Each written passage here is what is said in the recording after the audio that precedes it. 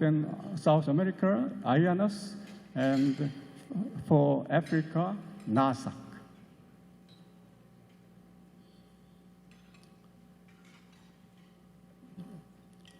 The inter-academic partnership is governed by a steering committee composed of 10 members, 2 co-chairs from each 3 legs of inter-academic partnership for health, science, health, and policy, 2 co-chairs, so it is 6. And then 1 representative from each continental network, 4 of them. So it combines together, making 10-member steering committee. And next one, please. This, okay. And each leg of inter-academic partnership has its own executive council. For example, IAP for Science, we have 2 co-chairs, 1 from middle and low industrialized country and 1 from highly industrial country. So Professor Lal from India and Professor Murray from USA. And the governing council is made up of 6 from low and middle industrialized countries and 5 highly industrialized countries. The star marks the member of executive council from the Asian area, 1 from Iran and 1 from Jordan, and there 1 from Australia and 1 from Korea. Next one, please. For the IAP for Health, it's more or less the same structure, and we have as co-chairs 1 from USA and 1 from China, and for the representing low and middle highly industrial countries, 1 from Malaysia, and for the highly industrial countries, all from Europe. Okay. The reason why I presented this to you is that, to my opinion, DOST-Phil is one of the best academies in Asia. Okay? Okay? Especially, I'm not exaggerating at all. Okay? Especially, the main focus of national academies is transforming from the policy for science, how to develop science itself, to policy advice to the government. And you are in unique position to provide that kind of a service. I noticed that your mandate includes advice to President and the Cabinet in the matters related with science and technology. That's a very, very, very strong advantage of you. Okay. That in Asian academies, there are not many academies which have that kind of a mandate. And it's very useful when you take part in the leading role in the international science academic organizations. And I noticed that you have never applied for the executive council positions. Okay. And these positions, the competition is not so fierce. Usually, candidates are 7 or 8 or 8 or 9 for the LMIC positions. So you have very good fair chance to get elected and play a very strong and leading role in the international academic communities. If you try to stand for election, you have my full support.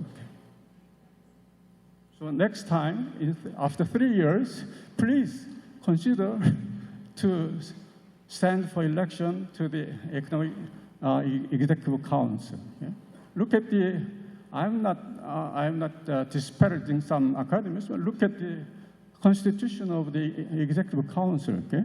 Compared to them, you have a much superior position. Okay?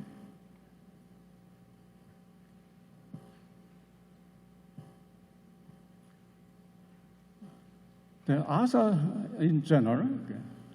I will talk about the ASA's governance structures. Okay. We have General Assembly, as is always with all organizations. Okay? General Assembly is the highest and sole authority to determine anything, okay? Any very important things, and composed of the representatives of the whole members. And we have executive board to manage the routine matters such as budgetary matters, activities planning, and annual auditing, all those, and preliminary discussion of some important matters to be brought on the General Assembly. And exec board members by constitution is composed of 10 members: president, president-elect, vice president, and treasurer, and 6 members at large. It used to be, the structure used to be president, 2 vice president, and treasurer, and members at large. But after my term expired last year, I tried to quit because I have some family affairs to tend, okay? But there was no candidate for the president, you know. So I was forced to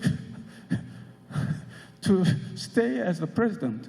So I changed the constitution to prevent that kind of thing happening again. So I tried change the constitution, and I made one of the vice president as president-elect, so that he can become automatically next president. And our next president will be Professor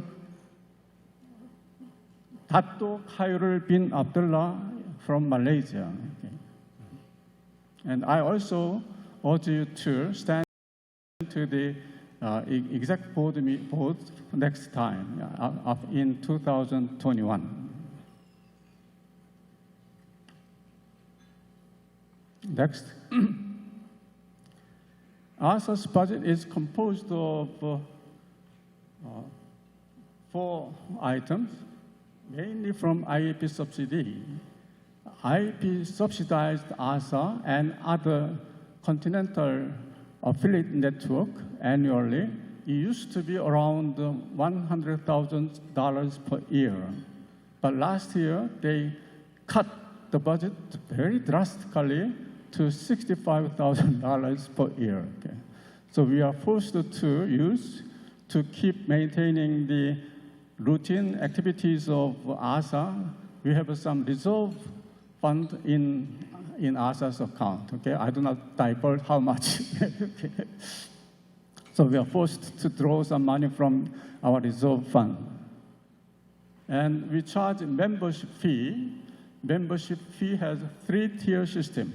For the for highly industrialized countries and countries with big gross national income, such as China and India, their per capita income is low, but their gross national income is 2nd in the world and 5th in the world. So those countries are charged $1,500.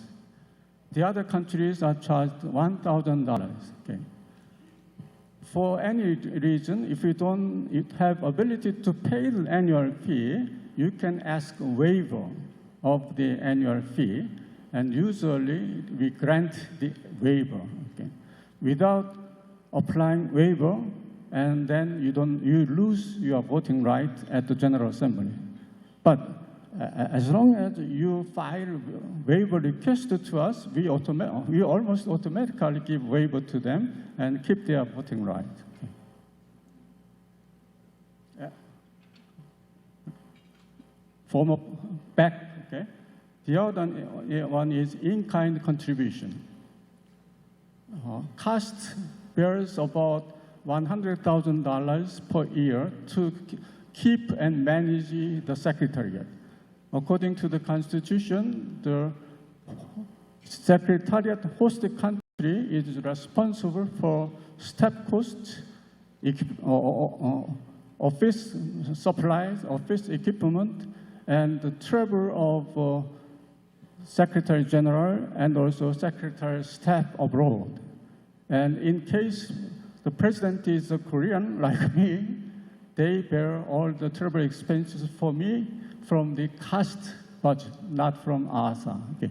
So it gets about $100,000.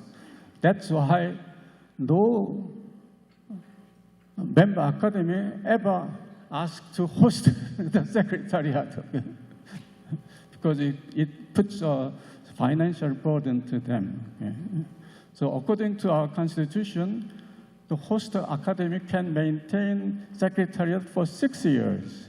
After 6 years, they can quit, and other academies can apply for hosting the secretariat.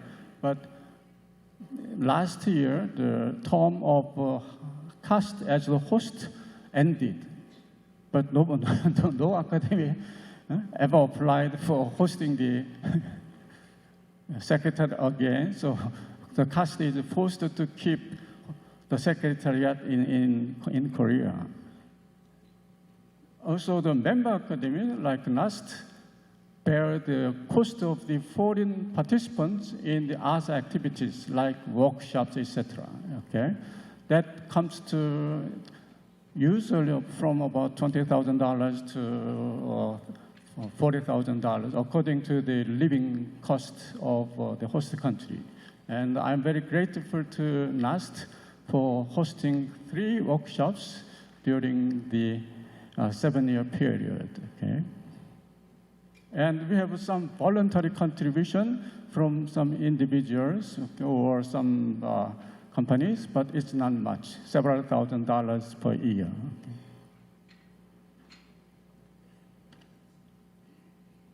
Next.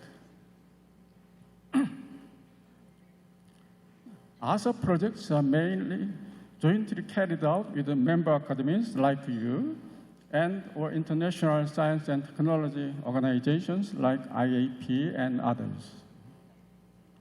The purpose is to develop cooperation in the domain of science and technology and create a network of interdisciplinary and international contacts among academies in Asia and Oceania, to provide advice on the role of science and technology in the national innovation systems of member countries, to help initiate and conduct studies and research on scientific and technological issues and their economic and social implications relevant to national development agenda of member countries. Also, to facilitate exchange of scientists and information among the other countries in cooperation with international scientific organizations. From the beginning, EDSA, next one. From the beginning, EDSA focused its activities mainly on the following 5 areas. Sustainable development in Asia. Actually, the term sustainable development was frequently used in Asian regions, okay? In the Philippines, in ASEAN, okay? So we call that SDA, and science education in Asia and Oceania. Women in science and engineering, and science, health, agriculture, risk, and environment communication. We used to call this just the science communication, but the Science Journalist Society suggested to us to be specific rather than common science communication. So we changed to science, health, agriculture, risk, and environment communication. I feel this is redundant, but their strong recommendation is to use this term to get closer to the general public. And then economic advancement through science, technology, and innovation. As you know, in 2015, after the Millennium Development Agenda was finished, the United Nations proclaimed 17 Sustainable Development Goals. So our 5 major activity areas smoothly transformed into the UN's SDGs without any hitch. To carry out our activities, we created 4 special committees, okay? Because the Executive Council alone cannot deal with all these different and difficult and many diverse activities. So we created a shared communication committee and Women in Science and Engineering committee, okay? And then recently, IAP wanted each continental affiliates and each national member academies to delve into the SDGs related matters. So we created, last year, we created a special committee on sustainability and also on science education, because IAP has science education project, IAP SEP, and they asked us to get along with their program, so we created science education to harmonize our approach to the activities of IAP itself. And they asked the executive director of each continental affiliate network to be the ex-officio member of IAP's science education project.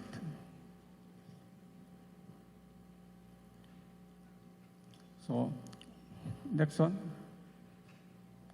Next one.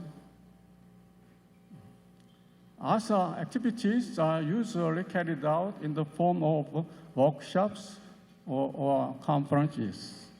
And from 2012, we usually have 4 to 5 workshops every year. Okay. So I listed all these workshops. I used this opportunity to keep record straight for the history of ASA. So forgive me to give all these needless details. Okay.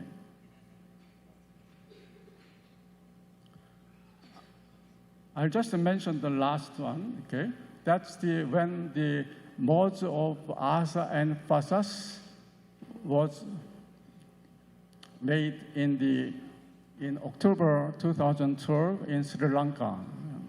We had 2 workshops there. One was hosted by Sri Lanka, and one was hosted by Korean Academy of Science and Technology, okay, improving the quality of life through science, and Science Communication Leadership Workshop. Yeah.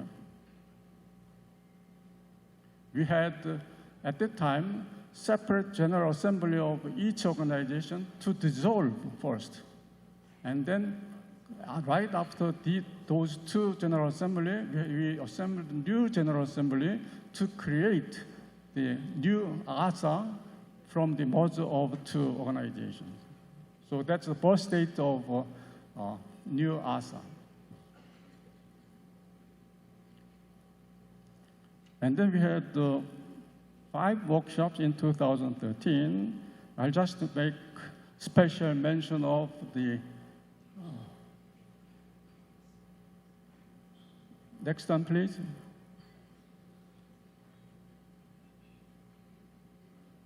Fourth one, okay. Emerging Technologies for Greener Earth, and 2013 as Exec Board meeting. Okay. At the General Assembly of merger in 2012, the new president of ASA asked NAST, why don't you hold one workshop for us and also invite General Assembly to you? And graciously, you accepted our offer, and you provide us the opportunity to have first ever executive board meeting in Manila. We are grateful for that too. And I'll mention the last one. This one is different from the usual member-oriented workshops. These are special workshops for the young scientists who want to create startup companies and venture companies. So we invited about 20 young scientists and young engineers to Israel, and we hold this workshop to train them into the legal matters and the business matters in creating startups and also the venture companies, like how to procure the investment money, how to proceed with the legal procedures, etc. And this was hosted by Israeli Academy, and the main architect behind this workshop is Nobel laureate okay, in Israel.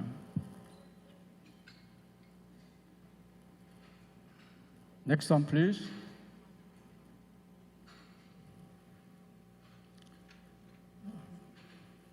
We had 6 workshops in 2014. I'll just mention the first one, Sustainable Development Goal, Water and Sanitation after MDGs. The water here means drinking water. Okay. In the Southeastern Asian countries, especially in southern part of China and also in Indo-China peninsula countries, they have very difficult problem of obtaining safe drinking water, okay, from the general pollution and also from the arsenic poisoning peculiar to that area. Okay, so we went to Cambodia. Cambodia is not a member of EDSA, but Korean Academy of Science and Technology hosted this workshop in Phnom Penh, Cambodia. We had 2 dual objectives in this workshop. One is the workshop itself, and the other one is to sound out the possibility of recruiting new members, just like Laos and Cambodia and Myanmar, all those countries. And our former president, Park Won-hoon, went over there, and he found out that the Cambodian Academy is heavily influenced by the government, okay? Of course, all academies are not totally independent of the government, but the degree is quite severe in this case. So we didn't invite them into the EDSA membership.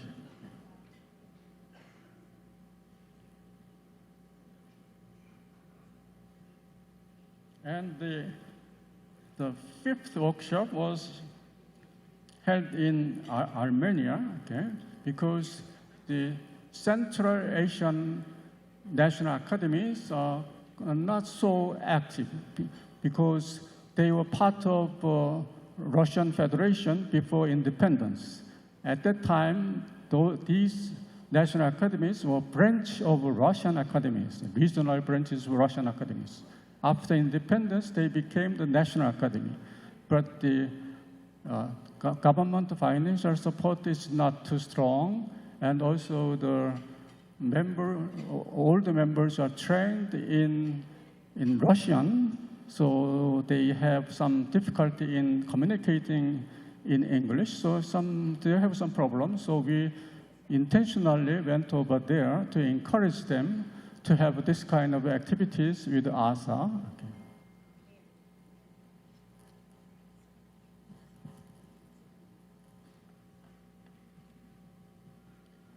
Okay. Next one. In 2015, we had 4 workshops. I will mention the 3rd one, Global Health Issues in Asia, in conjunction with OECD Science Summit. Okay. To get maximum exposure of our activities and to get acquainted with the policymakers, if it's possible, we hold workshops in conjunction with national or international events.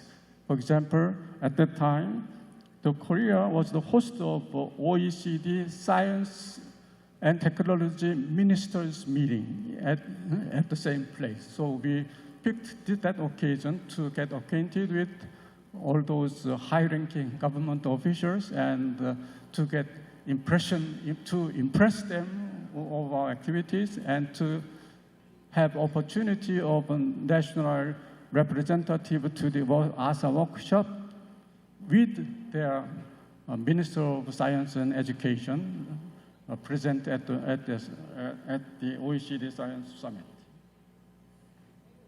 And the last one is Science, Health, and Environmental Risk Communication held in Jakarta, Indonesia. You may recall that the Great Asian Tsunami occurred in December 2014. So preparedness, prediction, and preparedness for the natural disaster has become a very important topic in Asia. So we held this workshop in Indonesia, the most heavily damaged country in the tsunami affair. Next one, please. I just make mention of the second one, economic prosperity through research and development in natural products held in Nepal. As you know, Nepal is not highly industrialized, and I might say that the level of science and technology development is not so advanced. So they wanted to use their abundant natural resources into the economic development of that nation. So in consultation with us, they chose this topic, economic prosperity through research and development in the natural products. For example, in Korea, some of you know that ginseng is considered to be very good for your health, and the ginseng industry is a very big industry in Korea. Okay? It's a $1 billion US industry every year. Okay? That's a typical example of using natural products into the economic development.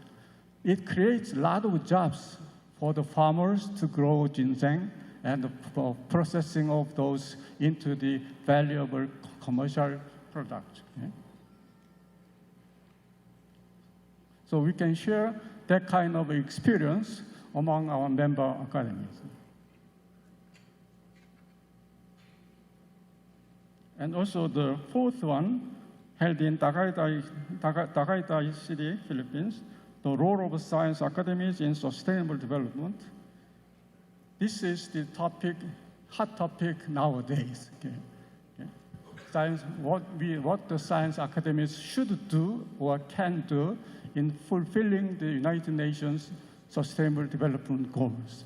And last year, judiciously picked this subject and proposed us to hold a workshop on this subject in conjunction with the annual climate conference on addressing climate risks for sustainable development.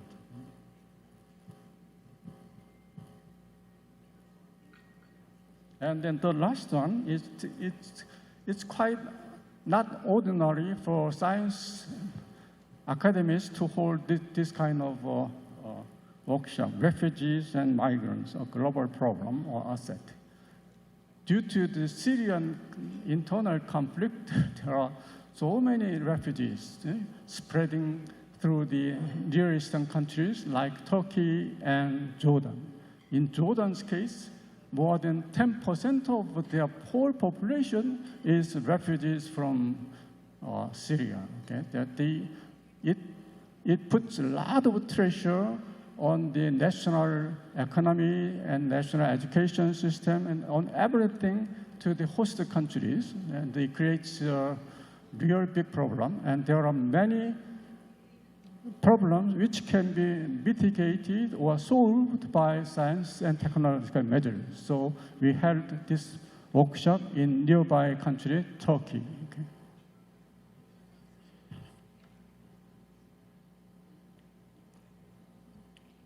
Next one, okay. The first one, role of science for inclusive society, hosted by Japan. Japan originally was not a member of EDSA until several years ago, but finally Japan joined EDSA and held its first workshop in Tokyo. The topic was role of science for inclusive society.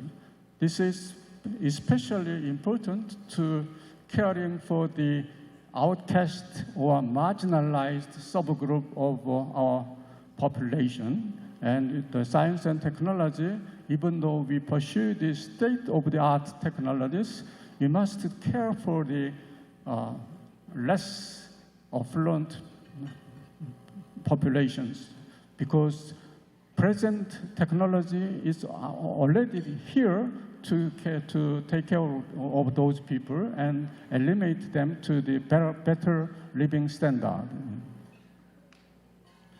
And then next one is the realizing the full cycle research and development from bench to the community. It's hosted by the DOST. This is very important topic because there is a disconnect between the knowledge provider and the final knowledge user. Okay, and there is also from the end of research to the beginning of the application into the practical product or service, there are sometimes very long lag time. So to lessen the lag time and how to connect the providers and users are major problems in SDGs. And your academy picked this topic, and we considered it very important, and we had a joint workshop here. And personally, I enjoyed the stay in Tagaytay very much, and I rode the donkey or small horse to the summit of that small volcanic mountain. Thank you for that. The last one is risk assessment method using spatial and social vulnerability data for disaster risk reduction in Asia. This is a new type of workshop. This is a workshop for young scientists. It's a training workshop lasting 1 week. Okay? So we, together with the Chinese Academy of Sciences, we held this workshop, and we sent 2 lecturers and 5 young scientists. And the Chinese Academy itself invited 15 other young scientists from Asia and Africa, and we gave them on-the-job training. Okay? I recall that one of the participants was one volcanic scientist from Philippines, nominated by you.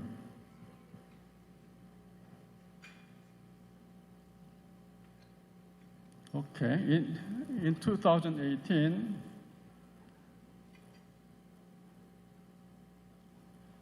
it's more or less the same, so I'll skip this, okay? And then proceed to 2019. Next one. Okay. The first one, science breakthrough, paid news, fake news, and ethics. The general public now gets their scientific and technological information through internet. And on the social media, there are widespread, there are many misinformations, disinformations, distorted facts, fake news, and scientifically unfounded informations widespread on the social network. For example, there was one report about the danger of vaccination, okay? And some parents do not give their children vaccinations. So as a result, polio is once considered to be extinct, but it gets revived in Pakistan or in the Afghanistan. Also, the measles, okay, it's rampant in, you may already know, or you may be surprised. In the most advanced country in the United States, in California, there are 2,000 cases of measles. Okay? So this kind of thing, until now, the scientists' user attitude is that that's a garbage, okay? We don't care about that. But we must stand firm in fighting this kind of information. Also, about 10 years ago in Korea, there was a widespread fear against the mad cow disease. Mad cow disease at the time was disappearing. But there are demonstrations, 100,000 strong, every day in the center of Seoul. You may be surprised. Some of the instigators of those demonstrations were scientists themselves, out of political motivations, And then after all things are cleared out, they never apologize for their actions. Okay? And the scientific community do not do.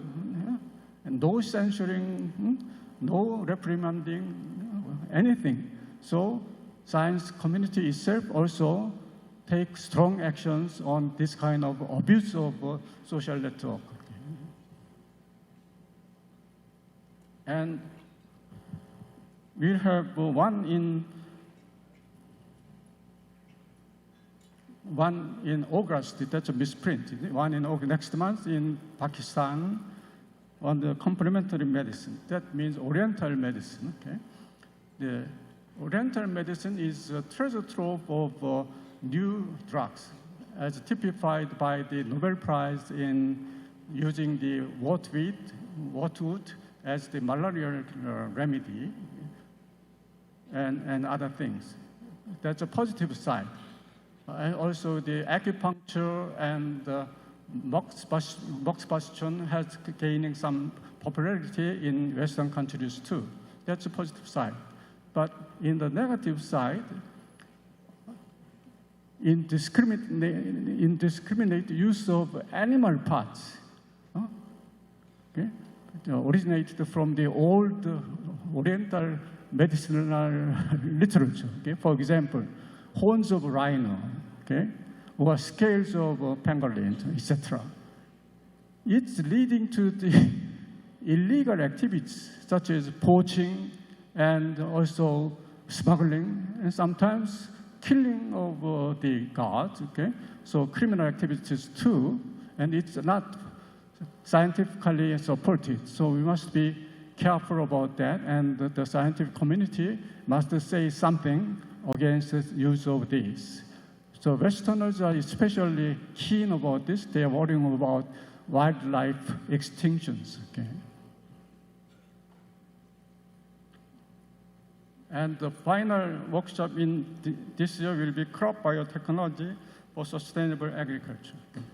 It will be held in Seoul, Korea in September.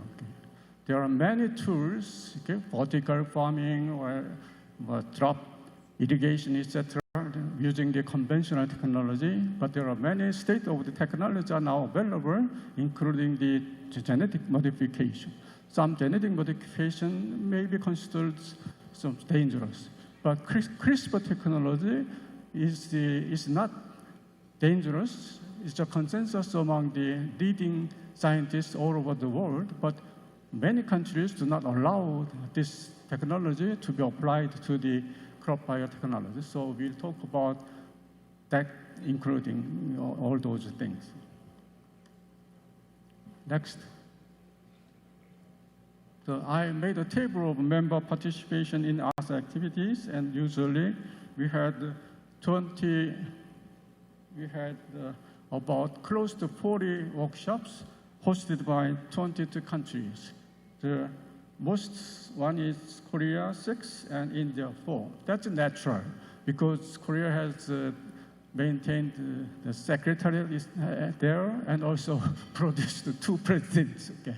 And India also produced 1 president, so that's natural.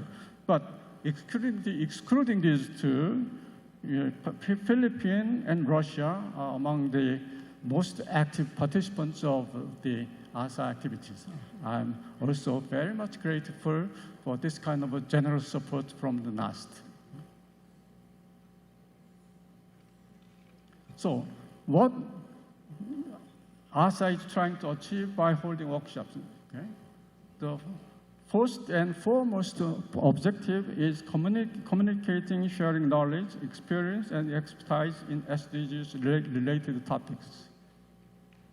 We feel we have succeeded in this respect because in every workshop nowadays, it became a fashion for every participant, speakers, to hold the small booklet was depicting the 17 SDGs, those diagrams. They cite those diagrams in connection with their talk. So we feel that increasing the awareness and importance of SDGs is well established.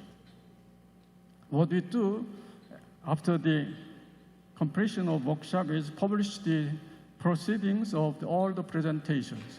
And in some cases, some host countries make special issue of their own academic journals out of the presented materials, for example, in Russia's case. And also, we make recommendations or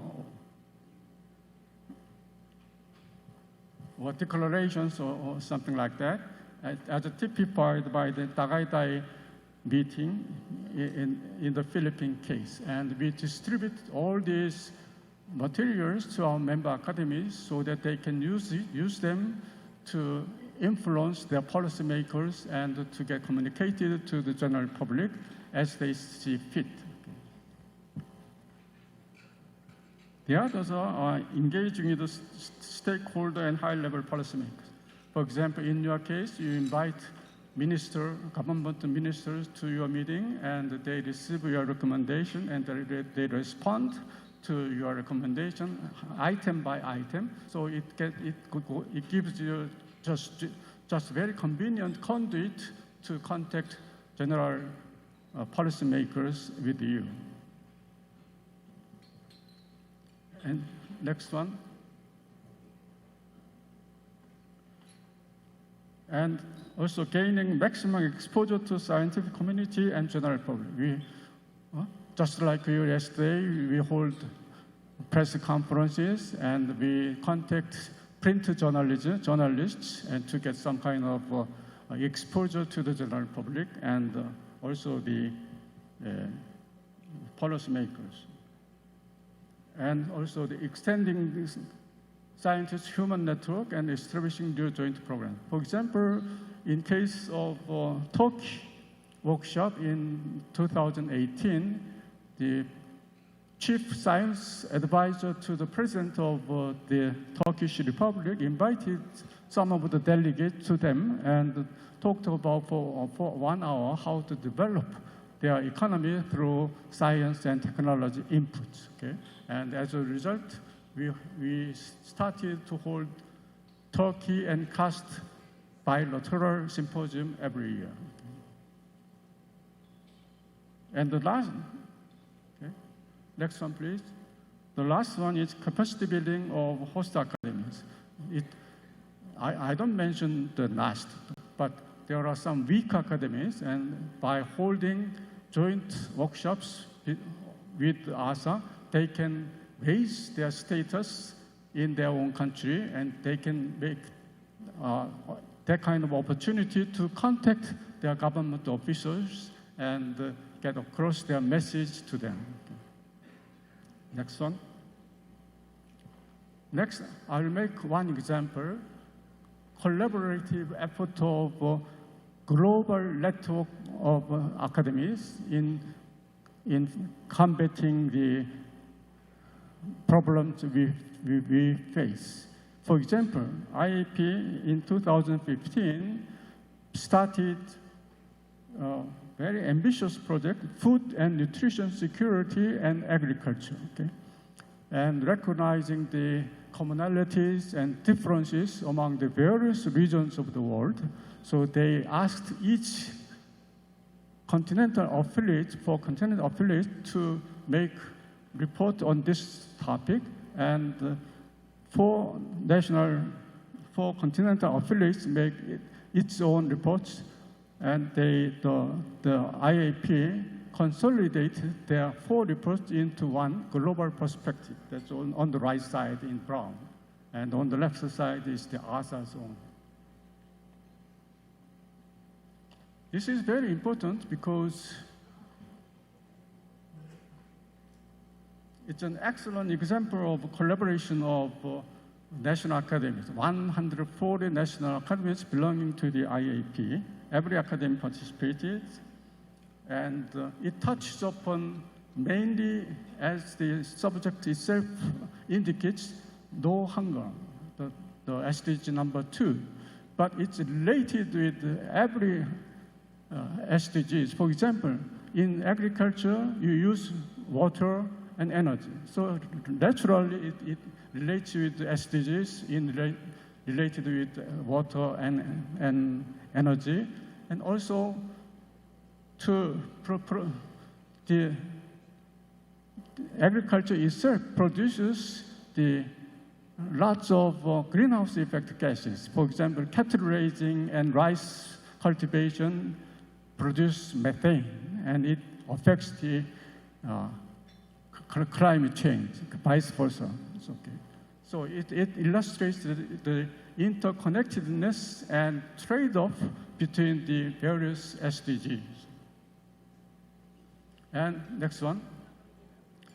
And the report must be communicated to the policymakers and also the general public very actively. So we participated in such an international event to contact the policymakers. For example, the number 3 S20 meeting. S20 meeting is held in conjunction with the G20 meeting. So there are, especially last year, there was an agricultural ministerial meeting over there. So it was a very nice opportunity to get information to them. And the last one is held in Korea.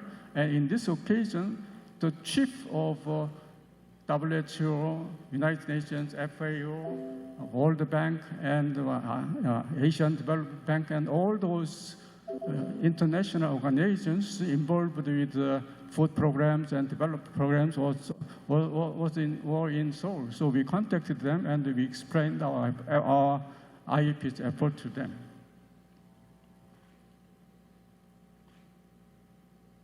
Next one. And also, this to be communicated to the scientists themselves too, experts in agriculture and nutrition and food. So we contacted the Asian Australian Journal of Animal Science, and we asked chief editor to review our report, and they agreed and they did it. And the reason why we select this particular journal is that their editorial board composed of more than 100 members from every country of Asia and also some countries like United States and European countries. So in one occasion, we can contact so many important scientists. Next one. So after several workshops, we collect the information in that particular subject, in this case, women in science and engineering, and we make a monograph, okay? Next one. So the left one, women in science and technology in Asia, is the result of the 4 workshops into one monograph. We collected the systems and where there is hidden hindrances for the women scientists, how in the positive side, how much incentives do you have, all those things are collected in here and presented there. And in the case of Philippines, your national scientist, Professor Cruz, took a pain of writing one chapter on Philippines here. And then nowadays, science and engineering is becoming less popular among the high school graduates, okay? And especially, so we need more active participation from young girls, okay? For example, when I was undergraduate freshman in 1962, I attended engineering school. The total student enrollment was a little bit more than 300. But among 300, only one was a girl. Okay? And her major was not mechanical engineering, not electrical engineering. Her major was textile engineering, which sounds very appropriate for her. Okay? But nowadays, that kind of hard science image, evoking masculine, muscular, transformed into very soft side, especially because of biotechnology and softwares, okay? So girls' participation should be encouraged, okay? And it's becoming so. But in some countries, in the Middle Eastern countries, it's not so. So we compiled this profiles of women scientists in Asia. We asked each member academy to nominate one senior and one junior female scientist, and we highlighted their life and their accomplishments into that book. And we hope this book will become a role model for the young girls who want to pursue the careers in science and technology. Next one. Nurturing young scientists is becoming a very important topic of the national academies and international academic organizations. We have, for us, we had, as I mentioned before, we have training workshops, and also we have 2 training workshops. And we also encourage and invite young scientists to ASA's workshops and other activities. Usually, on the average, about 20% of speakers at the ASA workshops are young scientists. And several years ago, I established ASA President Young Scientists Award, okay? And I have given one in 2017 at the Dagai meeting, and last year at the Bangladesh, I have given 7 awards, okay? Next one. So after some years, we collect all the materials presented at the workshop and try to make one monograph in each field of SDGs. For example, natural resources, energy, environment and climate change, green transition, and cultural perspectives. We are trying to do the same in very near future too. I'll talk about the challenges now facing the ASA. Next one. We are quite good at propagating and sharing our experiences through workshops, but we are not so strong in continent-wide policy making, advising capacities. Okay? The main reason is we have one drawback, lack of political structure. For example, ESA. ESA is closely related with European Union. It's actually a science policy advising mechanism of ESA, so they can naturally and harmoniously organize their activities in line with the EU's policies. And IANAS in Americas, they have Organization of American States. NASA has African Union. But in Asia, we don't have this kind of continent-wide political organizations, so we have some difficulty here. And the other thing is we have so much diversity in our member academies themselves. Our member academies are different in structure and mission. For example, in some socialist countries, academies are a combination of academy, research institute, and teaching organizations. Okay? And in some cases, just like Singapore, it's just a purely honorific society. Singapore is very, very advanced in science and technology, and very good at university education in science and technology, but they don't have any activities at all because this is a purely honorific society without any government financial support. So Singapore is one of the most inactive members of the ASA. Contrary to our expectations. Okay? For example, you have a mandate, as I mentioned, in policy advising to the government. Okay? CAST itself do not have that kind of a mandate. We are closely related with the Ministry of Science and Education. So when IAP wanted us to look into the SDG-related matters in Korea, we tried to find out which ministry is responsible for this. It was a surprise to us. It was the responsibility of Environment Ministry and Foreign Ministry. So we contacted them and what's going on there? How can you help? But the first reaction, even if it's not expressed explicitly, why do you poke into our affairs, you know? so CAST itself has difficulty in science advice. Okay. The next one is close cooperation with the regional offices of international science and technology organizations.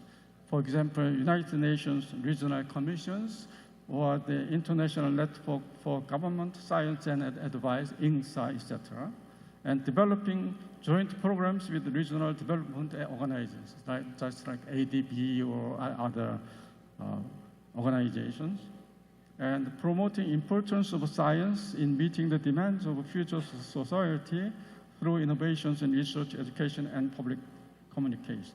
For example, we are talking about fourth industrial revolution and artificial intelligence, robotics, and big data platforms, all those things. We must pay more attention to this. And capacity building of weak, inactive member academies to gain more stature at both home and abroad. There are about, to my think, there are about 10 member academies which are very much, not very much active. Increasing membership by inviting non-member national academies and helping creation of national academies where there is none. Fortunately, United Nations Technology Bank asked us to join their effort in this kind of a thing, and us gladly joined their effort. And in coming November, we are going to have a meeting with the representatives of Indochina countries, Indochina Peninsula countries, and also the Arabian Peninsula countries where there is no academies, or if there are academies, but their academies are very weak, okay? That's all. Thank you very much for your attention.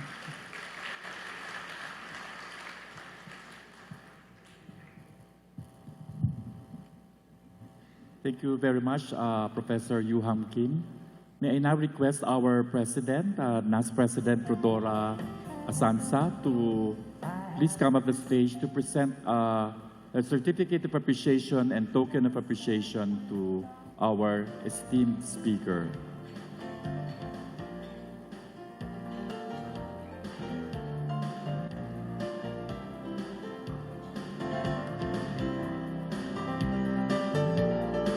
So another round of applause again for our distinguished keynote speaker for today, Professor Yu-Ham Kim.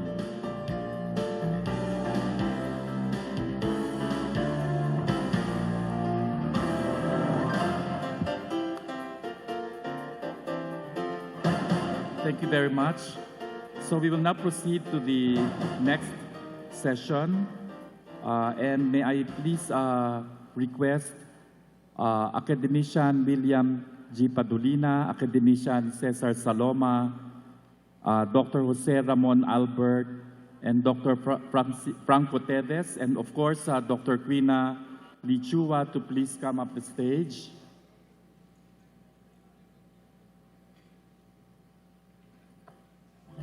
And may I please have the opportunity to introduce first a rapporteur for today's session. Dr.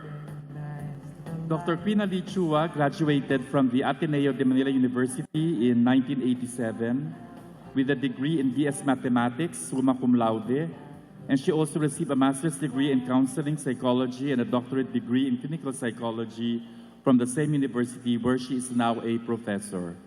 She has garnered many awards, among them the TOYF, the Towns, the Metrobank Foundation Outstanding Teachers Award, the OYS, Jose Rizal Awards for Excellence, the National Book Award, and the National Science and Technology Journalism Awards, Outstanding Science and Technology Columnist, and the Carlos Palanca Memorial Awards for Literature. Dr. Quina Lichua. Please, let's give her a round of applause. And now I have the distinct honor to introduce our speaker for this morning's session. He is a member of the Mathematical and Physical Sciences Division of the National Academy of Science and Technology, Philippines. Our speaker is also the immediate past president of the Academy and currently the focal person on talent retention and education development. Before serving as the president of the DOST-Philippines, he was the Deputy Director General for Partnerships at the International Rice Research Institute and appointed Secretary by President Fidel Ramos in 1994 of the Department of Science and Technology, and was, of course, retained by President Estrada until January of 1999. During his term as DOST Secretary, he implemented a development agenda that included technological advances in agriculture, manufacturing and services, education programs focused on technological systems and industry application, and improvement of research and management systems. He obtained his undergraduate degree in BS Agricultural Chemistry from University of the Philippines, Los Baños, and obtained his PhD in phytochemistry from the University of Texas. Of course, our most honored speaker for this morning's session is no other than academician William G. Padolina. May please request our speaker to stick to 30 minutes. And there will be a bell, but I don't think there's a need for that. Again, our speaker for this session is Dr. Academician William G. Padolina to deliver a presentation on the ingenuity and management of our country's carrying capacity.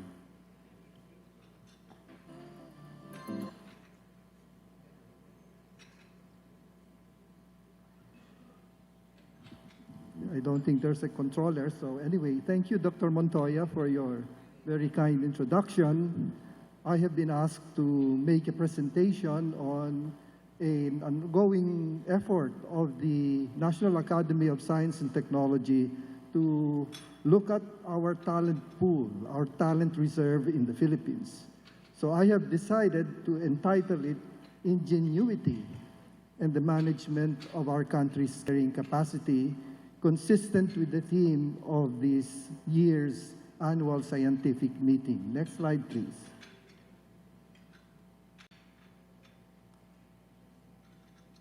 All right, just to give a perspective on how we see the role of science in sustainable development, this is an interesting figure I lifted from a paper by Jeffrey Sachs and Ride.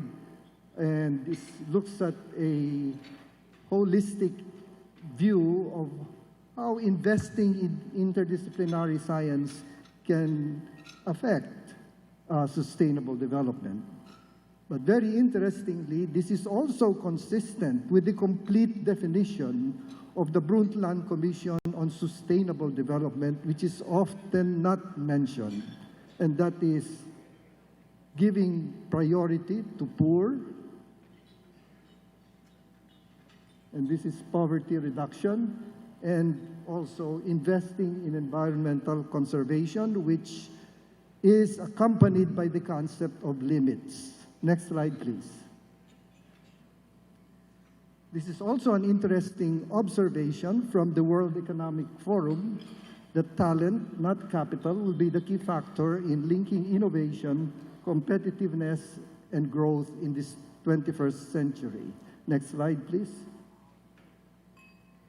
These are the concerns which I thought we might need to address. A growing population, which is really putting a lot of pressure on our resources, planning and implementing a sustainable and inclusive economy, broadening our development agenda, again, responding to the Brundtland Commission's complete definition of sustainable development, a sustainable global competitiveness. This is quite debatable. We don't know because there will be losers and winners. And of course, managing environmental degradation and the effects of climate change. Next slide, please. Our laws define what is a set of minimum basic needs for a Filipino. And this is enunciated in Republic Act 8425, legislated in 1998. I wonder whether we are all aware of this, but this is, I think, a good handle on what priorities to look at in a research and development agenda, as well as whether our development agenda that we formulate every new presidential term is consistent with this law. And this highlights the need for survival, security, and the enabling environment. Next slide, please. In our effort to really look at how we can respond to our minimum basic needs, the success rate has not been too good. As you can see from here, over a 6-year term, our poverty levels have not moved significantly. By the way, maybe our panelists might want to go down and save your neck. But anyway, we have had some significant success in 2015 with the poverty rate going down to 21.6. I suppose Dr. Albert will update us on this later. Next slide. The problem, however, is the rising tide is failing to raise all boats. And the benefits of progress are flowing primarily to those who are already fortunate. I think Dr. Domingo's presentation yesterday on the Universal Health Plan reinforces this particular observation. Next slide, please. I would like now to call your attention to what I feel is a looming scenario of a talent deficit in the Philippines. Next slide, please. This is a very interesting slide by Vic Paqueo of PIDS, where in spite of our large population, larger than Korea, Vietnam, Thailand, and Singapore, our researchers are still very, very, very small.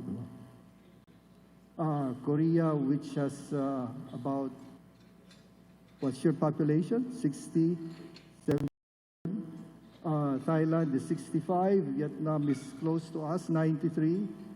But we are at the bottom of the heap. Of course, China is difficult to beat, but it's still quite an interesting question by Vic Paqueo.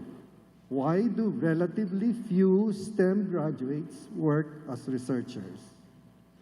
Not an education mismatch. The share of STEM graduates similar to Korea, Thailand, may be a lack of demand due to weak industrialization. This is a particular question to really answer. Next slide, please. This is a 2015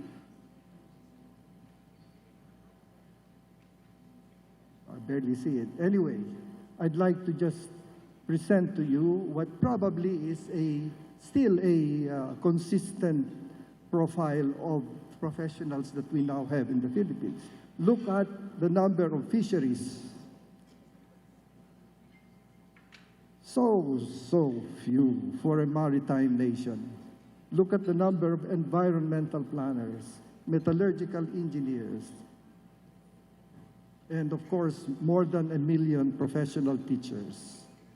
This is according to the records of the Professional Regulation Commission. Next slide, please.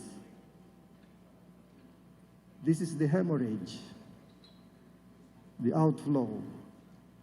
But interestingly, if you look at the bottom two last categories, it's tapered down. Physicists, chemists, and related professionals, as well as mathematicians, statisticians, and related professionals. It's tapered down. The outflow has tapered. This covers the years from 1990 to 2010. But look at nursing and midwifery professionals, engineers, and related professionals. That's times 100, almost about 50,000 leaving a year. Okay, next slide.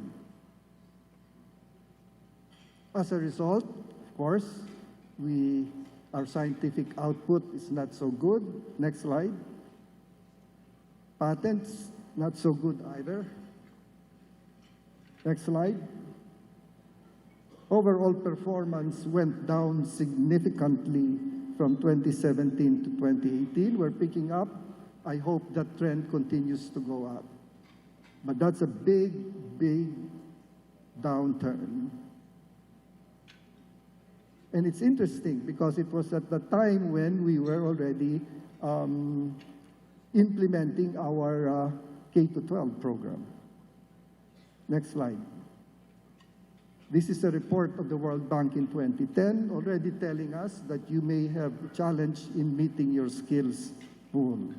Next slide. So, may I just issue a call for vigilance? We have some information I'd like to share with you, very recent but not thoroughly analyzed. It still needs to be looked at a little bit more carefully. Next slide. In the last 2 years, according to data we got from CHED, there was a reduction in the number of faculty in our higher education institutions. Next slide. A net reduction of 8,000. I don't know how to explain this yet. Maybe some of them went to teach high school, or some of them left, I don't know. That's what we need to look into. A net reduction of 245 with doctoral degrees, 3,689 MA and MS, and minus 4,000 for bachelor's degree holders. This is combined public and private HEIs. Next slide, please. For the state colleges, universities and colleges, it's also a downturn, especially for those with bachelor's degrees. It's a little better with the doctoral degree holders over a 3-year period, but not a very significant increase. There is a decrease for your master's degree holders. This is for the state universities and colleges. Next slide, please. If you go by the regional distribution of the different faculty members, from those having their bachelor's degrees and doctoral degrees, the green one is I'm sorry, we left out the legend, but the green one is the doctoral degree holder. The pink is master's, and this is bachelor's. Region 11 is interesting, so low. And that's where Davao is. And presumably a lot of economic activity. I wonder where they get their expertise. In one of my visits to Davao, I asked whether they had a jewelry industry because they're mining gold. They said no. Are you in contact with Maykawayan? No. Are you in contact with the governor of Bulacan? No. Where does their gold go then? Okay. There are also some interesting developments in terms of increase in doctoral degree holders in some of the regions. Here. But overall, the national capital region still dominates. Next slide, please. With respect to doctoral degree holders, again, over 3 years,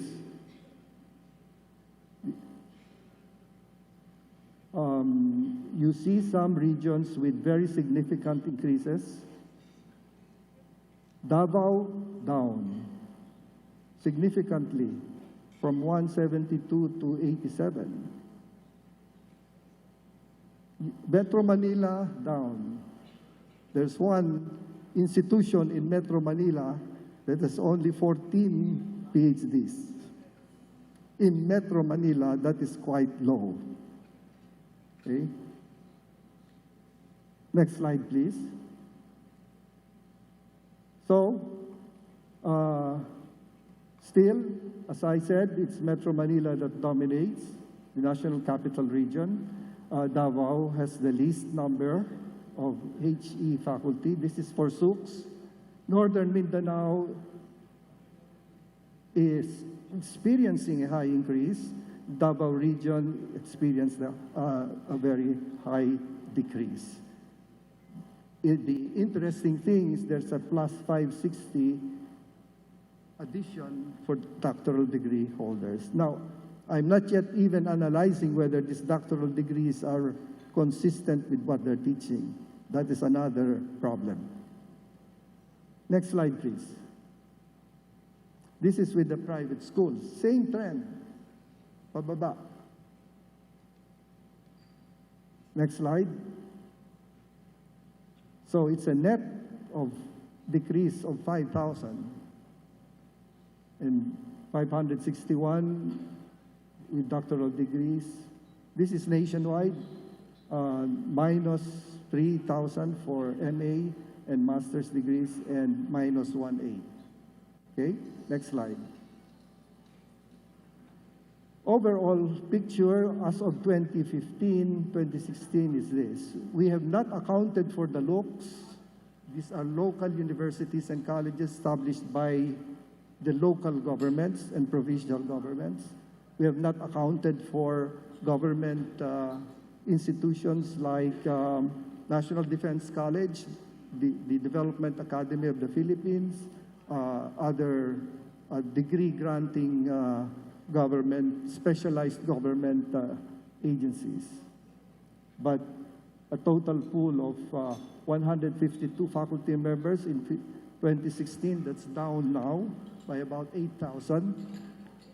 And about 13%, only 13% have doctoral degrees. Next slide.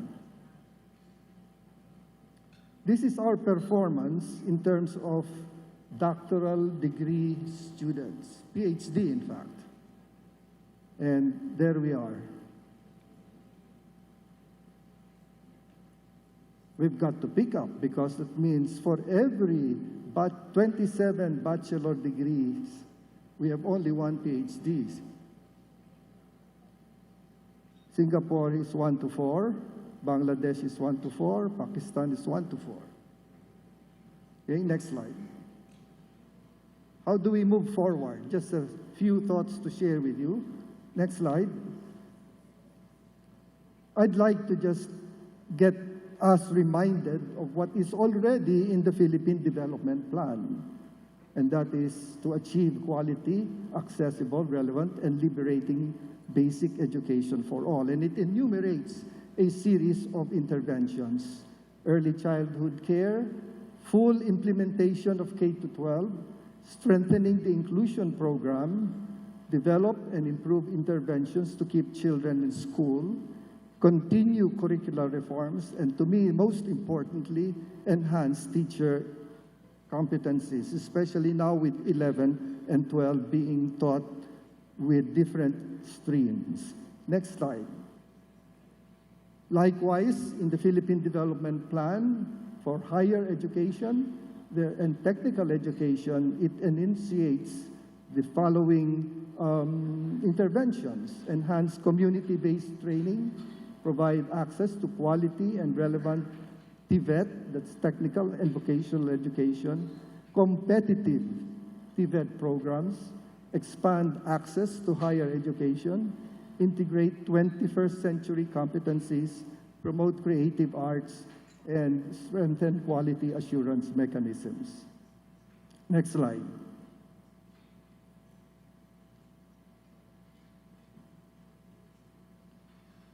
Continuing that list of interventions is to improve research, innovation, extension. This is NEDA, Philippine Development Plan. Government, expand government, academe industry, promote excellence among higher education institutions. We need to really balance access and excellence. There is a school of thought that says that you cannot simultaneously do the two. Whether if you open it up for excellence, for access, you might sacrifice excellence. There are other schools of thought that say you can do it at the same time. Anyway, the last phrase, point is interesting, and I don't know whether we're doing something about it. Allow and attract reputed foreign professors and researchers, especially in the science, technology, innovation field, to be appointed in higher education institutions. Next slide, please. The first suggestion I would like to make in the light of that plan is to strengthen our basic science and mathematics departments. This is something we have not paid enough attention to. And there are many programs that are offered that are really based on very strong basic science and mathematics department. For example, I wonder what kind of pharmacy and chemical engineering degrees are offered if you don't have a department of chemistry. Next slide. Robert Solow, when he won the Nobel Prize, in his paper already observed that technological change happened for non-economic reasons at that time, such as advances in the basic sciences. So I think we need to review how we are treating the basic sciences. Next slide, please. Upgrade STEM instructional laboratories and equipment. Laboratories are very critical, in my view, in developing skills and values. And yet, even in the universities, you give a laboratory instructor lower credits. I have been advocating for equal credits for lecture and lab because the lab is really the most significant and meaningful learning experience. That's where the student puts in his effort. He learns how to work with others. He learns integrity, honesty. You don't doctor your results. And he learns to schedule his work. You don't learn that in a lecture. I'm sorry. And sometimes you just use your cell phone to take your notes. But you don't use your cell phone in the laboratory. You have to use your hands-on things. I wonder whether DepEd, when it builds classrooms, also considers a ratio of classroom to laboratories. In my initial focus group discussions, that is not part of the plan. I wonder, too, whether higher education institutions, when they start building dormitories, are also upgrading their laboratories. In many budget hearings I have attended, the request is always for more dormitories. But I see in some of my field visits that some of our HEIs have very dismal laboratory facilities, and yet these are very hazardous places. A laboratory is always hazardous, and you don't take care of it very well. Next slide, please. We need also to attend to the fact that as we upgrade our labs, there are the new disruptors. I think this has been discussed thoroughly in the past sessions. Next slide. And as I mentioned before the Young Scientist Forum last time, we need to reform our graduate education programs. Anchor our graduate degree programs on reputable research expertise. You don't ask the student to tell you what research he wants. You have to align the student's research to the expertise of the supervisor and the research niche that the HEI has determined.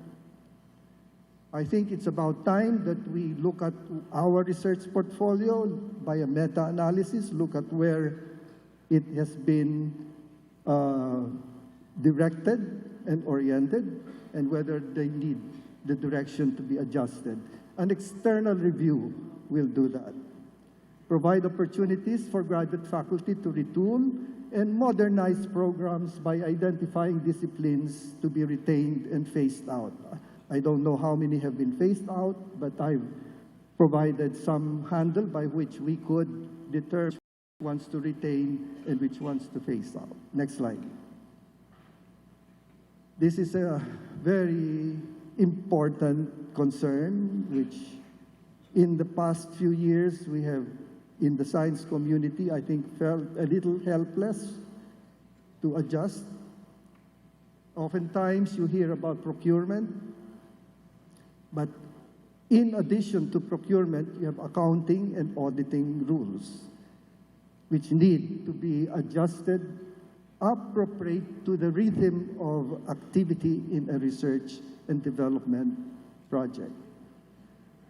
Institutions also have to upgrade their grants administration units. These should be dedicated units because they handle really large amounts of funds. DOST has so much funds, CHED has so much funds, and it's being handled through the regular pipeline of the universities. I think they should have a separate grants administration unit. I don't know how much attention is given to research data security, intellectual property rights, and of course, scientific fraud. Next slide. We need to upskill our workforce. Next slide. And a suggestion to balance our agricultural extension system with an industrial extension system that is HEI-based and catering to the needs of micro, small, and medium enterprises. It's a network. I'm not advocating for a center. It's a network that we need to build among the many HEIs, public and private, because they're the ones that are dispersed in our country. Next slide. Just a quotation from the former Prime Minister of UK. Great feats of human ingenuity and social progress do not happen through half measures. If we really want to get there, let us invest, let us spend. Next slide. Furthermore, knowledge does not diffuse on its own. It has to be transmitted. It has to be received, and there are barriers at both sides. Next slide. And Sir Aaron Klug says, it's people. Take care of people because they're the ones that will move things forward. I think that ends it. Thank you very much.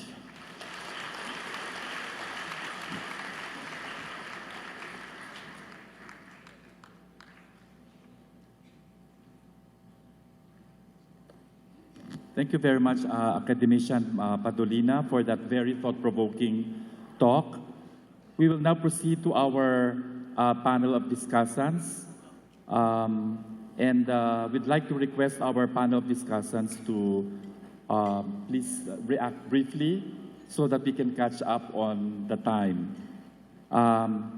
It is my honor and privilege to present the first panelist for this morning. He is actually familiar to everyone, and he is a professor at the National Institute of Physics, University of the Philippines, Diliman, and University of the Philippines, a Scientist 3 since 2006. He obtained his Doctor of Philosophy, Master of Science, and Bachelor of Science degrees in Physics from UP, and received the 2004 Galileo Galilei Award from the International Commission for Optics and the 2008 ASEAN Outstanding Scientist Technologist Award in recognition of his research contributions were mostly done with students and colleagues at the National Institute of Physics and the College of Science. He's been the recipient of numerous awards, to name a few: Presidential Nicobayan Award in 2008, the Metrobank Foundation Outstanding Teacher Award in 2007, and the NRCP Achievement Award in 1994. He is currently the editor-in-chief of the Philippine Journal of Science. And our speaker was elected to the National Academy of Science and Technology as member in 2005. Ladies and gentlemen, may I present the first reactor, Academician Cesar Saloma.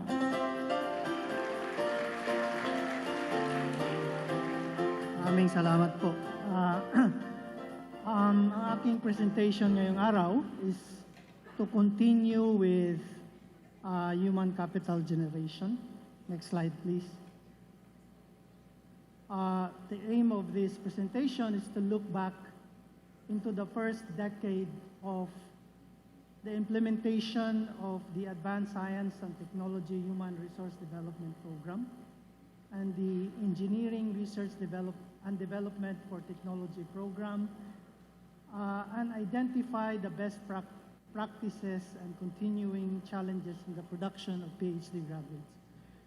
Itong dalawang programa po was first started during the time of Academician Alabastro when he was the Secretary of Science. So ito yung pinakaunang mayroon tayong data na makikita that we could use to improve the production of future generation of PhD graduates in STEM. Next slide, please.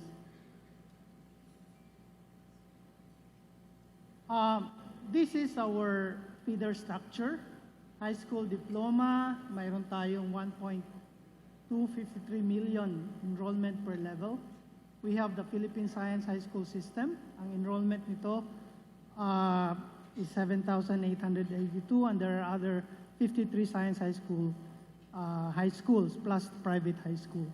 And then when we go through college, we have ang STEM enrollment natin ay about 411,000. Just 13.7% of the total enrollment. Then we go to the graduate school, and we can see that the STEM enrollment is about 25% of the college enrollment. And regarding the partner schools, identified by the DOST when it first started, mayroon lang pong 10 in AST HRDP na degree granting sa PhD at 8 sa engineering. Next slide, please. Philippine higher education system, marami tayong higher education institutions, 88% of them privately owned. But we can see that of the almost 3 million undergraduates, 13.7% lamang ang enrolled sa STEM at 1.4% barely sa basic and applied sciences and mathematics. Ganon din po ang nangyayari sa graduate school. 13.8% ng graduate students are in STEM, and 1.54% are in the sciences and mathematics. Now, regarding our PhD faculty, the latest data, 2017-2018, only 14% of our PhD faculty have had PhD degrees. Next slide, please.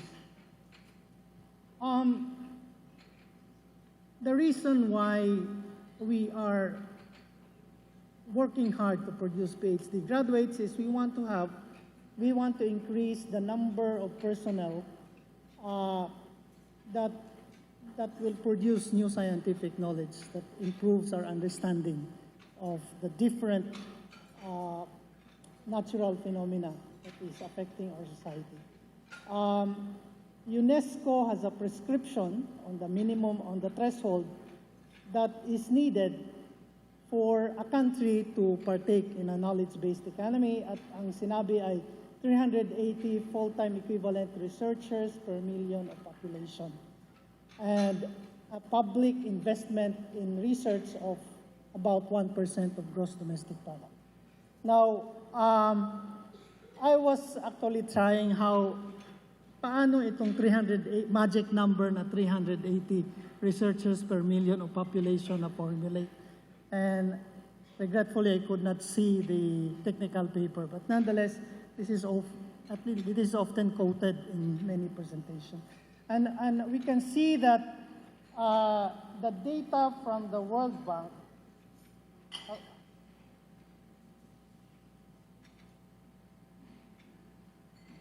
the data from the World Bank shows that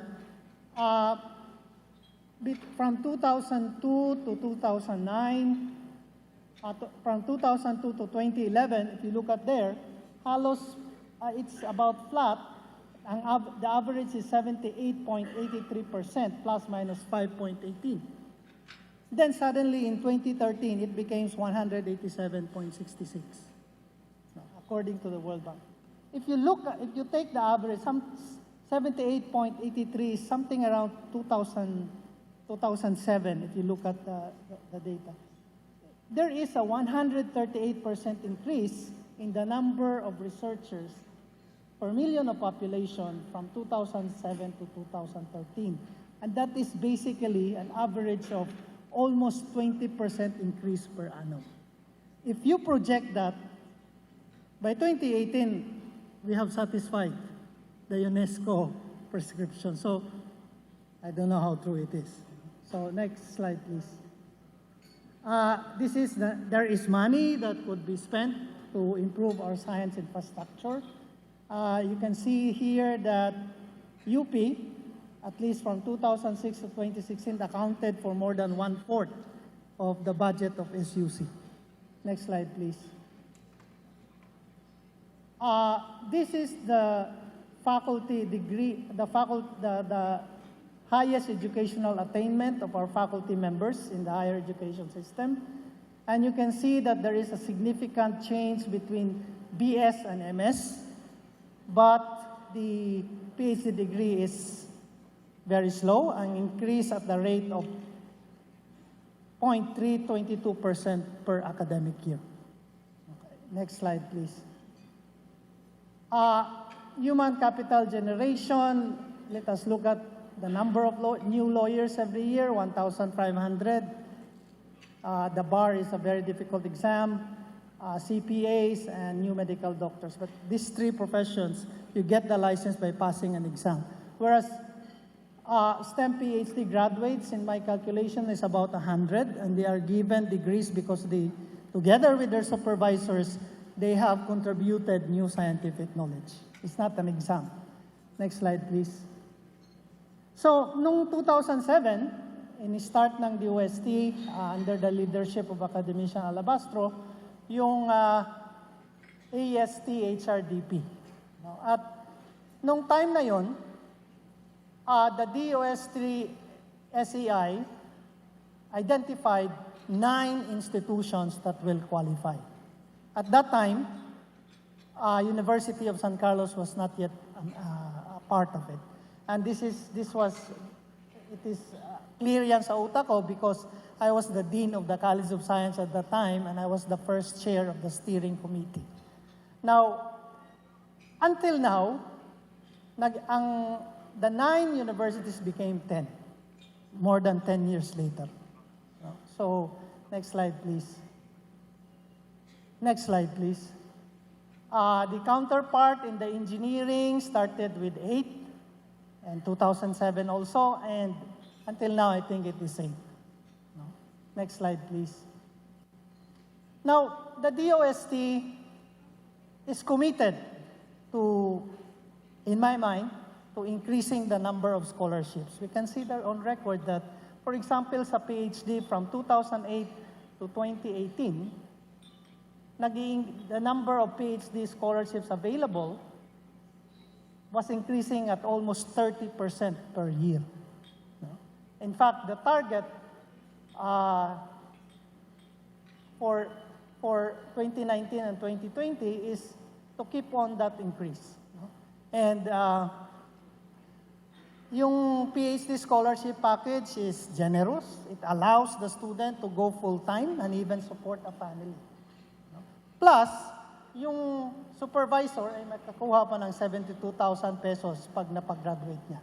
So talagang ini-encourage ng gobyerno through the DOST na our talent will go through PhD. Next slide, please. Ano po ba ang process ng pagpo-produce ng PhD graduates?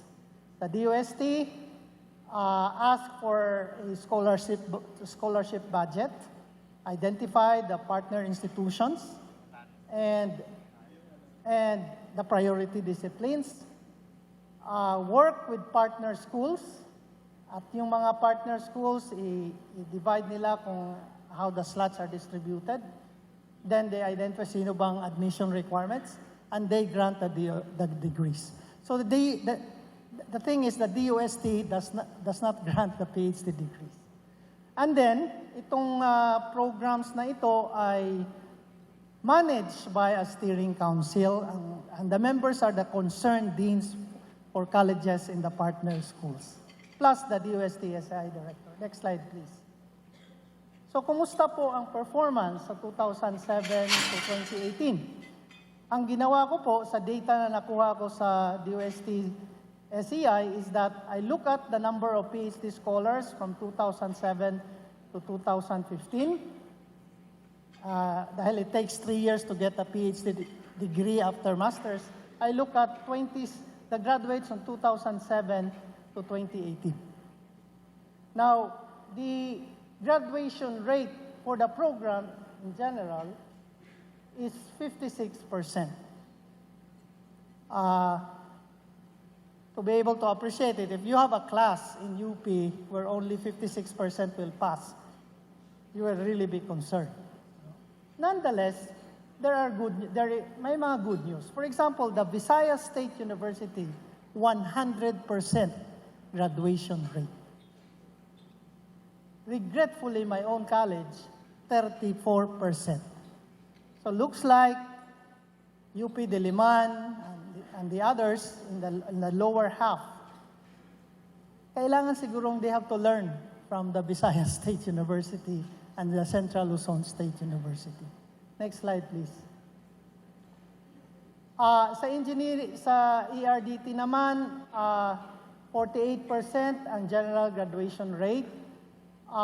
De La Salle, UP Diliman, and Ateneo are performing higher, and the lower half are below the average. So there are, from this data, we can see that there are best practices that could be shared among the members of the steering council. Next slide, please.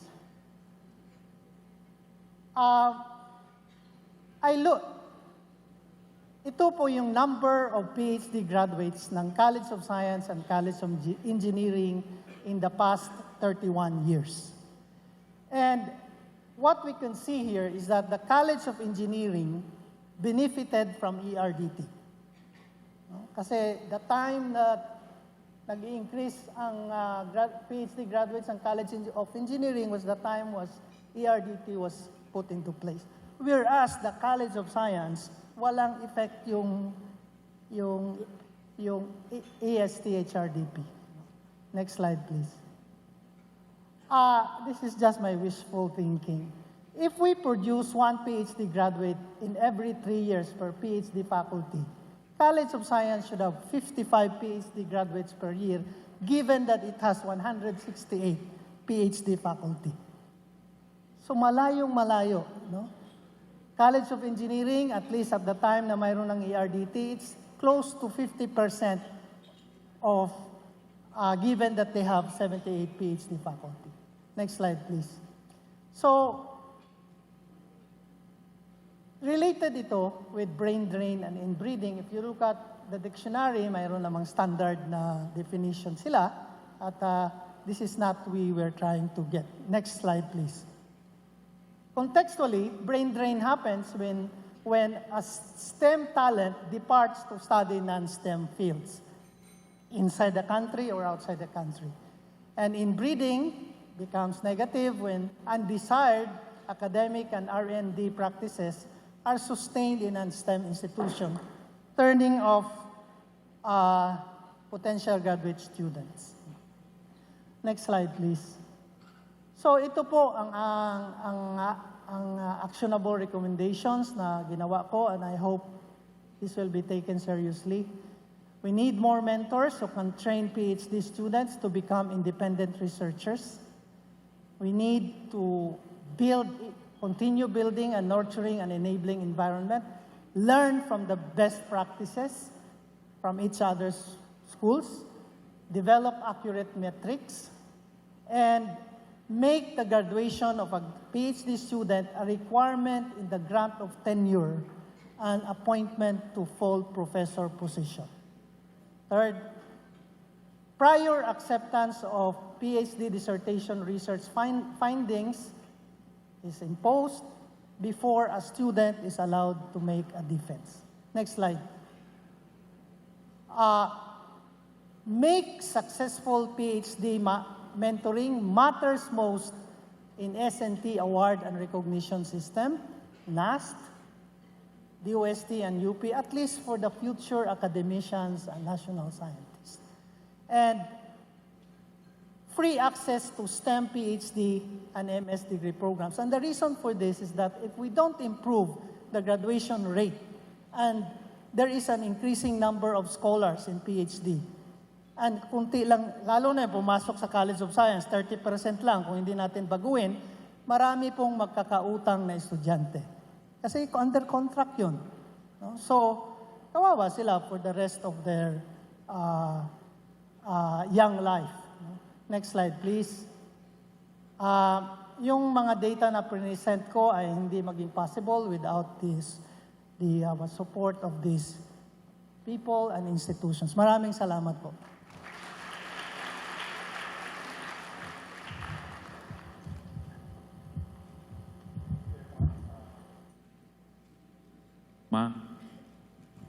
Thank you very much, Academician Saloma, for that very interesting presentation.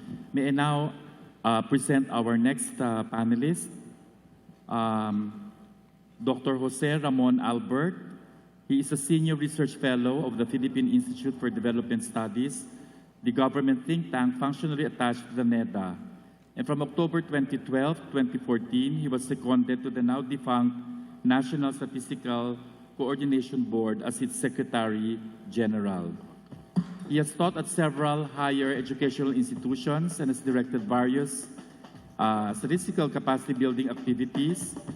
He graduated with a degree in applied mathematics, summa cum laude from De La Salle University, as well as a Master of Science in Statistics and a Doctor of Philosophy degree in Statistics from the State University of New York at Stony Brook. And his main policy research interests are on education, ICT, innovation, poverty, social protection, and gender equality. May I now present Dr. Jose Ramon Albert.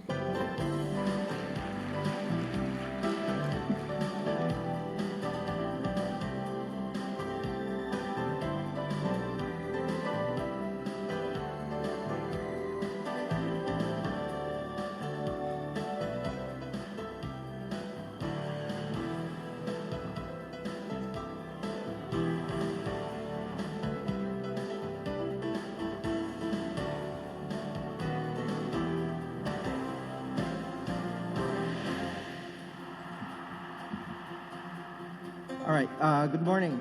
As a statistician and a policy researcher, allow me to walk you through selected data and statistics that more or less would be saying some stories about education and the labor market, essentially that we've had some gains in producing human capital, but also we face enormous challenges in both education and talent retention, and I call this weeds among the wheat. All right, and for me to go through that, let me just briefly walk you through the Goal 4 of the Sustainable Development Goals, which is quality education and lifelong learning for all, and also some other education and labor market indicators, and finally discuss what this all means in the wake of the emerging Fourth Industrial Revolution. We are all aware that the country, together with 192 other UN member states, committed to the 2030 Sustainable Development Agenda and the 17 Sustainable Development Goals, including 169 targets that are supposed to be achieved by 2030. Now, this is quite ambitious, no? Too many goals. In fact, when I was participating in my capacity as the NSCB Secretary General a few years ago, I was already warning countries that this is too complicated. 17 goals is too much. And I was saying, you know, at the end of the day, by 2030, I think maybe it's likely we won't achieve many of these targets. and you're probably be blaming the statisticians for not meeting these goals. Of course, I was being a little bit sarcastic. But anyways, if you think about, regardless of how ambitious this is somewhat at sync with our own Philippine Development Plan and the current government's 0+10 socio-economic agenda that focuses on ensuring more equitable development, as well as long-term aspirations of Filipinos articulated in Ambition 2040. Now, actually, countries now are coming up with what is known as voluntary national reviews on these SDGs, and these are being presented every year at the high-level political forum held under the auspices of the UN Economic and Social Council, or ECOSOC. This year, 42 member states, including the Philippines, have agreed to present their VNRs. And the Philippines is in particular presenting this for the second time. We're focusing the VNRs on 6 of the 17 global goals, including global Goal 4 on quality education, among other things. As regards SDG 4 on quality education, we've had actually a number of marked improvements, especially in access to basic education. We have seen net enrollment, completion rates increasing across the years, and even cohort survival ratios. And together with this, we've been seeing declines in dropout rates. So in other words, we have managed to somehow keep some of our students, not only bring our students to school, but also keep them in school. But that also means that even if you have 90% participation rates, 10% are not in school. So that means there are still some kids who are being left out of basic education. So can you imagine if you're leaving out these kids, we're even leaving them out of higher education as well. The DepEd is working to provide access to basic education to everyone, including those likely to drop out and those who have dropped out of formal schooling, either through alternative delivery modes or the alternative learning system. And in addition, the government has had its ways of incentivizing our poor families to send their kids to school through the conditional cash transfer. Efforts have also been made to reduce congestion in classrooms by hiring more teachers, with current teacher-to-pupil ratios now at 1:30. Other school inputs, including ICT tools such as computers, are being made available, though a continuing challenge is improving internet connectivity. Currently, only 25% of schools have actually internet access. The country is also making some headway in access to tech-voc and tertiary education. TESDA is continuing to implement training programs in over 4,000 TVET institutions, while higher education is being provided through 2,300 higher education institutions and satellite campuses. Greater gains in enrollment for TVET and tertiary courses are supposedly coming because of the passage of the universal access to quality tertiary education.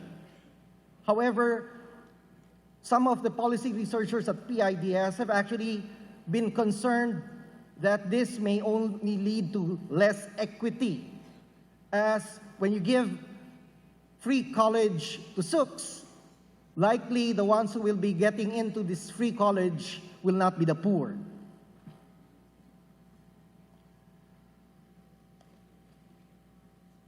Now, as we improve access to education, I already mentioned that unfortunately some of our children are still being excluded, in particular even in basic education.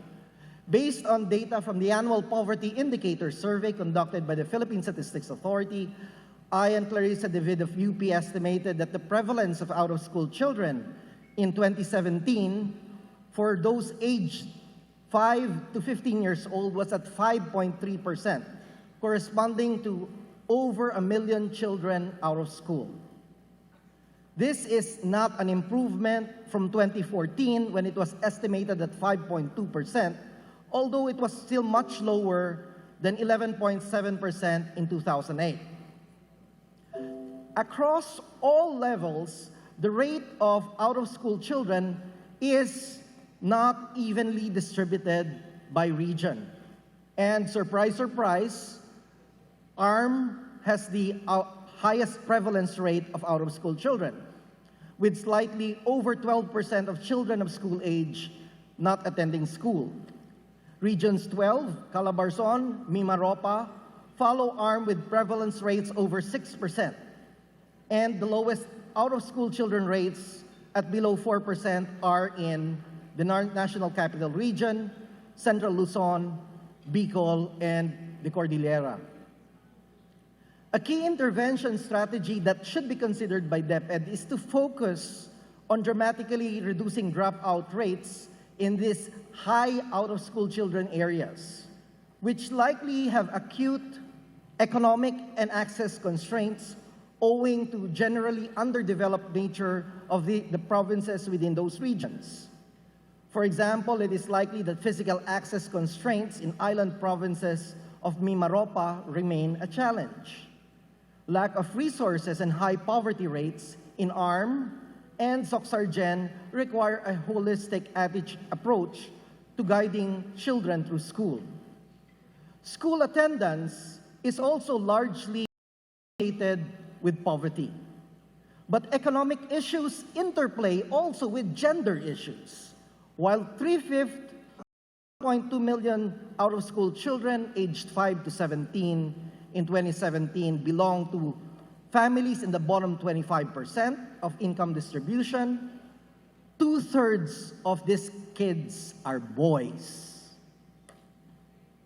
Among primary-aged out-of-school children, the most commonly selected reason for leaving school is lack of personal interest, followed closely by illness and disability, then by the high cost of education. Of note in the comparisons that I show you here in this table are that girls are more likely to be kept at home because they are perceived as being too young for schooling and are, for some unexplainable reason, less likely to report having no nearby schools than boys. Among secondary-aged children, lack of interest is also the main reported reason for not being in school, followed by costs, then by illnesses. When we started going through across the country, interviewing kids and parents and teachers, we actually traced this concept of lack of interest all the way down to the whole issue of lack of reading skills. Recent data made available by DepEd showed that we have persistently low proficiency in the achievement scores. The mean percentage scores for grades 6 and grade 10 was less than 50%, whether for problem solving, information literacy, or critical thinking. For grade 6, scores are highest in Filipino. For grade 10, low proficiency is in all subjects and least in science and math. And of course, if you start drilling down all this data, you will see varying proficiency across the regions as well. I will not anymore give details. The education disparity against boys, I already mentioned earlier, is not just about school participation, but goes into performance metrics. Females are scoring better on the NAT than boys in both primary and secondary levels and in every subject tested. Now, as regards higher education, my colleague Babes Orbeta has looked at the supply of college graduates over the years. While we have increased access to college over the years, the distribution by discipline has hardly changed. The bulk of college graduates, surprise, surprise, are in social sciences, business, and the law. And naturally, you always see in the media, what's the most easy, what's the most sexy profession? Becoming a lawyer. We have twice more lawyers than we have scientists and engineers in this country. Second to the social sciences, business, and the law, we have medical, engineering, and architecture. And third, we have education and fine arts. Only less than a tenth finished science schools, although the share has risen from 2.7% to 7.5% from 2001 to 2014. Now, if we look at the wage premium of college graduates over high school graduates, which can be used as an indicator of whether the country is producing enough college graduates, we actually see that in the aggregate, while we are increasing our college graduates, we still have a short supply of them. This trend analysis is also very useful when you disaggregate by sector of discipline. Rising wage premiums mean that there is more demand for the discipline than there is supply, pushing the wage premium upwards. And the graphs in the next slides here, which Babes Orbeta does by specific groups of disciplines, show that two disciplines, agriculture and humanities and theology, have declining wage premiums. In other words, less demand for these disciplines. Medical, engineering and architecture, social sciences, business and the law, services, and general education have rising wage premiums throughout the decade. Education and sciences in particular showed a decline in wage premiums at the beginning of the decade before rising in the latter part of the decade. The relative positions of the wage premiums indicate that graduates of medical, engineering, and architecture are generally paid better than science or communications and other disciplines. It may be surprising to find that this is happening, but clearly this is the reason why few are taking science courses and many would prefer going to social sciences, business, and the law. The ADB, in its key indicators publication, even showed that there is a mismatch of there's a job mismatch, and noted in particular the Philippines that there is a lot of overqualification. This is because if you think about farm work in many economies, we continue to rely on traditional and labor-intensive technologies where employment is still predominantly in low-skilled occupations, where a quality primary education would be typically sufficient. Babes Orbeta also points out that demands is driven not only by local market, but also by the international job market.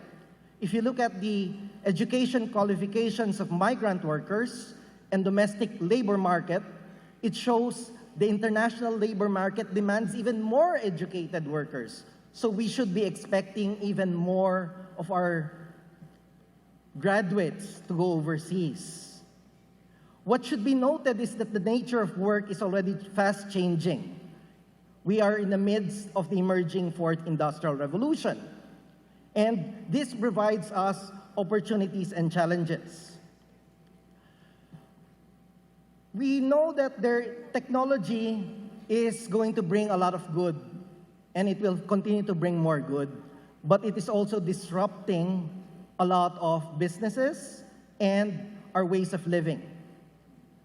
Technology can cause unemployment, increased inequality, erosion of personal privacy, and even weaponization of technology.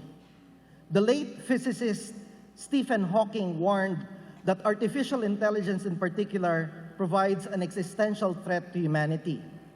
And Joseph Stiglitz warns that current inequalities might even become larger as a result of technology. We are getting a lot of disruptions in the job market.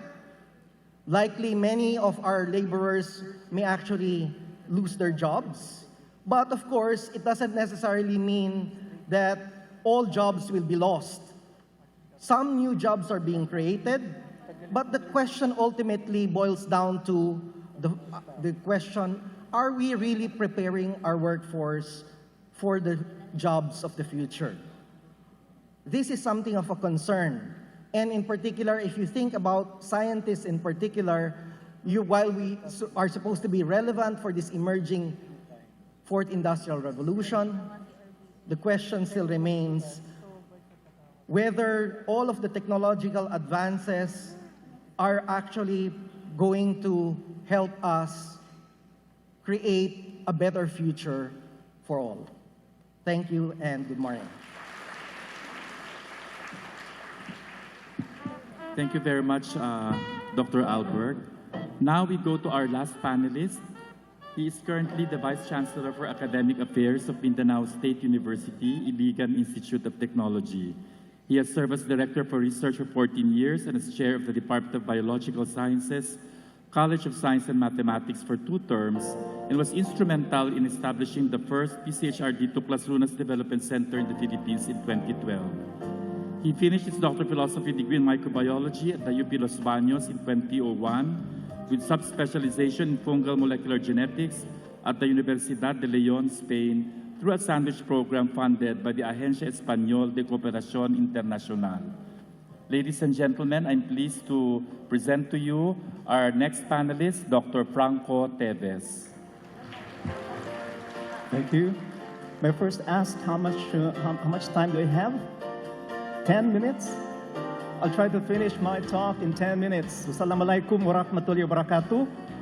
Greetings of peace from Mindanao, the land of promise. So, the topic that was given to me is more on development and retention of talents. Next slide, please. Okay, send in the talents. According to Jamil Salmi, there are 3 ingredients for a world-class university. One is a concentration of talents, and this includes students, teaching staff, researchers, and international mix. Second is good governance, including supportive regulatory framework, autonomy, academic freedom, a leadership team, strategic vision, and a culture of excellence. And third, which we do not have at MSU IIT, is abundant resources, which would include government funds, endowment revenues, tuition fees, and research grants. I said that we don't have this because if you compare the funds that we receive compared to other universities, we have a very small fraction of the total that is given to universities. However, I would like to assure you that whatever amount we receive, every peso that MSU IIT receives is well spent. Next slide, please. MSU IIT has finally landed in one of the 8 top universities in the Philippines that made it to the QS ranking in 2019. And it's not that easy. We had 50 years of hard work, 50 years from 1968. Prior to 1968, MSU IIT is an obscure Lanao technical high school. Nobody knows about it. 1968, we had our own charter, and we were incorporated or integrated into the Mindanao State University system as MSU Iligan Institute of Technology. From the 1960s and 1970s, we were only known for our engineering technology programs. But in the 1980s, we had a very aggressive faculty development program, and our head at that time sent faculty members en masse to take PhDs and MSS in top universities in Manila. Many went to the University of the Philippines, others went to De La Salle University, Ateneo de Manila University, University of Santo Tomas, and still a few went abroad to the United States, Europe, Australia, and other countries. 1990s, we began to develop our reputation, and especially in the natural sciences, mathematics, and engineering, such that in 2000, because of the CHED COE-COD program, we had our first batch of centers of excellence in mathematics, physics, chemistry, and biology. And so the progress continues. At present, what we want is to conserve the gains and expand opportunities through international and industrial linkages, recruiting the right people with the right attitude, creating opportunities that would encourage innovation and application of talents, and currently we're developing our capability in data science. Next slide, please. Now, Partha Malik, the Director of Rankings and Accreditation of Vellore University in India, said that the most important problem that universities will face in the near future is getting talent and retaining it. Getting talent and retaining it. Next slide, please. Why? Because the academic world is a global market with a very competitive environment, but with scarcity of talents, and therefore, academic institutions would compete with one another in recruiting the best students, the best faculty, the best researchers, with the most enticing recruitment packages. Next slide, please. MSU IIT is the flagship campus of the MSU system in science and engineering. We include everyone that's willing, including our indigenous peoples. We want to develop excellence, especially in research, through manpower and infrastructure development, collaborations, publications, citations, and innovations. We send out our students and faculty to attend international conferences presenting their research outputs, and we also invite visiting professors from outside of the country and students from outside of the Philippines as well. Next slide, please. We have achieved several things in 50 years. We are a CHED Foreign member institution, a delivering higher institution of the CHED and DOST, and we would like really to thank the Department of Science and Technology, who has been there right at the very beginning helping us develop MSU IIT, particularly in manpower development and in our infrastructure. We are also an ERDT network member. We are the first to class Luna Center, thanks to the Philippine Council for Health Research and Development. We are also a member of the ASEAN University Network Seed in Engineering. This one is our most recent research complex, the Premier Research Institute of Science and Mathematics, funded through PDAF. Yes, the Presidential Development Acceleration Fund, around 150 million. We added 50 million more, and here is our research complex. So every centavo has been spent well. On that side is a new wing of our engineering building. So if you come to MSU IIT, you will see the structures. Next slide, please. Next slide, please. We have developed a very functional innovation ecosystem. 2011, I went to Pishir to present our proposal for TBI, but it was not granted, and primarily because of one thing. One question that was asked was, if we have developed already our innovation, how is our innovation ecosystem? That I was not able to answer, but in 2016, we were able to develop, we have come to the point when we could say that we have developed a functional, progressive innovation ecosystem. Next slide, please. A favorite lab for our visitors is our Fab Lab. It's one of the very active labs in MSU IIT, and it has a 3D printing capability, precision milling, laser cutting and engraving, CNC milling and vinyl platter, and we do receive a lot of visitors, including students. Okay, providing public access to digital fabrication equipment. Next slide, please. Our TBI, which we also call the Center for Innovation and Technopreneurship, is always busy training and developing startups. And we had our first Mindanao-wide startup challenge, actually 2017, and now it's still going on. Next slide, please. So our research thrusts are not unique because we base it on the harmonized R&D agenda of the government. Of course, the MDG there is already replaced with our Sustainable Development Goals, but still there.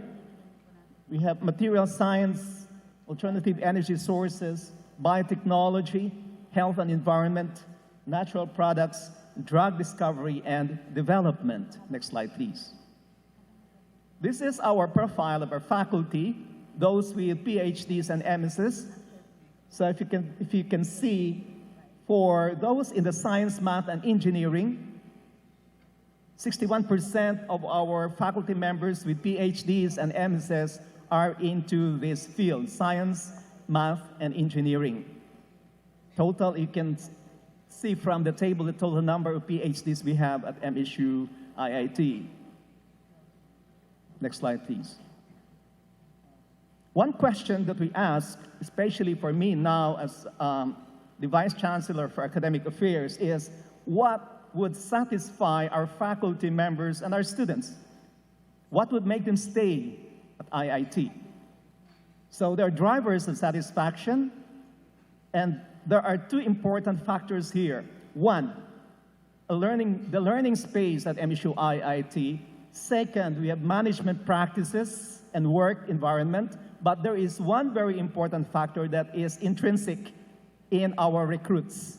IQ and EQ right at the beginning of recruitment or vetting. For us, it is a very important factor. Next slide, please. Okay, I'm about to finish. And so, for management, talent management is a challenge. Next slide, please. Next slide, please. Key points before I end. Fair and enabling mechanisms or management policies. I have enumerated the most important things here. Feedback system. Are we listening as administrators to our faculty? There has to be a feedback system. And how do we apply policies? To the letter, or are we flexible? Next slide. Prevailing work environment and organizational culture. Do we have right classrooms, the labs, equipment, materials, internet access? Greens here are trees and greens, the green grass in the campus, because there are studies already to show that the greener the campus, the better are the student outcomes, and probably faculty outcomes as well. So we have to plant more trees, and we only have a very small campus. Okay, next slide, please. Because that A, policies, and B, the work environment, can lead to loyalty and productivity, and so our faculty members will stay with us. Okay, next slide, please. I'm almost done. The vetting process. Background and behavior really matter. I will not give any more of the examples here because of time constraint, but I did have some case studies to show that this, not only IQ, but EQ as well, really matter. Okay, it's very, very important. Next slide. Okay, next slide. I will not deal with this anymore. Conclusion, 3 ingredients, becoming a world-class university, but you have the intrinsic factor, the IQ and EQ as well at vetting time. Next slide. To retain talents, I think these are the most important points. Policies must be fair and enabling. Work environment and organizational culture must encourage healthy collaboration and bring out the innovative spirit from the person with excellence. And vetting processes must also be considered. Next slide, please. Next slide. At MSU IIT, we want employees who are happy, healthy, and here, not sad, sick, and somewhere else. This is according to Sir Reg MP. Thank you very much for listening. Thank you very much. Thank you very much, Dr. Teves, for sharing your wonderful experiences in your journey to being a world-class university. We'd like to thank our panelists and speakers. In the interest of time, we will not have an open forum, but we do encourage you to please approach our speakers and panelists if you have questions. You can write your questions on a paper with your email address and give it to our secretariat. It will be forwarded to the appropriate speaker or discussant.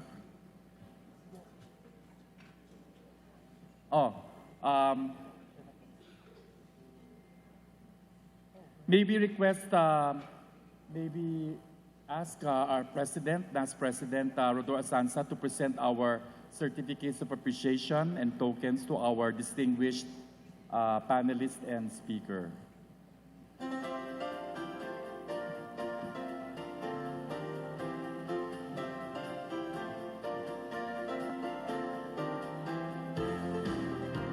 So may I request Academician William Padolina, our speaker.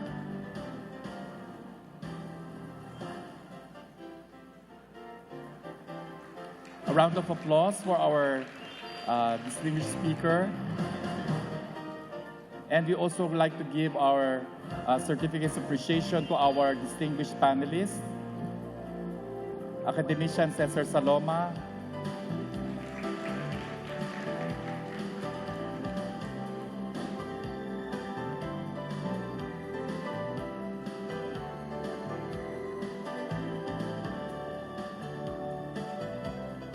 Dr. Albert,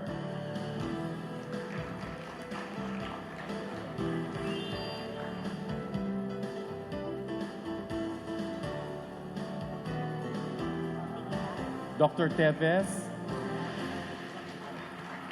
Sabihin niyo ako, kuya, pag hindi kaya ha, makalipat ako. Start na ano. and our rapporteur, Dr. Liquid Nalachua.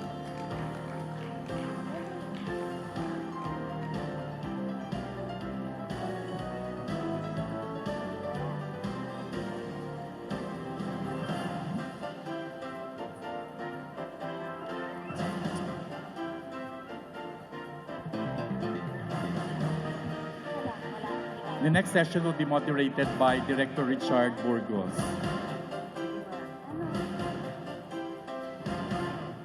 Wala.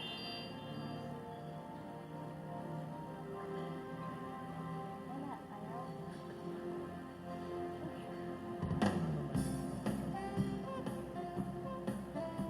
Thank you to our guest speakers. And before we proceed, media guests are invited to proceed to Boracay 1 for your press conference and where your lunch awaits. Media guests, please proceed to Boracay 1 for your press conference and for your lunch, as well as our distinguished guest, William Padolina, Academician Cesar Saloma, Dr. Jose Ramon Albert, and Dr. Franco Teves. Please proceed to Boracay 1. And Resolutions Committee will also meet at 12 noon at the Boracay 2 to finalize the resolutions, finalizing resolutions for the Resolutions Committee, meeting at 12 noon at the Boracay 2 Hall. Thank you.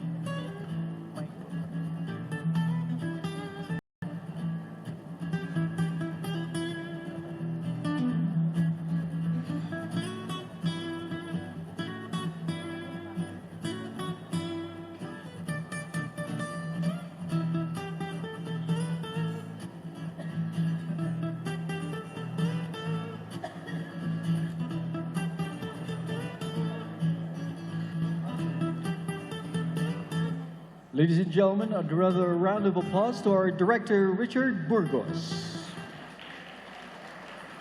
Good morning, everyone! Ayan, may audience pala tayo ngayon.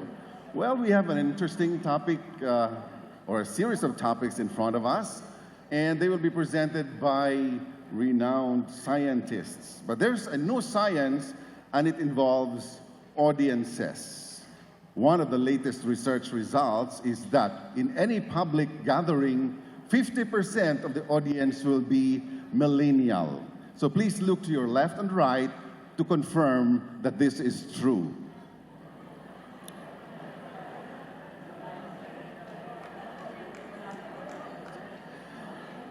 If you disagree, please stand up. So I think everybody agrees, although some would rather label themselves as phillennials, feeling millennials. All right? So we also have modified a little bit our presentations. We'll follow the TEDx Talks format. Speakers only have 10 minutes to deliver their message. New audience studies reveal that you only have 15 seconds to capture the interest of your audience. After that, they'll start looking at messages on Facebook. All right? So, we limit the presentations to only 10 minutes. At the end of the 10 minutes, a bell will ring. Can we hear the sound of the bell? It has to be louder. Did you hear that? All right, so there goes the bell. And if the bell does not work, they have already contrived that the stage will open up in case the speaker continues to speak. All right, let's go about our business today. We will have 10-minute presentations from selected NAST awardees who were granted with research funding from the Department of Science and Technology. And I'm sure you're all ready and eager to hear from them. So at this point, let me call on stage academician Rafael Guerrero III, Dr. Alonso Gabriel, academician Jose B. Cruz Jr., academician Jaime Montoya, Dr. Alan Patrick Macabeo, Dr. Annalyn Salvador Amores, and Dr. Merlin Mendioro. Now, let me introduce our rapporteur for this session. Dr. Merlin Mendioro is a professor of genetics at the University of the Philippines, Los Baños, and director of the Institute of Biological Sciences, College of Arts and Sciences, UP Los Baños. She is the current president of the Outstanding Young Scientists Incorporated and was conferred UP Scientist 1. Among her most important works was her research on identifying the post-fertilization barriers in the interspecific hybrids between three Viña species, Mungo, Radiata, and Glabesciens, and their cytogenic systems. Dr. Mendioro earned her Bachelor of Science in Agriculture, Master of Science in Agronomy, and Doctor of Philosophy in Genetics from the University of the Philippines, Los Baños. Ladies and gentlemen, let's welcome our rapporteur for today, Dr. Mendioro.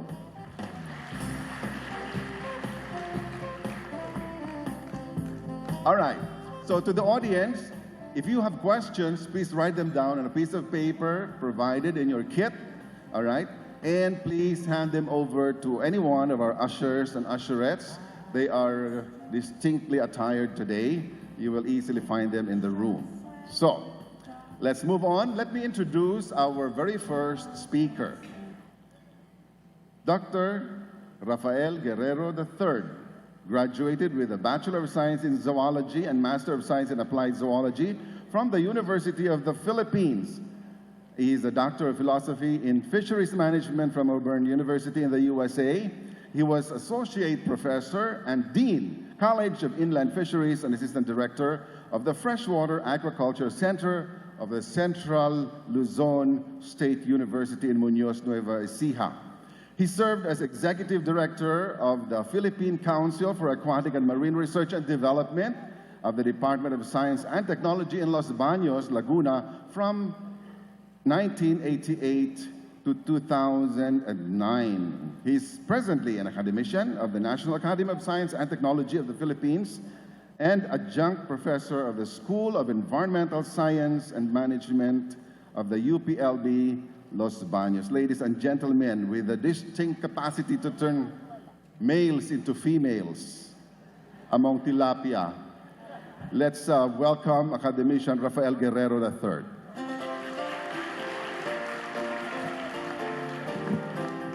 Thank you, Richard. Hello. This is different style and format. We only, well, this is the TED style. It stands for Technology, Education, and Design. It's not the name of a person. So it's going to be short and sweet. So here it goes. We had a fish crisis recently. Didn't you know that? Those who love to eat fish. And we had to import the Gigi or galunggong from China, which probably was caught in the West Philippine Sea. Okay? In our wet markets, the only fish that was the cheapest and most available was the tilapia during the crisis. Yes or no? Yes. Okay. The tilapia is an introduced fish from Africa. It's not native like the milkfish. And it is the most important cultured freshwater fish in our country and the second most important farm fish in the world. Okay? In 2017, we produced 260,000 metric tons or more, thanks to our technologies for sex reversal, hatchery, and culture. We culture these fish in freshwater cages, freshwater ponds, freshwater ponds, cages, ponds, and pens, and brackish water ponds throughout the country. Okay, with about maybe 4 kilos per capita per year. We were first in the world in tilapia production in 1986. We're now number 5, next to China, Egypt, Indonesia, and Bangladesh. But the Bangladesh, naabutan na rin tayo. Okay? Of course, China is the biggest country and producer. Okay. So, not all, however, is well in our tilapia farming industry. It's always sad to give problems. And William Torres was saying, why do we always have problems? Well, I said, if you don't know what the problem is, you do not know what to do. Okay? Okay. I assessed the production data of the Philippine Statistics Authority from 2017 to 2016. And you know what? I found out that we only have an average annual production rate of 0.71%. That's very, very low. The BFAR, Bureau of Fisheries and Aquatic Resources, projected that we should have a 3% annual increase for 2014 to 2016. But you know what the AAPR was? It was zero, flat line. No? So what's happening? What went wrong? Okay? Nauubos na ba tayong tilapia? Kailangan na ba tayo mag-import ng tilapia from China? Wag naman sana. Nakakaiyak na yan. Okay. If we look at the data, brackish water ponds gave us the highest production rate of 4.8%. We have about 200,000, and we're not hectares, and we're not using it fully for shrimps and bangus. So marami pa. And we have developed hybrids of tilapia like Molobicus and the best, we call it the brackish water enhanced strain of tilapia. So yun ang pag-asa natin, we can still produce more. But the production in pens and cages, in lakes and reservoirs, will remain low because we have already exceeded the carrying capacities of these waters. Our team today is carrying capacities. So sa tubig, we are already exceeding carrying capacity for inland waters. The hope of the future is the ocean. So tamang-tama yung ginagawa ng NAST. The future is the seas. Napapaligiran tayo ng karagatan, pero inaagaw naman ng ibang bansa. So we have to stand for that and defend our rights. So, what do these figures mean? The development will be in Mindanao for freshwater ponds because in Luzon we have already used up a lot of areas and water is becoming less and less. Look at the Metro Manila problem, water shortage. Di ba? Sa Mindanao, ang dami pang tubig, ulan. Tsaka sa highland and uplands, kulang ang pagkain. So the future growth of tilapia will be in Mindanao where we only produce 6%, 92% from Luzon, and 2% from Visayas. Okay. The other hope is in mariculture parks in our coastal waters where we can raise tilapia that are salt tolerant like the red tilapia in cages. Okay? We have about 40,000 hectares of this, and at present we have less than 1,000 hectares of fish cages in the seas. Okay. So, what are the problems of our law production? I conducted focus group discussions and visited farms and had key informant interviews with 56 people. Some people said, kulang naman yan. Well, if you do a national survey or a SWS, 1,200. But if you talk to the right people, focus group discussion, you don't have to go throughout the country. Just get the experts and stakeholders. Sit down. I used a questionnaire that included socioeconomic, institutional, technological, and climatic factors. What did the results show? 68% said the biggest problem of our farmers is high water temperature due to climate change. But what are we doing about it? You see, in ponds, the temperature goes up during summer beyond 32 degrees. That is the limit of the fish survival and growth. Okay? The second problem, 58%, said it was due to lack of government assistance, especially extension. This has been told over and over by many speakers here. Kulang ang extension natin ng information. Technologies are with the SEUs, but hindi nakakaabot sa mga nangangailangan. Nakakaiyak. So what can you expect farmers? Wala nang pera, wala pang alam kung anong gagawin. Okay. The third problem is poor breed of tilapia. Ano ba yan? We have a lot of new hybrids, Morobicus, we have the best, we have the fast, whatever. Hindi nakakarating. Okay? The fourth problem, 44%, I hope it's right, said it was lack of poor breed of tilapia, lack of, what's the fourth one? High cost of production. Mainly feeds. Walang notes kasi sir eh. Di ba? No notes. I don't look at the slide. I look at your eyes. Eye to eye ito. That's the style. Oh, okay, then, feeds. We should focus on feeds kasi 60% of the cost of production is feeds. Pinapakain kasi we import fish meal and soybean meal. And the last one was lack of capital. I think everybody knows that. You always need money. I don't know why, for this and that. No? But this is true for agriculture and fisheries. So what can be done about it? I'm closing up in 2 minutes. For high temperature in ponds, we can use shading. Pag mainit, we use a hat or an umbrella. You can do the same for your ponds. Cover the sun. If it's cloudy, less. You can reduce temperature using nets or even aquatic plants like kangkong, water hyacinth, or the piscia. You can reduce it by 2 to 3. This has been experimentally proven. For the next problem, lack of government assistance, beef up these extension workers we have with the LGUs, which have the mandate. Since we devolve it to the LGUs, kulang sila ng tao, kulang sa training. use the SUCs to train them. For the third problem, we have to accredit more private hatcheries to disseminate quality fingerlings to farmers. For the fourth problem, what's that again? Production costs, use substitutes for fish meal and a soybean meal by using fermented copra meal and sweet potato, which have been proven to replace this by 30 to 50%. And lastly, lack of capital. You have to give farmers low interest rates. Don't let them fill up a lot of papers, collaterals, loan-free, interest-free, and low interest rates.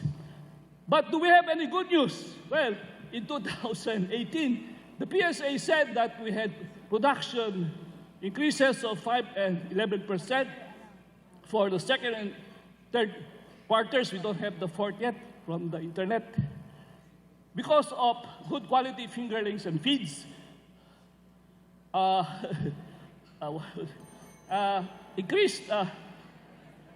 increased fish funds and so on. So lastly, may I thank the NAS for its support, and thank you, and I hope the tilapia will be also your fish.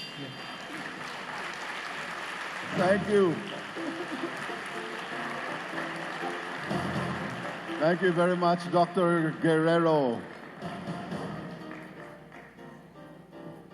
Meron po tayong monitor dito just in case you did not know. Okay, so our next speaker is academician. Hindi po. Our next speaker is a full professor, one, of food science and technology, a UP Scientist 3, and the founding principal investigator of the Laboratory of Food Microbiology and Hygiene of the Department of Food Science and Nutrition, College of Home Economics, UP Diliman. He is also a registered microbiologist and a diplomate of microbiology of the Philippine Academy of Microbiology of the Philippine Society of Microbiology, Incorporated. He was named Outstanding Young Scientist in the field of food microbiology and hygiene in 2013 and was the recipient of the World Academy of Science NAS Prize for Young Scientists in the field of biology, as well as the National Research Council of the Philippines Achievement Award in Biology in 2018. To present the effects of product and process variables on the safety and quality changes in heat pasteurized Philippine citrus juices, let's welcome Dr. Alonzo Gabriel. Magandang umaga pa po. Magandang umaga po sa inyong lahat. Marami pong nagtatanong kung ba't wala akong medyas. Nasa procurement pa po yung medyas lang. Alright, so I'll be presenting to you some of our researches that were funded by the OIS. While we're waiting for the slide, may I ask, who among you can consume at least 5 servings of fruits and vegetables every day? Can I have a show of hands? 5 servings of fruits and vegetables. We have a problem, right? Next slide, please. The World Health Organization recommends that we consume at least 3 servings of fruits and vegetables every day for health and well-being. And you know, the latest paper published by Lancet also recommends that we change our diet to mostly plant-based in order for us to save the planet and for human health. But are we complying to this recommendation? Next slide, please. According to the FNRI survey, we're not consuming the right amount of fruits and vegetables. Next slide, please. For a family of 5 people, we're only consuming 3/4 cup of fruits and vegetables. But fortunately, there is an alternative for us. Next slide, please. And that's just fruit juices. According to the food exchange list of the FNRI, 1 glass of pure undiluted fruit juice is already equivalent to 2 servings of fruits and vegetables. But fruit juices does not come without challenges. Next slide, please. Several outbreaks of infections due to bacteria such as E. coli, Salmonella, and Listeria monocytogenes have been reported. But, next slide please. This can easily be destroyed, bago po yan, by thermal processing. But thermal processing has a limitation. The efficacy of heat against microorganisms is affected by several factors that are related to food product. Not all fruit juices will have the same compositions. Different fruit juices will have different sugars, different amounts of pulp, and therefore, next slide please, each fruit juice will have to have a unique process schedule. So if a manufacturer produces 5 different kinds of fruits and vegetable juices, the manufacturer has to establish at least 5 different types of process schedules. Next slide, please. So, of course, you can always use generic process schedules. These are process schedules that are published in literature. But if we use this, we can come up with a product that is either under-processed with a very good quality, but the safety is quite compromised, or a product that is over-processed, which is safe, but with a finished product with a quality that is not acceptable to consumers. Next slide, please. This picture we took yesterday. If you heat coconut water, it turns brown, sometimes pink or yellow. If you heat calamansi or dalandan, they turn brown as well. So next slide, please. This limitation can be addressed by precision food processing. And according to precision food processing, you can come up with an optimum process schedule for specific food commodities by establishing equations that can predict exact process schedules for products with unique characteristics. Next slide, please. So the design of experiments, such as the central composite design of experiment, is a very useful tool that we use in establishing models. Next slide, please. But before we do modeling, we have to ask ourselves, there are a lot of organisms present in the food system. Which organism do we kill? Which organism do we base our processing against? Next slide, please. Of course, look for the strongest organism. If you kill the strongest organism, you kill all the other organisms. Next slide, please. You also have to consider their stress level. One thing we should learn from bacteria is that bacteria, when they're stressed, they become stronger. Next slide, please. So we usually model the thermal death time if you want to establish thermal processing. This is a decimal reduction time. Next slide, please.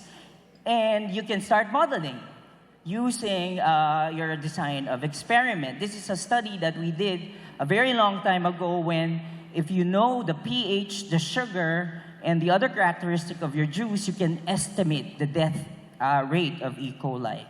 Next slide, please. So this is the model. That's an equation. Next slide, please. Yes. You can also model the vitamin C reduction because, like what I've told you earlier, consumers nowadays are looking for products that are safe and acceptable. So it's not just enough to give people products that are safe from pathogens. They are also looking for products with fresh-like characteristics. So we were able to establish models that can calculate for the amount of vitamin C that will be reduced when you subject fruit juices to thermal processing. Next slide, please. We were also able to establish models that can calculate for color changes. Next slide, please. This particular equation uses the sugar content, the temperature, the time, the dilution rate, and the acidity. And when you plug in these values to that equation, that will give you values of colors of your fruit juices. Next slide, please. So this is our, next slide, please. That's our equation at the bottom. So this is an example of a model we established for grapefruit juices. From this figure, you can see that if you expose grapefruit juices to different processing and formulation, the color changes. And with the equation, you can actually predict what will happen to these finished products that you have. Next slide, please. Now, the next question we wanted to ask ourselves is, can we predict people's behavior? Because you cannot just tell your people, the consumer, oh, buy our product because our orange juice is orange, or our orange juice is more orange than the other orange juice. So we wanted to predict how much they like it. So next slide, please. We presented them with a 9-point hedonic scale. And for as long as you can quantify the degree of liking, you can predict the way they would want the finished product. And that's the equation. Of course, we validated all the equations, and all the predictions of these equations are found to be acceptable or with error rates that are within acceptable level. Next slide, please. So to sum up, precision food processing employs the combination of models that will estimate food safety and food quality of your finished product. Next slide, please. Our works are the first of their kind. No? Usually, food microbiologists are predicting how microorganisms will die, but they don't predict how quality will change. Next slide, please. We wanted to come up with these models in order to help small-scale food manufacturers, which are 90 to 99% of the stakeholders of food industry here in the Philippines. Next slide, please. Next slide, please. I'd like to thank all of these institutions for the support. At maraming salamat po.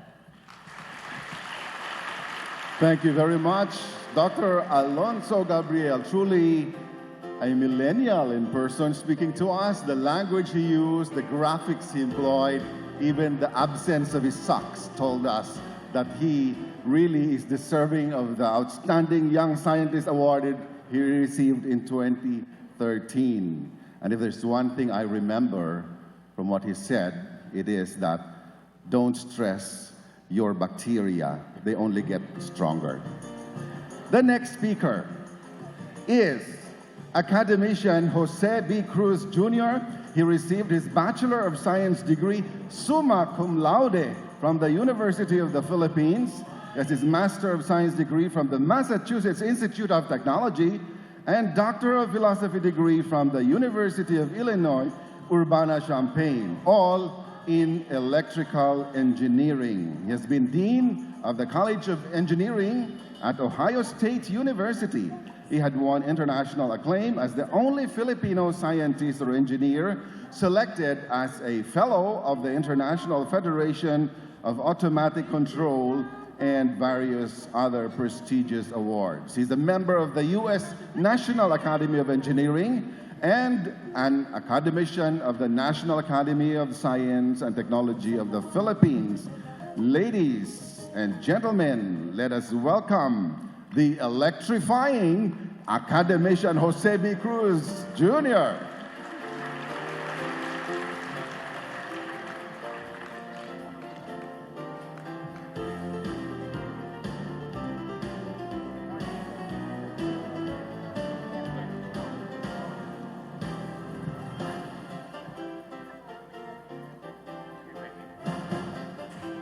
Good morning. I was instructed by NAST to please change my talk. I had slides prepared, but they were full of matrix differential equations. No, you will put your audience to sleep. So forget your slides. And so, to ensure that I don't get tempted to look at anything and read, for those who know me well, I'm not wearing glasses.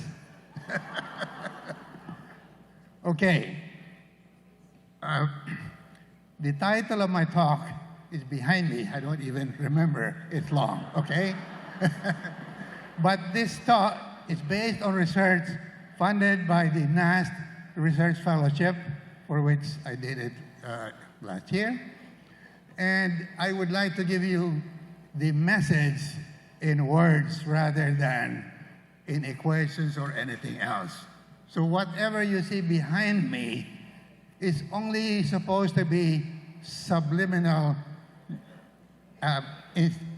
suggestions to you. and I will not talk about what's behind me, okay? So in our country, we depend on major infrastructures such as transportation systems, energy systems, health system, a communication system, and so on. For example, we have communication satellite, and this satellite transmits information to us about our land, about farms, about the amount of moisture in some of the farms, etc. But suppose that we have our usual typhoons, earthquakes, etc. The typhoons occur every year, right? So what if the station below that communicates with the satellite is damaged, and now what we don't have the usual messages for our farms, we have garbled messages, okay? So your question is, what can science and technology do to mitigate this disaster? So my talk has to do with merging artificial intelligence and control science and technology with science-based models so that we can address the disasters, okay? So the artificial intelligence that I will mention briefly later, I only have 8 minutes left probably, or 7. The artificial intelligence will detect that one of the links, feedback links, got destroyed. And so what we have in the work that I did is to switch in a pre-computed controller so that it will work for the remaining system of that communication satellite. So with the installation of the new control, what is left there will work again.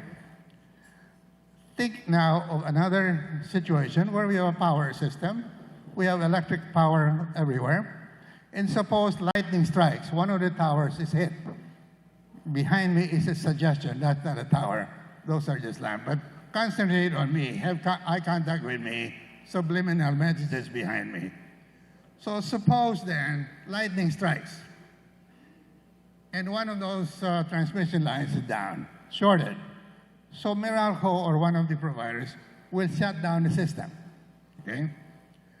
But the question is, can we restore service to some of them?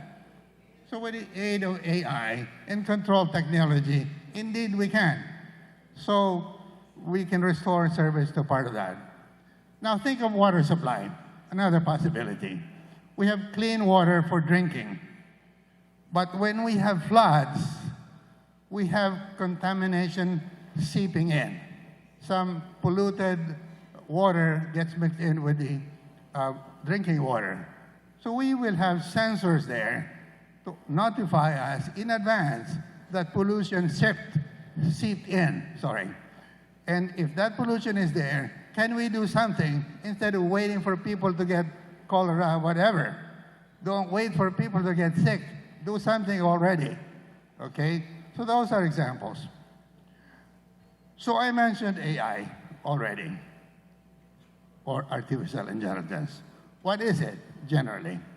Artificial intelligence is the ability of a machine to think like a human. Basically, that's what you have to remember. What is artificial intelligence? Decision-making capability of machines, okay?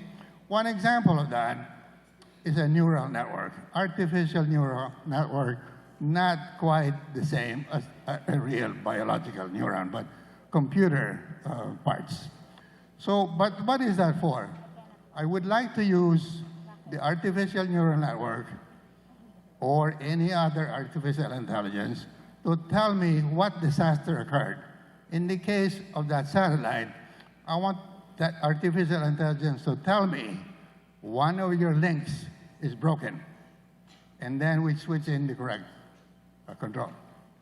Okay, so, but behind all of that will be a big science of control. Now, if one tries to apply artificial intelligence directly with no feedback, it will be further disaster. So the purpose of my research last year, funded by a fellowship, was to show that you can still make use of artificial intelligence, but you have to augment it with control modeling, science-based modeling, and control technology, which is highly developed. So, if you do that, wouldn't you want to have that? Of course we want to have something like that. But from yesterday's talk, we already know we have 17 goals for sustainability, etc. Much of that would be interrupted every year. Wouldn't we want to dispel or reduce, at least mitigate, the effect of disasters? So the point here is that yes, we can, and perhaps it could be integrated with our program, maybe a DOST program, for the entire mitigation of disasters. And beyond that, perhaps, if you agree, we can, because my fellowship supported me. I have no lab, I'm retired, I have no I have my own computer, but not supplied by NAS, and I have no access to anything. So this is really just an overview of what can be done, okay? So, as I said, we always have disasters every year, we have floods, and the question is, can we apply artificial intelligence plus control to deal with the dynamic instabilities of our infrastructures while waiting for permanent solutions? The answer is yes, and I hope perhaps the DOST or others could now say, yes, that's an important problem, let's proceed with that. A final remark, we are overwhelmed by AI. Everywhere in the world there's AI. The major companies, Amazon, Feedback, you name it, Microsoft, they have hired all the AI experts in the world, including professors in the US, Europe, etc. So we cannot compete, right? But I think in the area of disaster mitigation, we can have a niche and do something like that because we need it anyway for our own attainment of our sustainable goals. Thank you.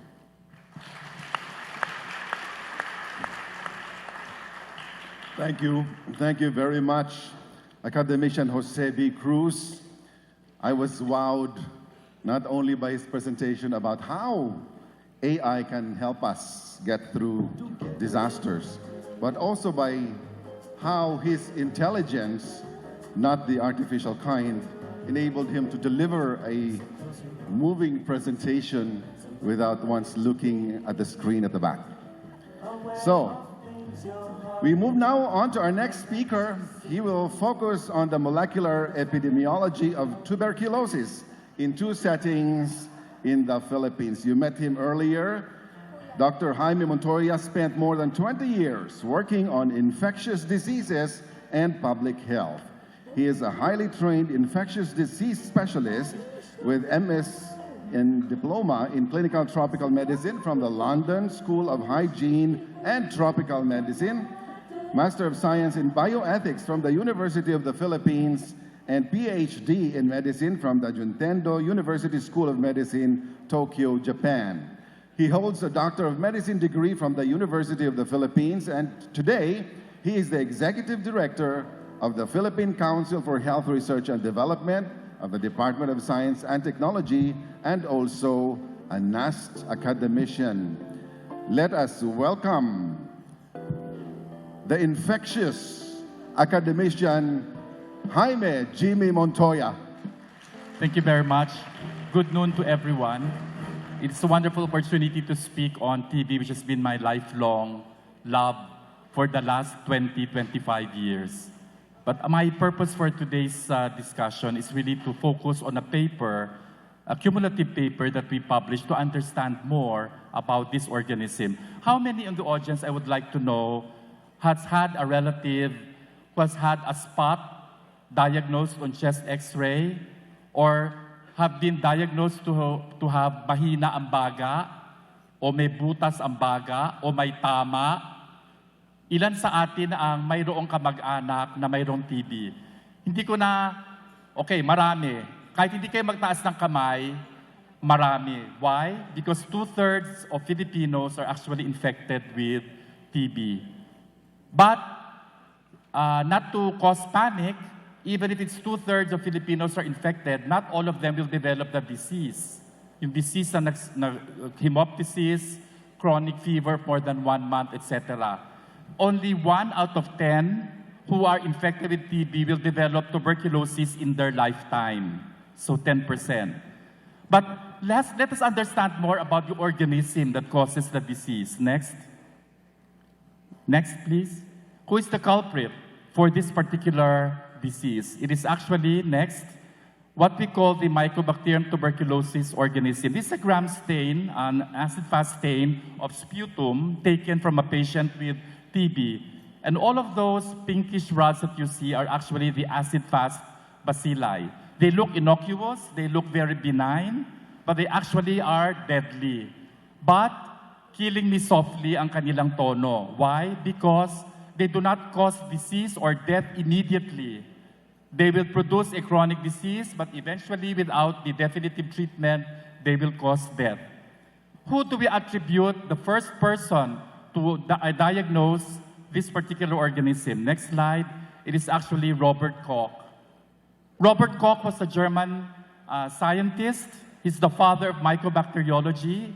And in March 24 of 1882, which marks the World TB Day every year, to commemorate that particular episode, he actually was the first one to establish the connection between the organism and the disease.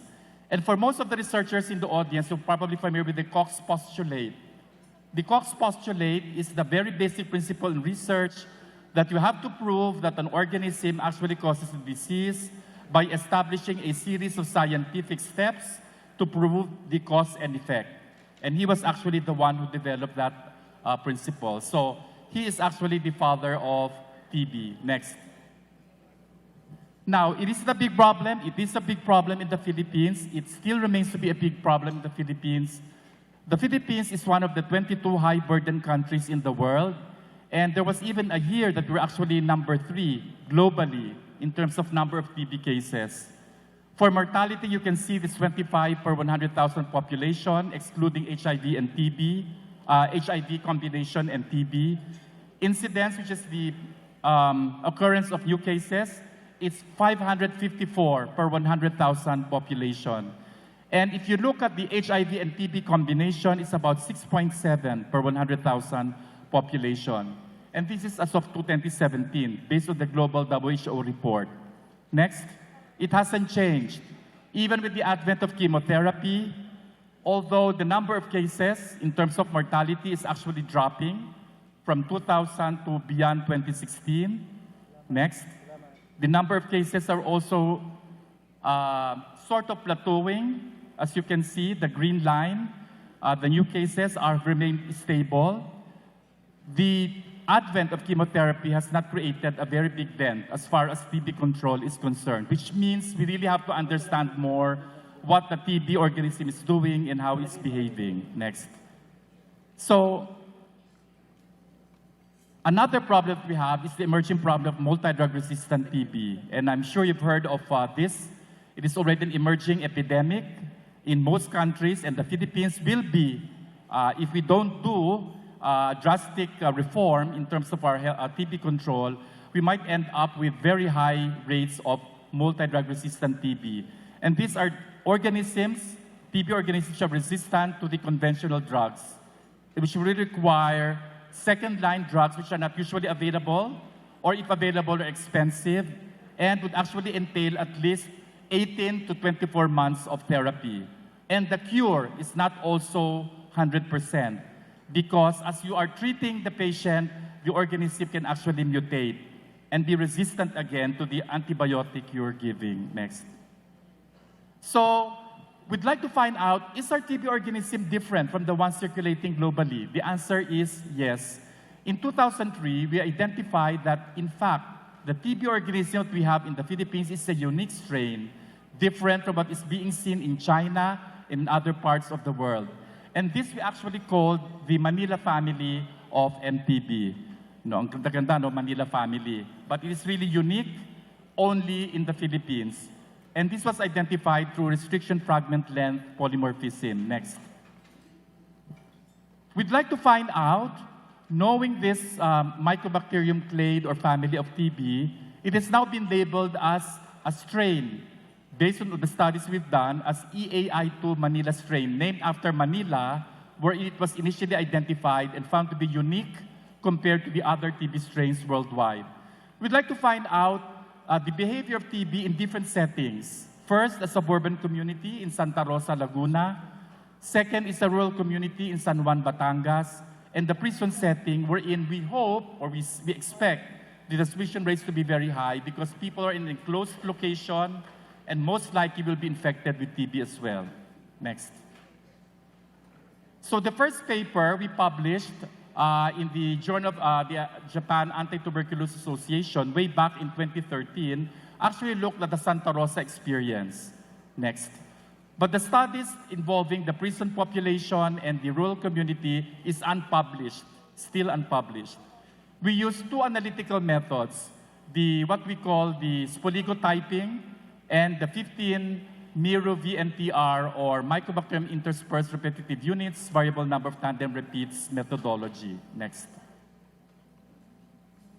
We want to describe the association of TB with certain demographics as far as the behavior of the organism is concerned and also with some host characteristics, next, such as age, sex, severity of illness, and response to treatment.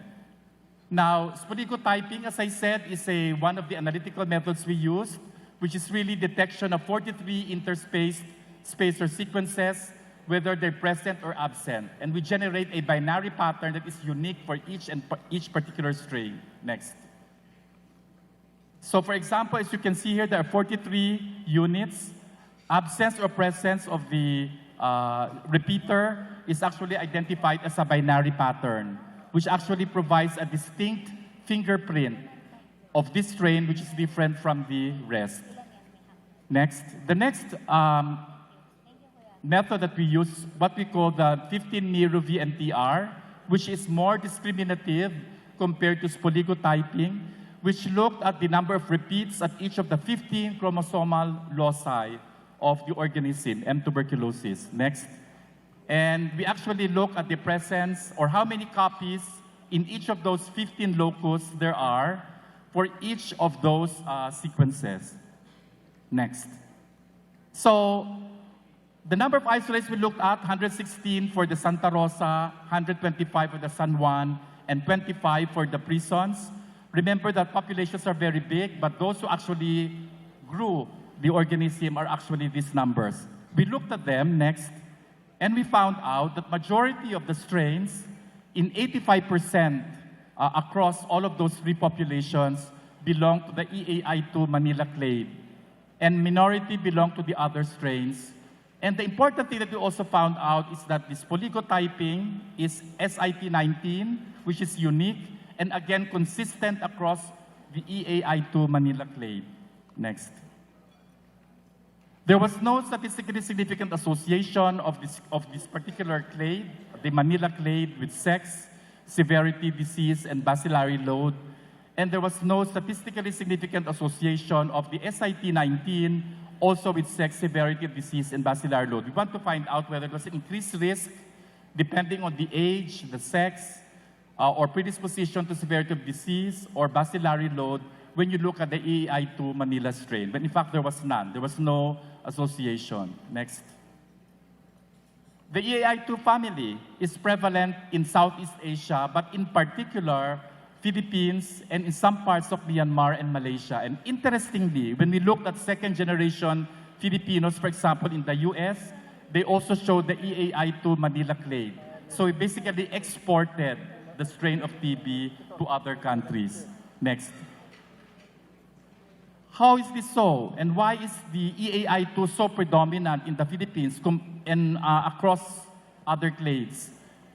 First is it is a stable clade. The high vaccine coverage with BCG may explain why we have the predominance of this particular clade. Next. It may be increased transmissibility of this particular genotype or a capability of this organism to cause disseminated disease, which we see in many Filipinos. Next. And finally, it may be better adapted for growth and transmission in high temperature environments like the Philippines. So, will TB remain with us for years to come? We probably understood, not so much, but understood a little about the TB organism. The answer was made more than a century ago. Next. Dr. James Hurd Keeling, an English surgeon during the time of Robert Koch and Louis Pasteur, wrote this poem, speaking, the TB organism speaking to us, and he's actually the squirt, the song of the squirt. It goes, I'm a small and frail bacillus, but I hail from a mighty host. A few years ago, not a soul did know from whence we came, nor whither we go, nor how we are born or how we grow. Indeed, there was very little to show whether we even existed. Next. As far as it's known, it may very well be that we'll soon reappear quite frankly and free. So tell Pasteur and Koch, or whoever they may be, that they've not seen the last of my comrades and me. So you've seen that TB is here to stay. It's up to us to be vigilant and to fight the TB organism. Thank you very much. Thank you very much, Academician Jaime C. Montoya. More people die of TB than of AIDS, and yet disproportionately we're channeling more resources for HIV research and cure. Now, we also realized from this presentation that Manila is the proud host of a unique strain of tuberculosis, and the main exporters of the disease are Filipinos themselves. The other thing that struck me was that the safest place to keep from infection is the prison. So, thank you for those insights, Dr. Montoya. We now go to another infectious speaker. Our next presenter received his Bachelor of Science and Master of Science degrees in chemistry from the University of Santo Tomas in 1999 and 2003 respectively, and his Doctor of Natural Science in Organic Chemistry from the University of Regensburg in 2011. After a postdoctoral fellowship at the Helmholtz Center for Infection Research, he rejoined the faculty of the UST Department of Chemistry with a professorial appointment. He is a member of the International Editorial Board of several journals in pharmaceutical chemistry and biology, and a recipient of various prestigious awards, both at the national and international scenes. Let's welcome another infectious speaker, Dr. Alan Patrick Macapeo. Okay, good afternoon. This is actually an extension of the talk of Dr. Montoy, and it's some sort of the answer for TB. So what I will be talking about are the highlights and accomplishments of the project or the grant that was awarded to me as a recipient of the OYS 2015. Okay, so our efforts in UST to discover anti-TB agents dates back to 1991, where this kind of research was spearheaded by my supervisor, Professor Dr. Alicia Aguinaldo. So what they do then was to tap plant sources and discover anti-TB agents. Next slide, please.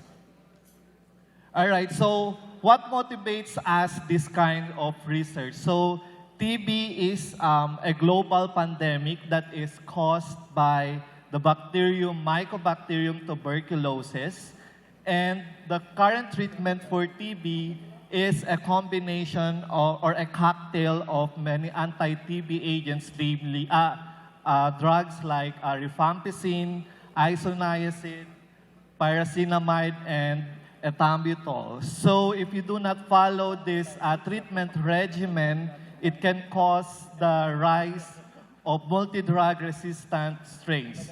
And therefore, there is a need to discover new anti-TB drugs. Next slide, please.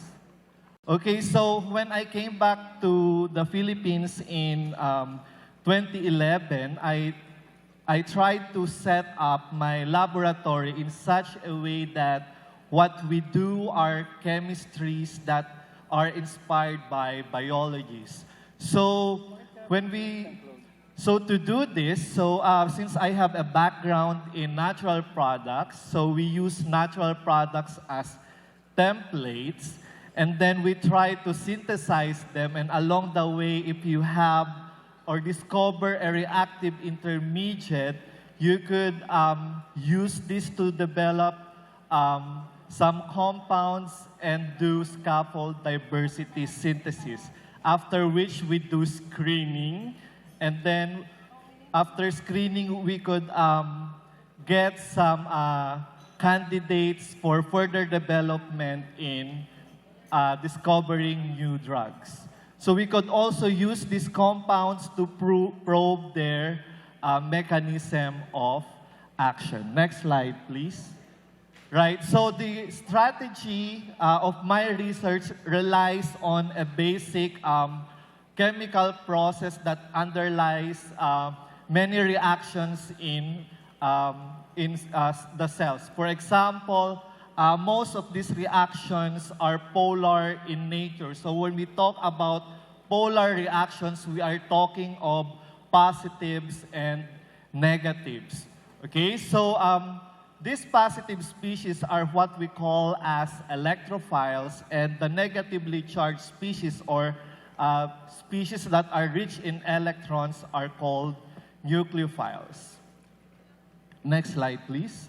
So a typical example in biology is the chemistry of fission, wherein the reaction between the enzyme opsin, which contains a nucleophile, an amino group, it reacts with an electrophile that is derived from vitamin A. So when this happens, they form an imine that is very light sensitive, and then after getting in contact with light, they dissociate to form again the opsin and the retinal. Next slide. Okay, so we use the concept of electrophilicity in discovering new drugs, okay, especially in the discovery of new anti-tubercular agents. So what we seek are normally structures that contain that double bond that is labeled with alpha and beta and connected to a C-double-O. Please forgive me because my research is kind of very technical, no? So I hope you enjoyed your organic chemistry when you were in college. So this structure here is electrophilic and can readily react with nucleophiles, okay? Nucleophiles that are found in the enzymes of pathogenic organisms like Mycobacterium tuberculosis. Next slide, please. Right, so I can just give some examples of compounds that we discovered in our laboratory. So one is this molecule right here. So we call it globospiramin, and it was isolated from Wakanga globosa. Right, so this compound shows anti-HIV activity in the latent stage. It also showed low micromolar anti-TB activity and activity to a wide range of cancer cells. Now, recently, we also isolated a compound that is antibacterial, antifungal, and it was isolated from a new genus of a fungi. And we called it sparticulin. So if you notice at the structure, both of them contains this double bond that is connected with this CO group. Next slide. Okay, so in drug discovery, what limits natural products is that you are limited with only a small collection of molecules. But in drug discovery, what we want is to have a collection of molecules so you can study well how well they behave with the target disease. Next slide.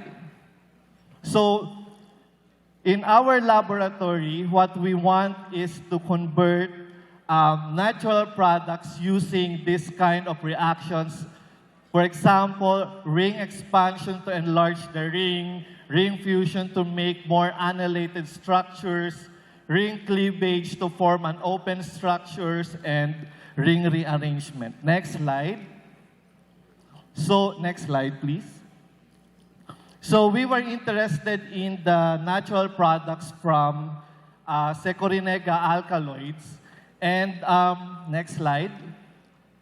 And what we did is we isolated some compounds, and unfortunately, all of them showed poor anti-TB activity. Next slide, please. So we further, to improve the activity, we subjected them to a very simple reaction in such a way that it can be opened and can be, and we can get more structures for more structure activity relationship studies. Next slide. Okay, so in our efforts, so we were able to get these compounds, characterize them. Next slide, please. So we were able to get, next slide,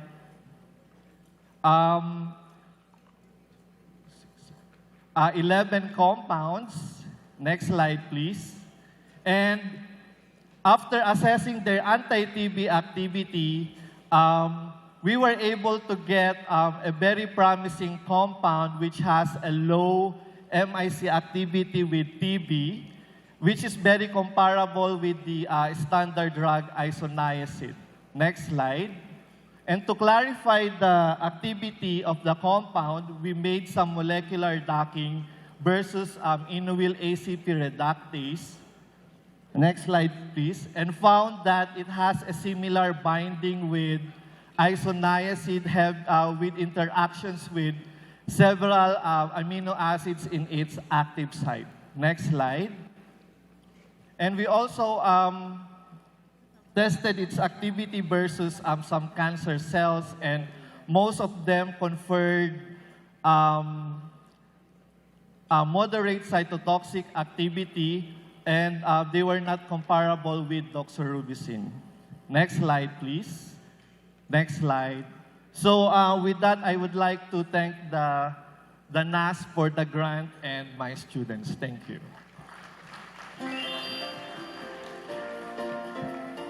Thank you very much, Dr. Alan Patrick Macapeo. You were very fortunate because as you were speaking, somebody in a position to do something, research funding came into the room. Let's acknowledge the presence of Secretary Ernesto Pernia of the National Economic Development Authority.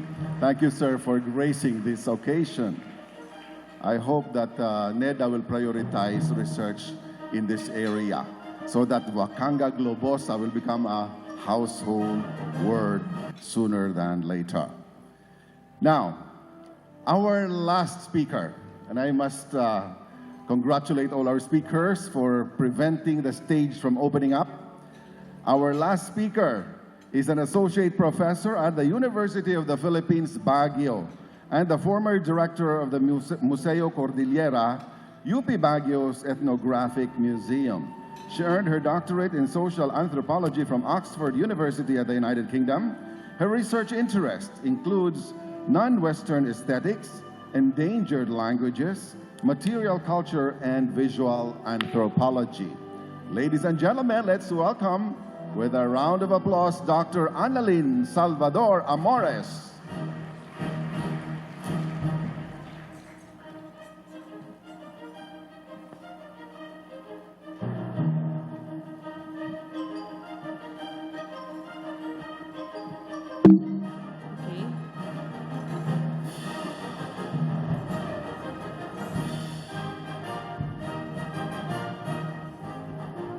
Hello, good morning everyone. So I'm presenting my research entitled Becoming a Mumbaki, Ritual Change and Continuity in Ifugao Society. So while we are preparing for the slides, who among you are familiar with the Ifugao people in Northern Luzon? Okay. And who among you are familiar with the Mumbaki?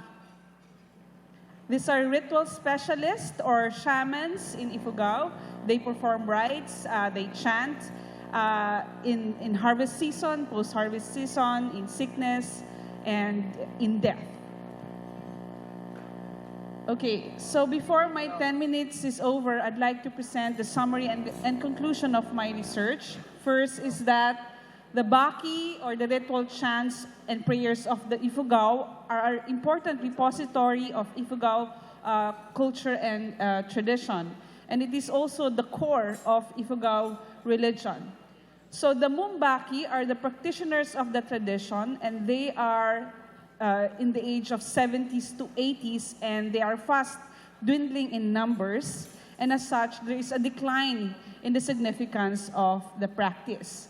And this is further, the further decline is due to the conversion to Christianity, their access to education, migration, tourism, among others. However, there is a kind of revival with this interplay of tradition and modernity versus traditional practice and Christianity, and even the reenactment of Baki in cultural festivals. In other words, the Baki comes alive during cultural festivals and not in actual ritual context.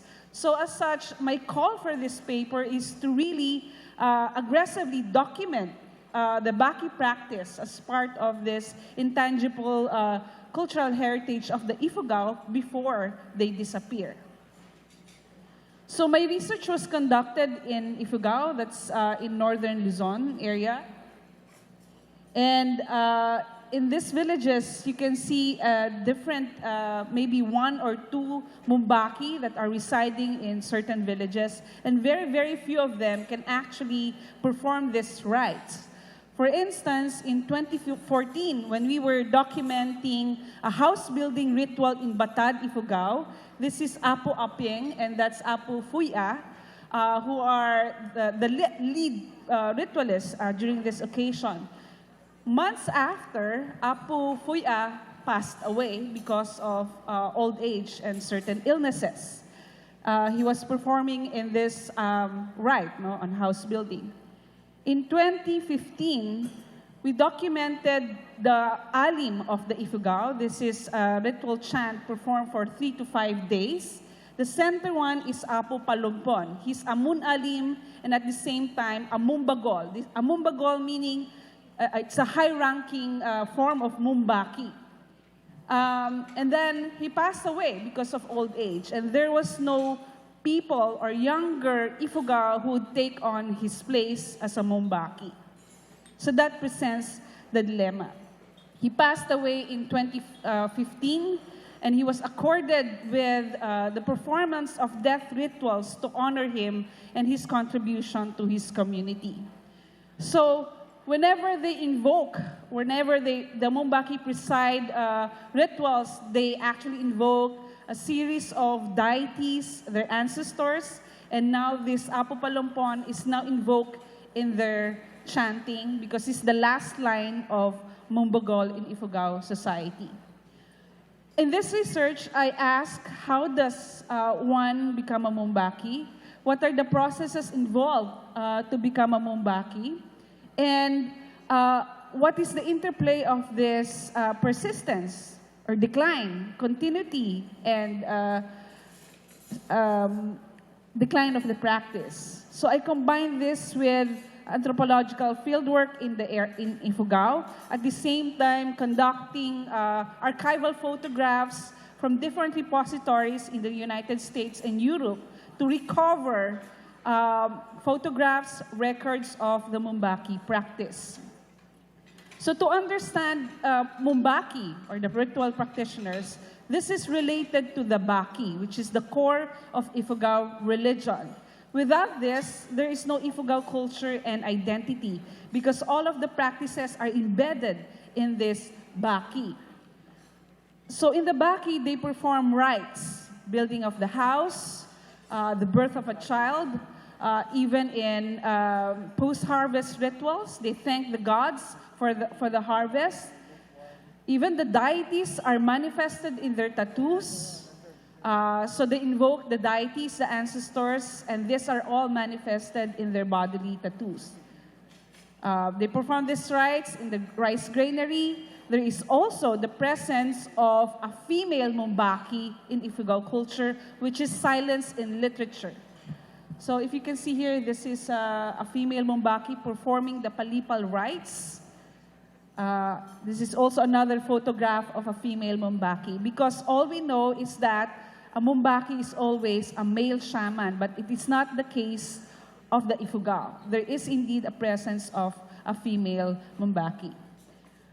So Mumbaki also plays a vital role in the control of pests in the payo, on the rice terraces. So they perform rites to control that. They have performed rites for the well-being of children. No? The kulot ritual that was recently performed in Kiangan, Ifugao, to make the boy stronger. And other rites related to rice and agriculture in Ifugao. And even sorcery rites. So this is a Thanksgiving ritual. They pound the rice and put that on the bulul, or the rice god of the Ifugao. However, like I said, not many of the younger Ifugao are interested to become a Mumbaki because they are too educated. They leave the terraces. They go abroad. They study in the cities. They abandon the rice fields. As such, it is only recorded in an anthropologist's notebook or recorded in a foreign scholar's field notebooks. But in our research, we encountered Efren. He's a 35-year-old who is very interested to learn how to become a Mumbaki. He had the chance to go to school in the university to take up criminology, but it didn't last him. So when he returned to the village to study Mumbaki, he was able to learn the skills, the rituals, the prayers, the chants on becoming a Mumbaki.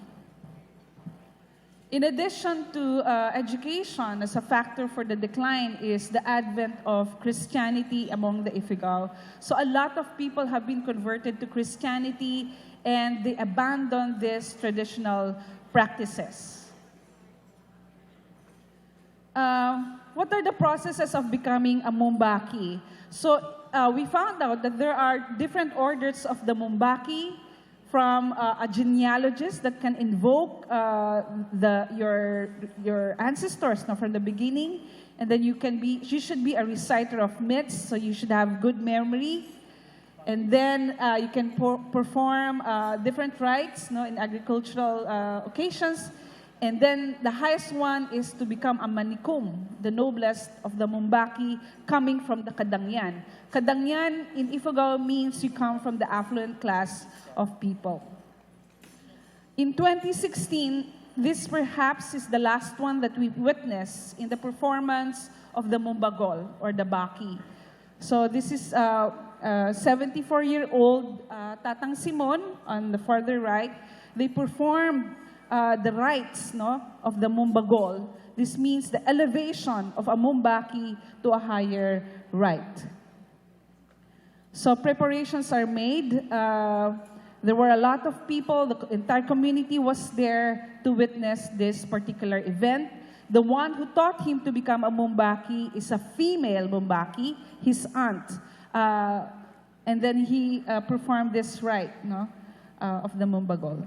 So I'll show a quick video of what we have recorded. So you can see here when they chant, it's like the sound of bumblebees. You cannot understand. But you are actually invoking the deities to come from the heavens to the rice field, to the rice granary, and participate, commune in the ritual event.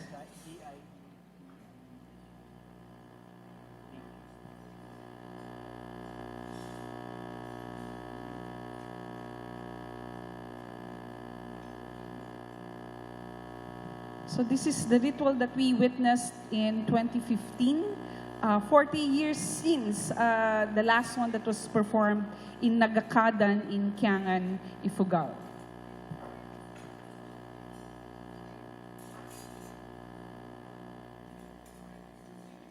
So this is Nagakadan in Ifugao, post-harvest season. So they have to perform the Bakli festival, the Bakli Thanksgiving ritual.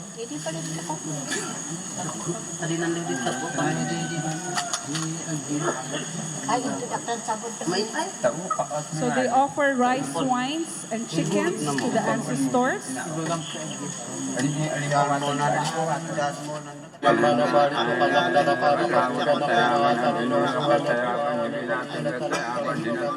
Initial offerings, communicating with the deities. So they invoke the gods, make offerings, and if you notice the loincloth, this is where the deities would pass from the abode of the ancestors to the earth world. So this is a very rare occasion where you bring in Mumbakis from different villages. So the drumming of the drums means that the bagols, or the ancestors, are coming down from the upper world to the downward.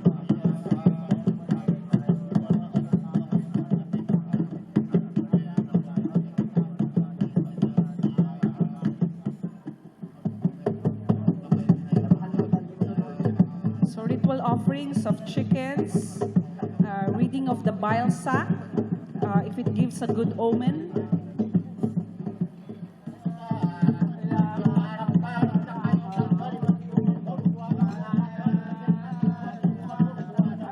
Of a deity using those particular gestures.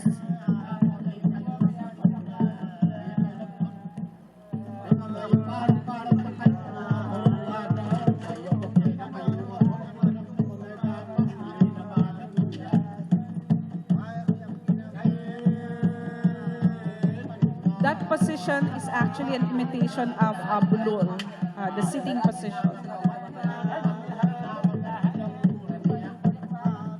So to notice a Mumbaki, it's seated at the four posts of the rice granary.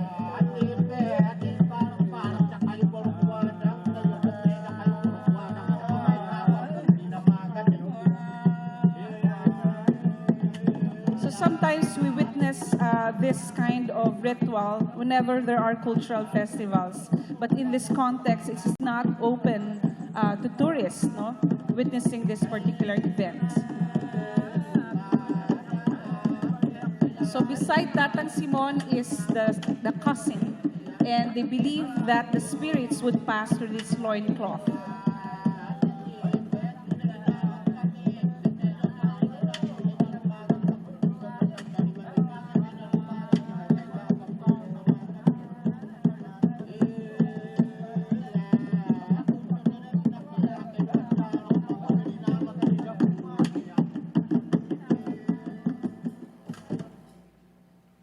Okay, so this is a short clip from that particular field work. So, like I said, actual ritual practice of the Mumbagol or Mumbaki is very rare, but sometimes you see them in cultural festivals such as this one. A lot of tourists would come in during the festivities in Ifugao, and with the aid of handwritten notes, they are able to record the chants of the Mumbaki.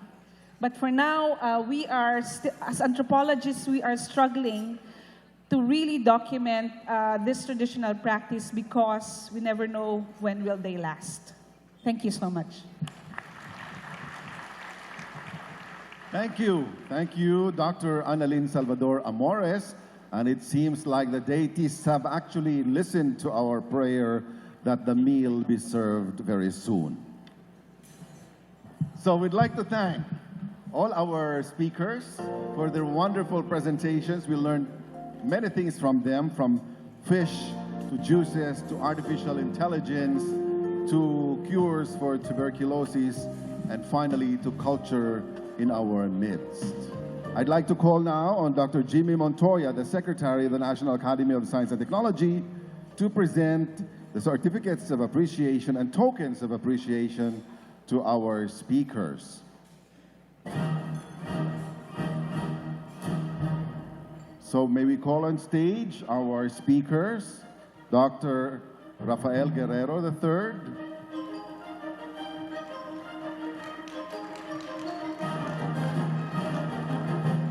Dr. Alonso Gabriel,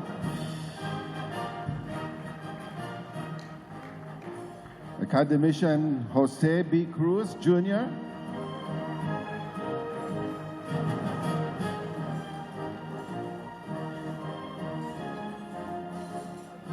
Academician Jaime Montoya, so he will give himself a token of appreciation.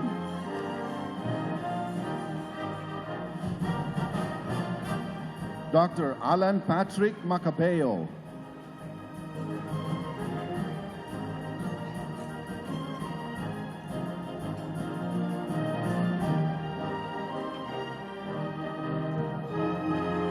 Dr. Annalyn Salvador Amores.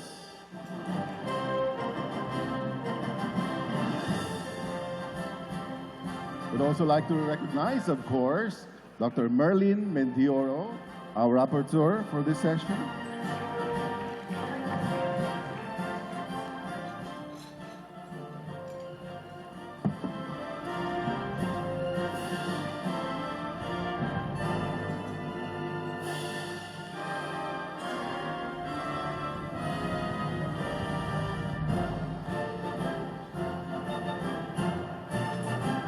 And right now, we've got a certificate of appreciation, likewise to be presented to our moderator, Director Richard Burgos. A round of applause, please. And this ends the presentation of the NAST awardees' research results. This afternoon, we will proceed with the recognition and awarding ceremonies. May we request the members of the Resolutions Committee, including all the rapporteurs, to proceed at the Boracay Room for the Resolutions Committee meeting. And also, the national scientists and academicians, please proceed to Palawan 2, where your lunch awaits. National scientists and academicians, please proceed to Palawan 2, where your lunch awaits. After which, proceed to Bohol for your wardrobe change. Enjoy your lunch. Let me just take Bon this appetit. time to thank all of you for your attention. It has been a very lively and educational forum in this session. But let me also remind you that as Director of the Science and Technology Information Institute, we have a responsibility to communicate science for the people. For those of you who are looking for a journal to publish your research results, we have the Philippine Journal of Science. It's older than any one of you here, at least 112 years old, and it's still a viable research publication journal, all right? We also invite you to watch DOST-TV. This is the broadcast arm of DOST. And we are on PTV4 every morning, Monday to Friday, 9 to 9:30.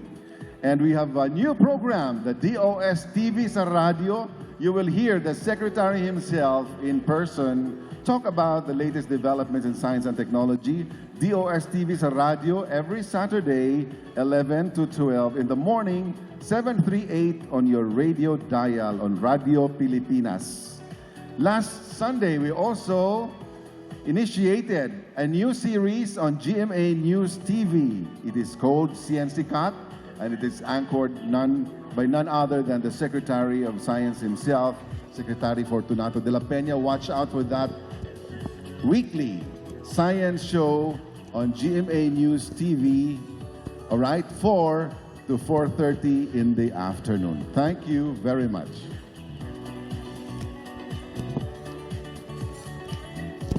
And for those who are enjoying our lunch today, here's a few snippets of a successful lunch.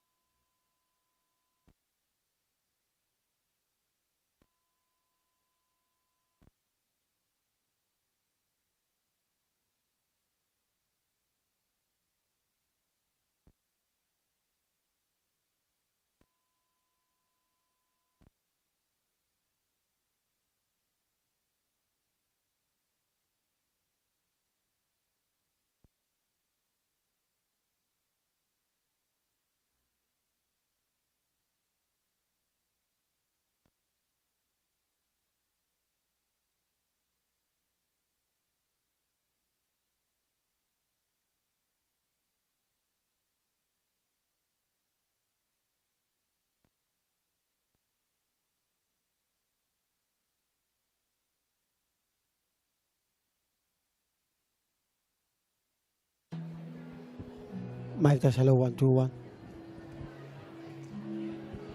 Mic test, hello, 1, 2, 1. Mic test. 1, 2, 1. These songs together, the song for no person.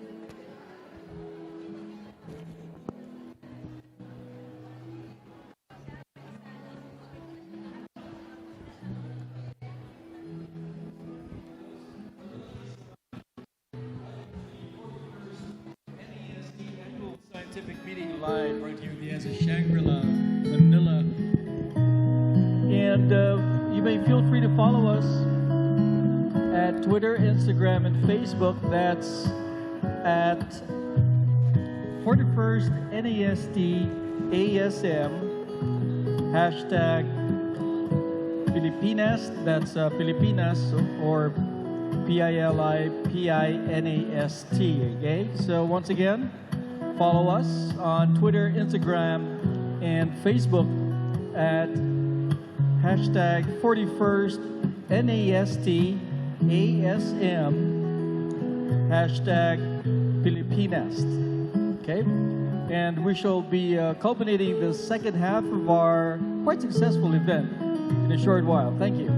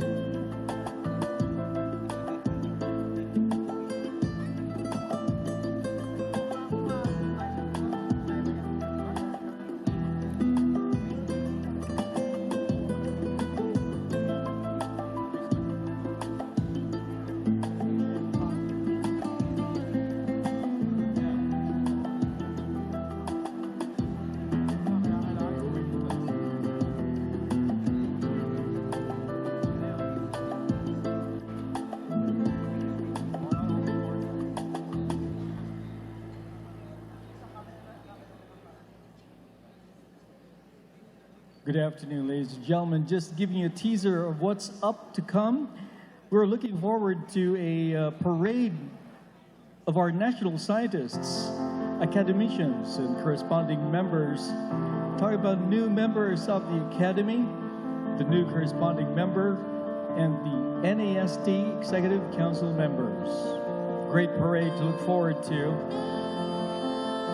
And presentations from academicians Jaime Montoya, academician EMT Mendoza, GBRD, the CCA, NATS, and the SDI. All these and more happening on the culmination of this back-to-back event, pretty much successful 41st National, or the NASD Annual Scientific Meeting, which will be starting shortly. Thank you.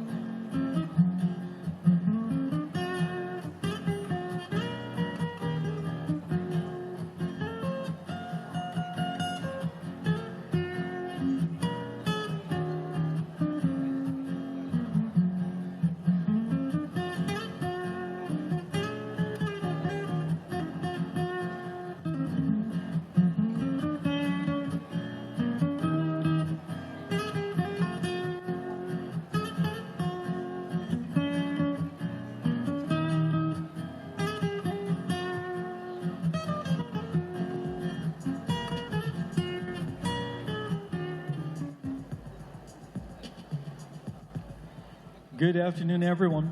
We are now at the culmination of our two-day event, the awarding and closing ceremonies of the 41st Annual Scientific Meeting. The Academy, being the highest recognition body in science and technology in the country, has traditionally been giving annual recognitions to deserving and outstanding individuals who have made significant contributions in their field of expertise. Let us all welcome Academician Jaime C. Montoya, the master of ceremonies for today's event. Round of applause, please.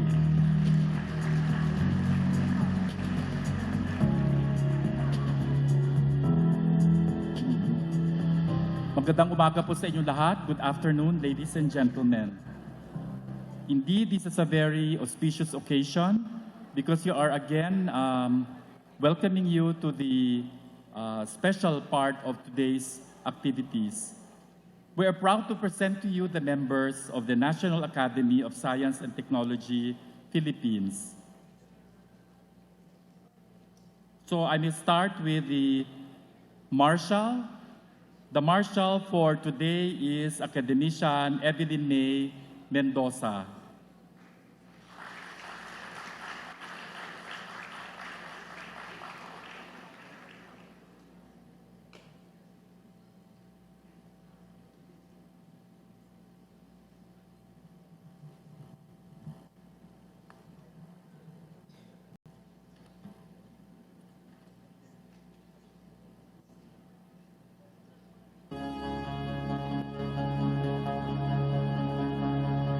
Let's now welcome our national scientists.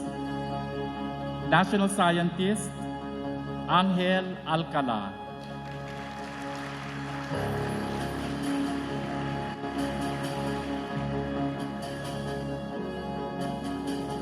National Scientist Ramon Barba.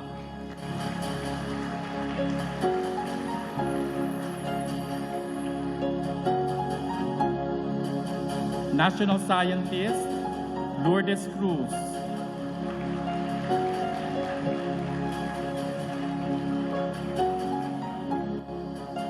National Scientist Ernesto Domingo.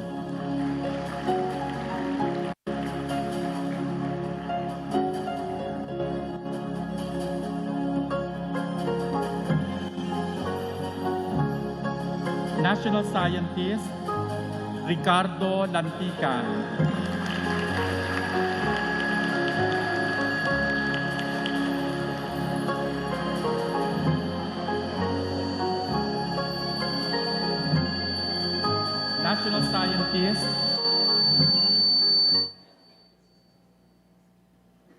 National Scientist Bienvenido Nepes.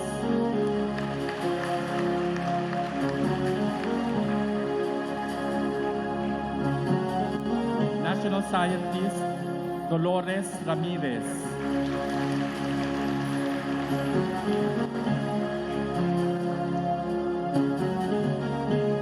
National Scientist Gavino Trono.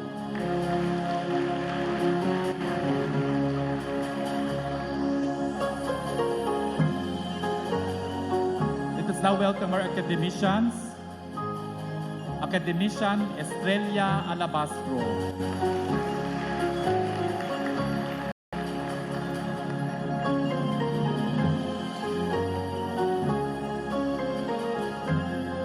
Academician Eliezer Albacea.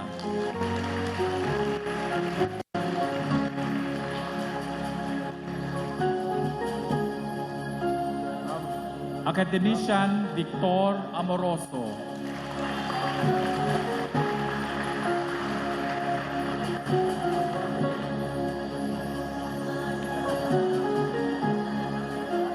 Academician Jose Maria Balmaceda.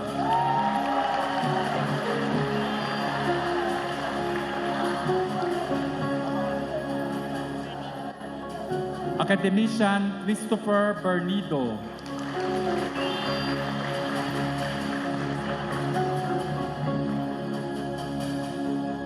Academician Gisela Concepcion.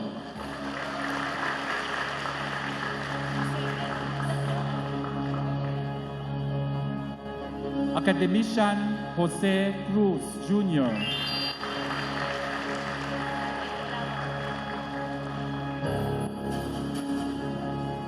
Academician Alvin Culaba.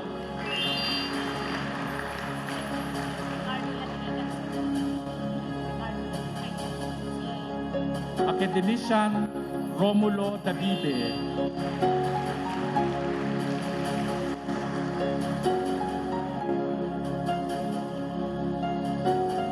Academician Glenn Gregorio.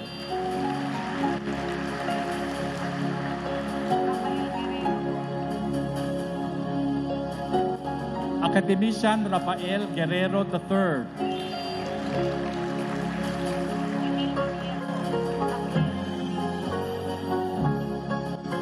Academician Emil Javier.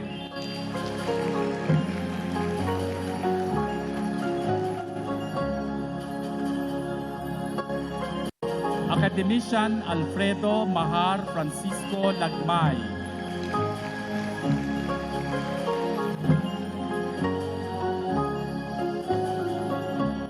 Academician Rodel Lasco.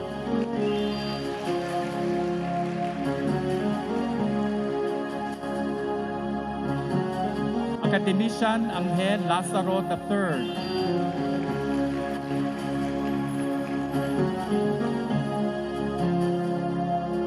Academician Mahar Mangahas.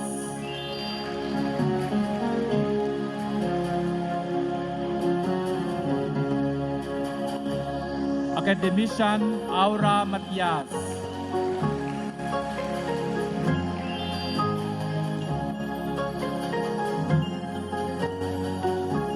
Academician Marco Nenesio Montaño.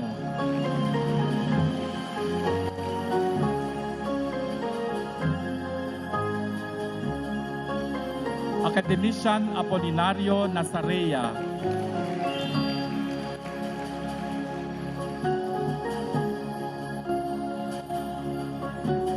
Academician Carmencita Padilla.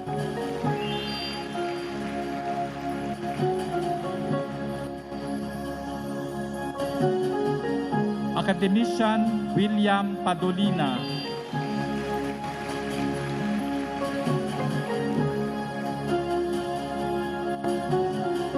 Academician Asuncion Raimundo.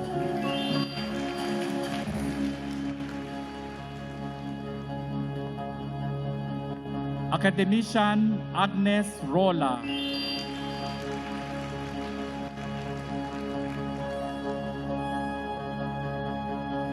Academician Cesar Saloma.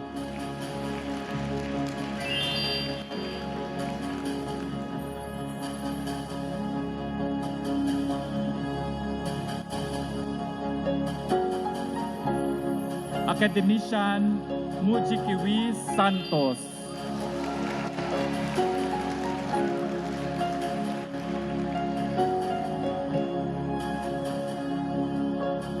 Academician Raymond Tan.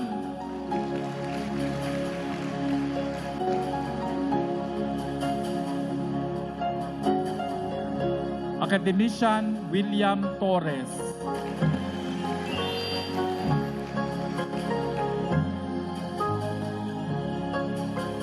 Academician Cesar Villanoy.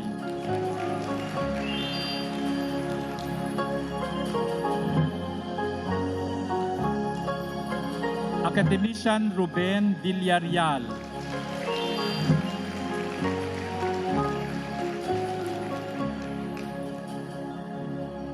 Academician Edward Wang.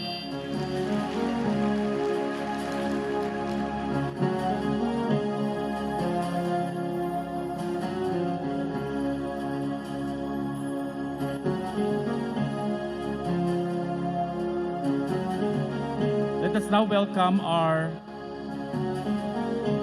new academicians. Dr. Rex Victor Cruz.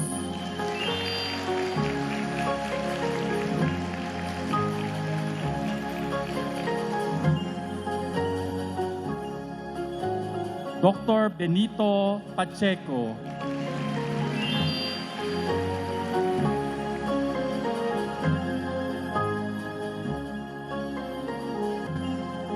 Dr. Roddy C.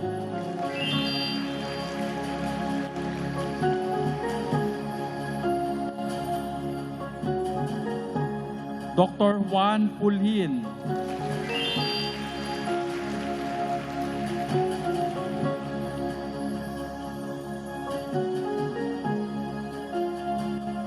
Let us now welcome our new corresponding members, Dr. Michael Puruganan.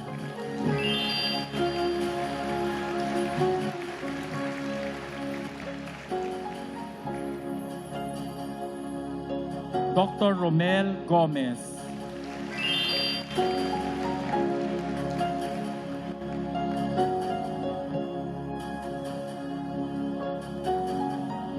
Now let us welcome our Executive Council, National Scientist Raul Pabella.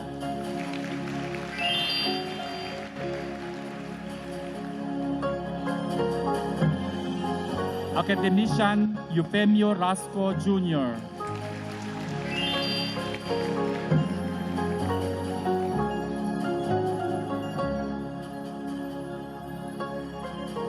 Academician Fabian Dairit.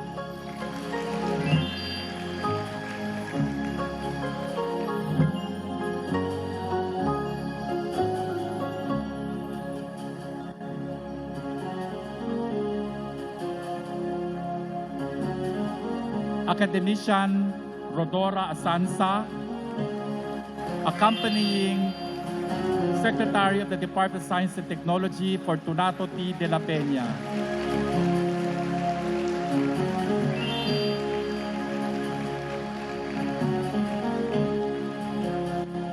And of course, our special guest, the NEDA Director General, Secretary, Dr. Ernesto Pernia.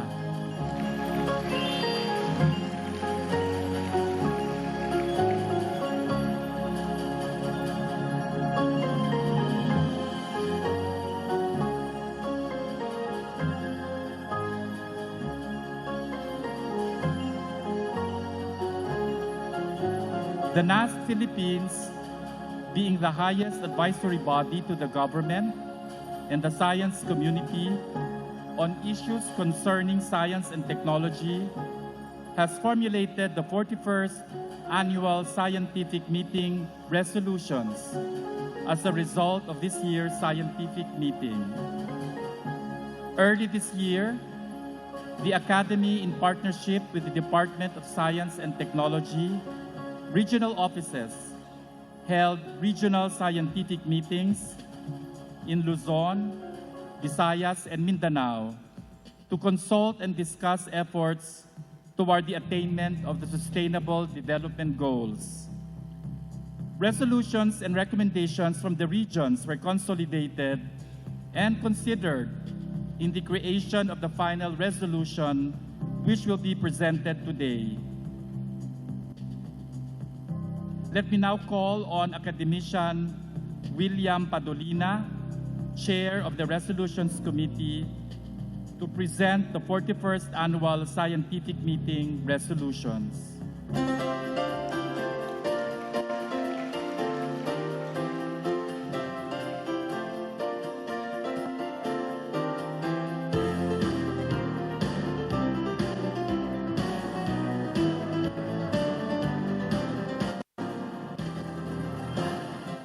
Secretary Ernesto Pernia, Secretary Fortunato de la Peña, we have the honor to present to you the resolutions that were agreed upon on the occasion of the 41st Annual Scientific Meeting of the National Academy of Science and Technology.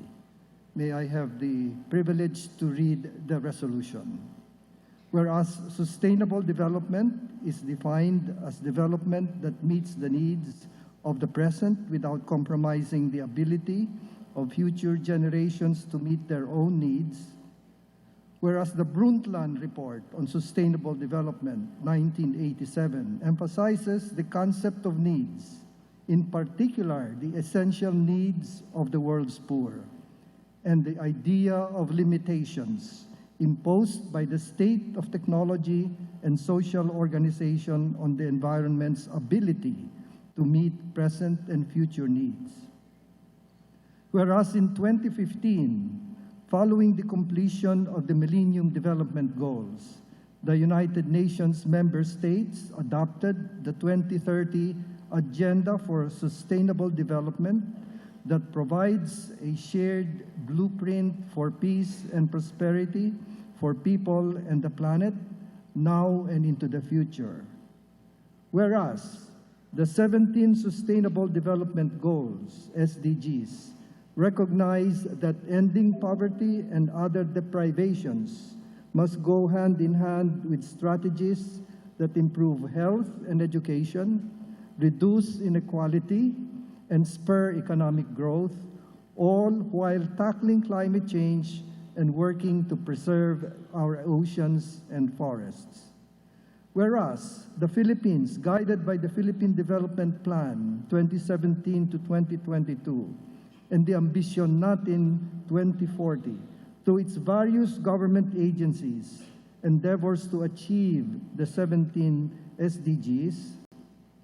Whereas Republic Act 8425, known as the Social Reform and Poverty Alleviation Act, defines minimum basic needs as needs of a Filipino family pertaining to survival, food and nutrition, health, water and sanitation, and clothing, close parenthesis, security, open parenthesis, shelter, peace and order, public safety, income and livelihood, close parenthesis, and enabling, open parenthesis, basic education and literacy, participation in community development, family and psychosocial care, close parenthesis.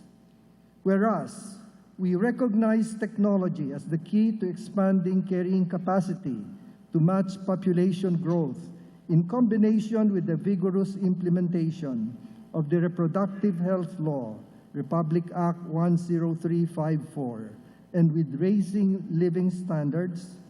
Whereas the National Academy of Science and Technology, NAST Philippines, NAST PHL, recognizes the importance of transformation of science-based knowledge and research into goods and services for the Philippines' path towards sustainability and resiliency, as focused on the 3 SDGs. Goal 4, quality education. Goal 12, responsible consumption and production.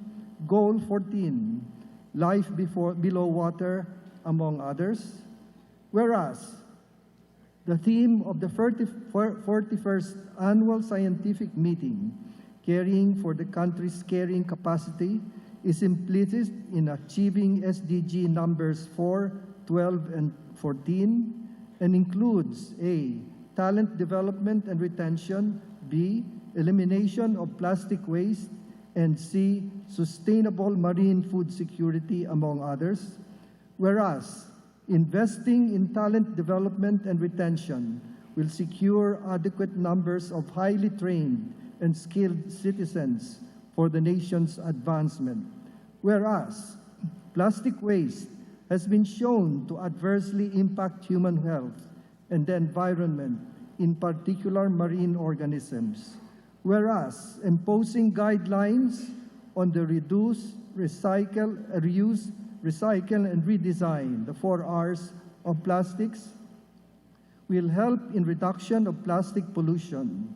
Whereas addressing the adverse effects of climate change will positively impact the security of marine food resources. Whereas addressing these concerns will significantly improve the country's carrying capacity. Now, therefore, it is hereby resolved that the following actions be recommended. On talent development and retention. Enhance activities that will increase awareness and appreciation of the value and impact of science and technology in society in general and in the K-12 STEM curriculum in particular.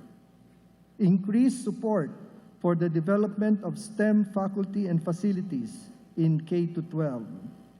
Increase support for graduate education scholarships for study in the Philippines and abroad. Participate in global initiatives on the environment and promote acquisition of talents by providing incentives for high-level Filipino and foreign professionals to work in the Philippines.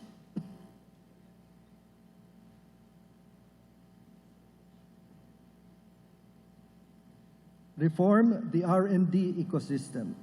Excuse me. Eliminate, excuse me. Eliminate dysfunctionalities in the research and development ecosystem, such as the lack of regular items for high-level R&D staff, restrictions to avail opportunities for training abroad, uncompetitive compensation packages. Reform the procurement and fund disbursement system in STEM research, development, and extension activities, and increase public and private investments in the emerging technologies. Management of plastic waste. Support zero waste initiatives at the national, regional, and local levels.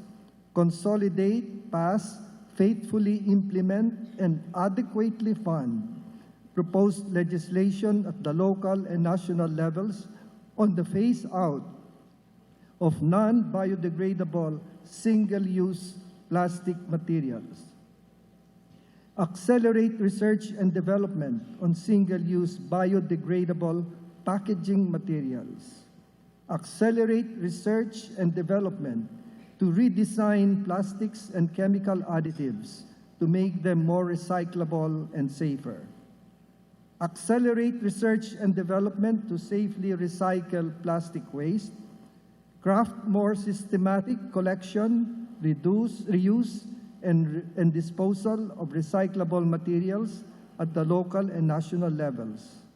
Reduce the use of plastic materials in products and services, for example, straw and utensils, and conduct comparative analysis of incineration, waste to energy, and other alternative approaches as a possible solution to plastic waste. Marine food security.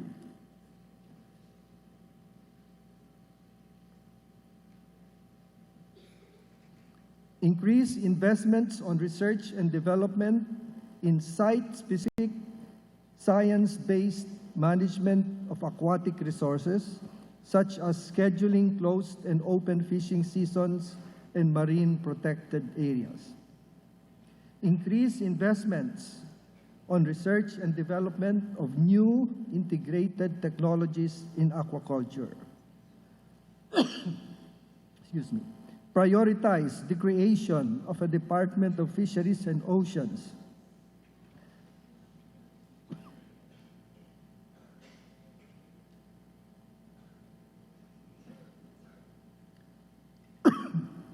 Sorry, I'm nursing a cough.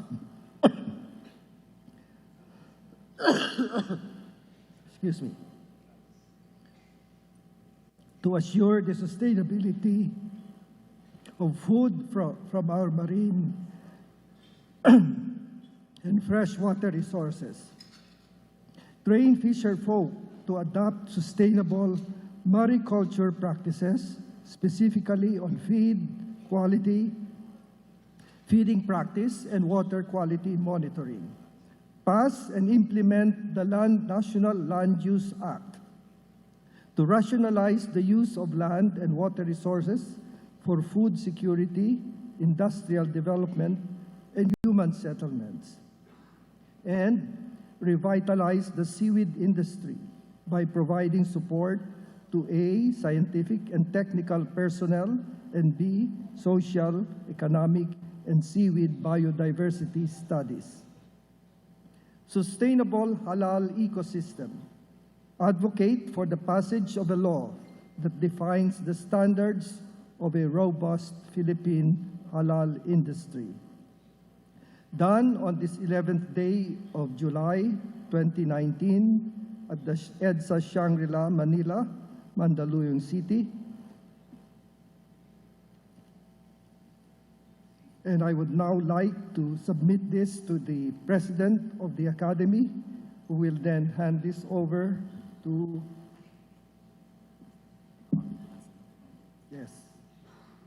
Secretaries Pernia and De La Peña. May we please request Secretary De La Peña, Secretary Pernia, and and our NAS President, Rodora Sansa, to receive the resolutions during this 41st Annual Scientific Meeting.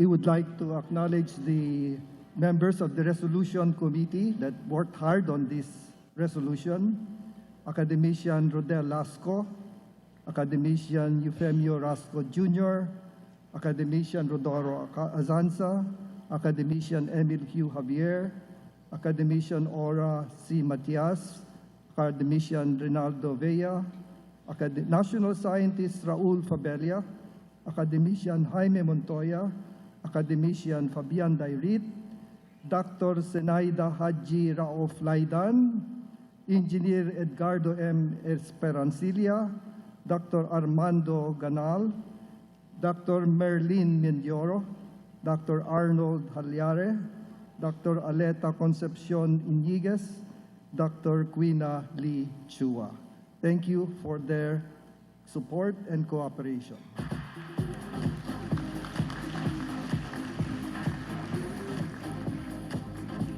May we now request the Secretary of the National Economic Development Authority, Ernesto Pernia, to deliver his response.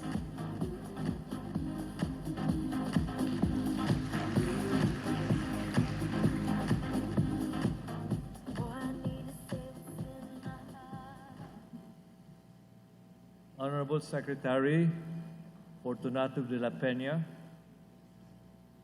Honorable President, Academician Professor Dr.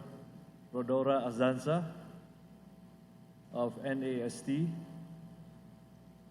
other officials of NAST, distinguished members of NAST, ladies and gentlemen, good afternoon.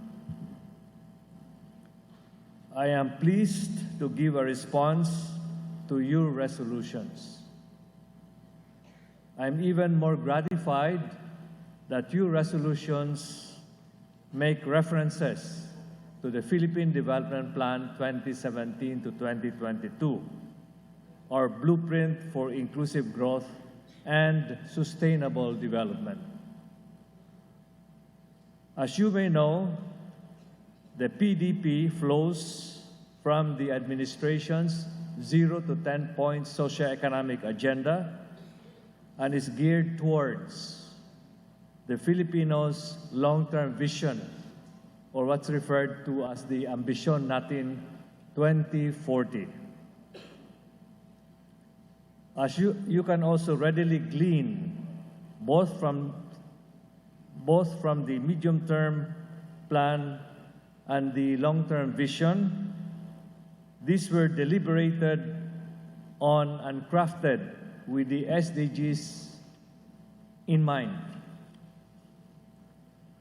I note that the areas of concern and objectives in new resolutions are also well aligned with many of the SDGs. Number 1, talent development and retention. Secondly, the reform of the R&D ecosystem. Number 3, the food security. Number 4,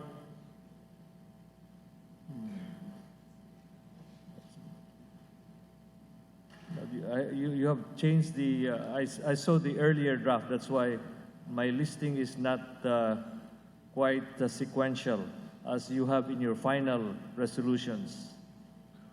Something about food security, then waste management, plastic waste management now, and life under the water or life in the blue economy. These areas and concerns, your areas of concern dovetail quite nicely with the SDGs. Besides, of course, your conference theme, caring for the carrying capacity of our country. This made me think that giving you a sneak preview of the so-called Voluntary National Review, or VNR, on our country's progress on the SDGs toward 2030, 11 years from now, might be of interest. Incidentally, I'll be presenting the Voluntary National Review at the so-called High-Level Political Forum for Sustainable Development at the United Nations in a couple of days' time. The forum will be participated in by ministers from 47 countries who will also be presenting the respective VNRs. Let me now go to the Philippines Voluntary National Review on the SDGs. The Philippines affirms its commitment to achieve the SDGs as the goals are in sync with the country's development plan and long-term vision 2040. The attainment of the 2030 goals should pave the way for the realization of the Ambisyon Natin 2040, the country's long-term vision. Both the 2030 SDGs and our 2040 long-term vision call for intergenerational equity and long-term planning. And both subscribe to the core principles of sustainable development and leaving no one behind. We deem it important that the SDGs and our long-term vision are integrated into the Philippine Development Plan, or the PDP, the country's blueprint for development. On the screen is a strategic framework of the PDP. In our report, we highlight this integration and the consistency of the indicators and targets. This way, the implementation of the SDGs hinges on existing competencies and resources. Regular participation in the Voluntary National Review is a key strategy to instilling a sense of urgency in implementing the Agenda 2030. In the Voluntary National Review, the process is as important as the product. Through several workshops, we have hopefully reaffirmed the necessary commitment from different actors to the SDGs. Allow me to cite some of the country's accomplishments.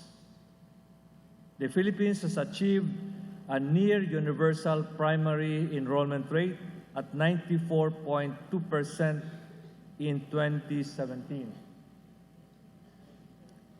In the past 2 years, we have substantially increased completion rates for primary and secondary education by 8.4 and 10.3 percentage points, respectively. Notably, The 2019 Global Education Monitoring Report lauded the Philippines for its progress in ensuring access to education for vulnerable groups such as persons with disabilities, indigenous peoples, out-of-school youth, and overseas Filipinos.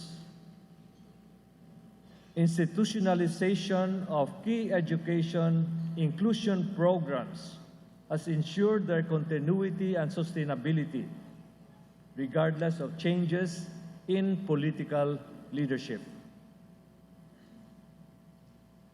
Non-government organizations, such as Teach for the Philippines, are doing their part to support government initiatives in the last-mile delivery of education. Teach for the Philippines recruits and trains young leaders to teach for 2 years in public schools, particularly in areas that lacked teachers. The country remains one of the fastest growing economies in Asia. In 2018, the country GDP grew by 6.2%. The regions of the Philippines experienced broad-based growth as well, and the growth rates of several regions outpaced the national capital region. Per capita GDP was also at an all-time high, registering 4.6% increase. The national unemployment rate declined to 5.3% in 2018, the lowest recorded in 15 years. And the underemployment rate went down to 13% in 2018 from 17% in the previous year. The Green Jobs Act is an initiative to promote employment that is inclusive, sustainable, and equitable. It promotes decent jobs that are environmentally friendly, protect ecosystems and biodiversity, and help minimize waste generation and pollution, especially plastic waste generation. The private sector has been bringing marginalized sectors into the production value chain through inclusive business models. There are also livelihood support programs that empower disadvantaged groups and lift communities out of poverty. To narrow the gap between male and female labor force participation, a law expanding maternity leave benefits from 60 to 105 days was recently enacted to reduce what we call the motherhood penalty. The conditional cash transfer program has been assisting poor families on the condition that their children attend school and seek health services. Indicating reduced inequality, the increase in livelihood income per capita among the bottom 40% of the population was larger at 28.3% versus 21.2% for the entire population. Responding to the Magna Carta for persons with disability, private companies now hire more persons with disability. A significant proportion of the personnel of Lamoyan Corporation, for example, consists of deaf or mute workers. Shown on the slide is a school that was constructed using a community-driven approach. The Kalahi Seeds works to empower poor communities to identify and fund initiatives that address local development needs. Recent studies rank the countries as the third most vulnerable to hazards and the fifth most affected by the impact of extreme weather events. Notwithstanding, the Philippines has reduced the number of persons directly affected by disasters from 846,000 in 2015 to 682,000 in 2018. As for initiatives for climate action, Project NOAA exemplifies the partnership between academe and government in providing timely weather information for disaster preparedness. Gawad Kalasag, meanwhile, gives recognition and awards to exemplary local actions that help communities cope with climate change with the aim of replicating them. In terms of building institutions, we have seen a reduction in bribery. The proportion of persons who had at least one contact with a public official and who paid or asked for bribery decreased from 2.5 persons in 2016 to 1.9% in 2017. The ratification of the Bangsamoro Organic Law is a result of cumulative initiatives, including those by the international community to address the long-standing conflict in southern Mindanao. The National ID System, or the Philippine Identification System, the government's digital identification platform, is under implementation. This will be pilot tested later this year and ramp up starting in 2020, so that by 2022, practically all Philippine population will be registered and covered by the national ID system. We will just have one ID instead of so many to present to businesses or to the government. This will especially facilitate, among others, the access of the marginalized to government assistance. Still, we have a long way to go, and we need your cooperation to partner and cooperate with us. In education, we need international partnerships to help us teach our teachers new pedagogical approaches to improve learning. To pursue decent work, especially for migrant workers, we call on host countries. This is addressed at the UN, so the audience here is the international community. We call on host countries to work with us in formulating qualifications reference framework to ensure the mobility of our workers. We also need to be assured that their safety will be there abroad. To address subnational inequality, we request development partners to channel assistance to the disadvantaged areas. We also call on the developed countries to lead the way, both in advancing technology to address climate change and in providing funding assistance to make it happen. Addressing cybercrimes and transnational crimes is another area where we should improve bilateral, regional, and international partnerships and cooperation to boost capabilities. Finally, we wish for more platforms for knowledge sharing, including South-South cooperation. The necessary platforms for coordination and monitoring have been set. Concrete actions have been taken to deliver services and provide economic opportunities to the sectors that would otherwise be left behind under a business-as-usual growth process. We invite you to visit our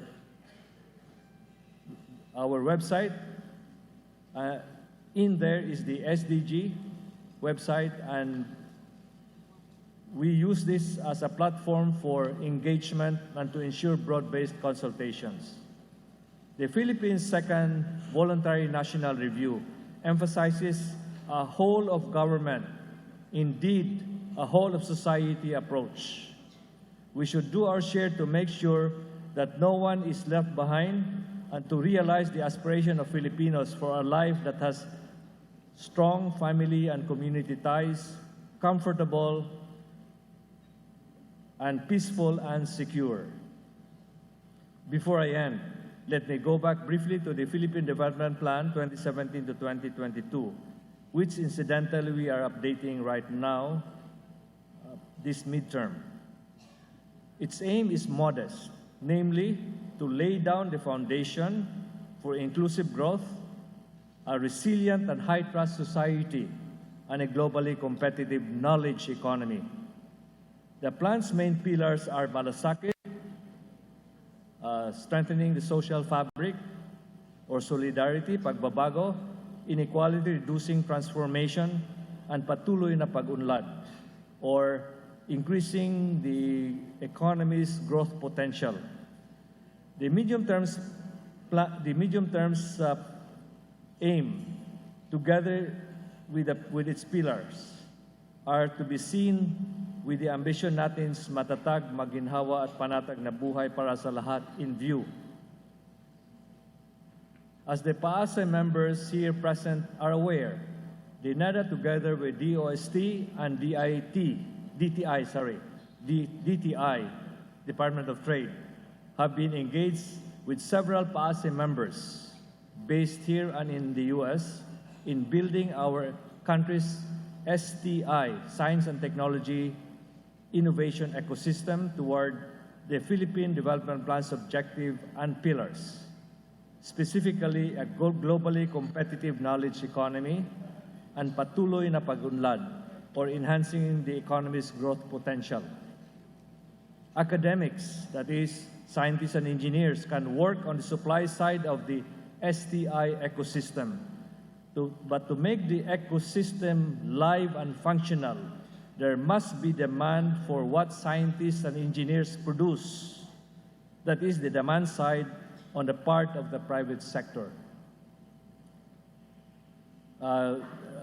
comprising business people, industrialists, entrepreneurs, and capitalists.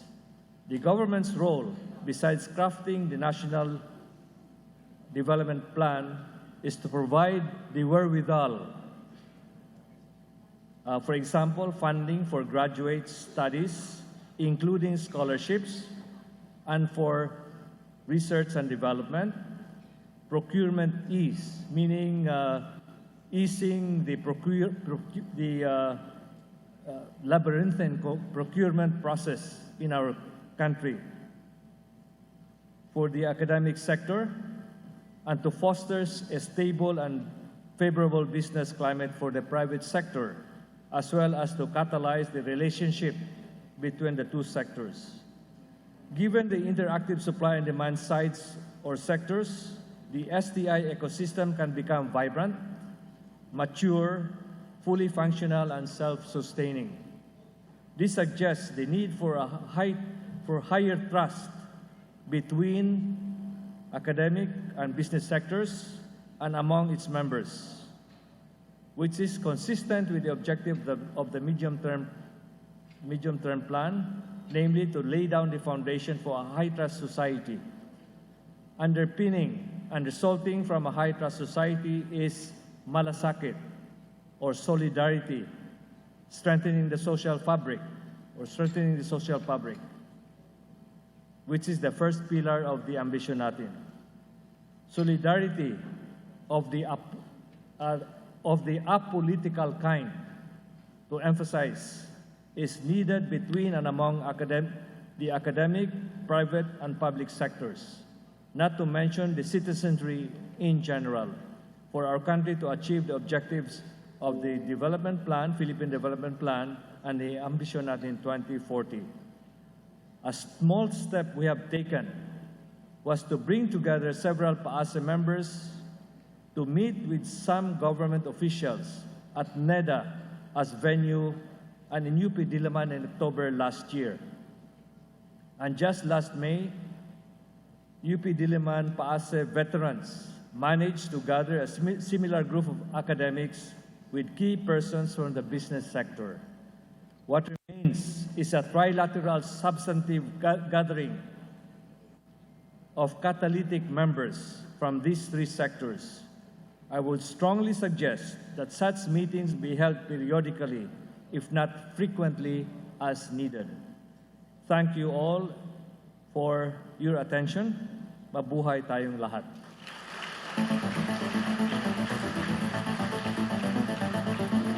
Thank you very much, Secretary Pernia.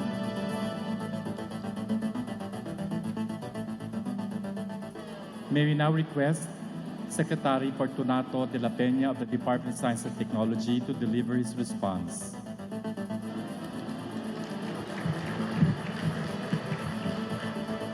Good afternoon again. First of all, I would like to commend the Resolutions Committee for presenting to us what I would consider brief, concise, and very clear resolutions. I would say that the recommendations or the resolutions can be categorized into two major categories. One, those that are within our control at DOST, and secondly, those that are not within our control.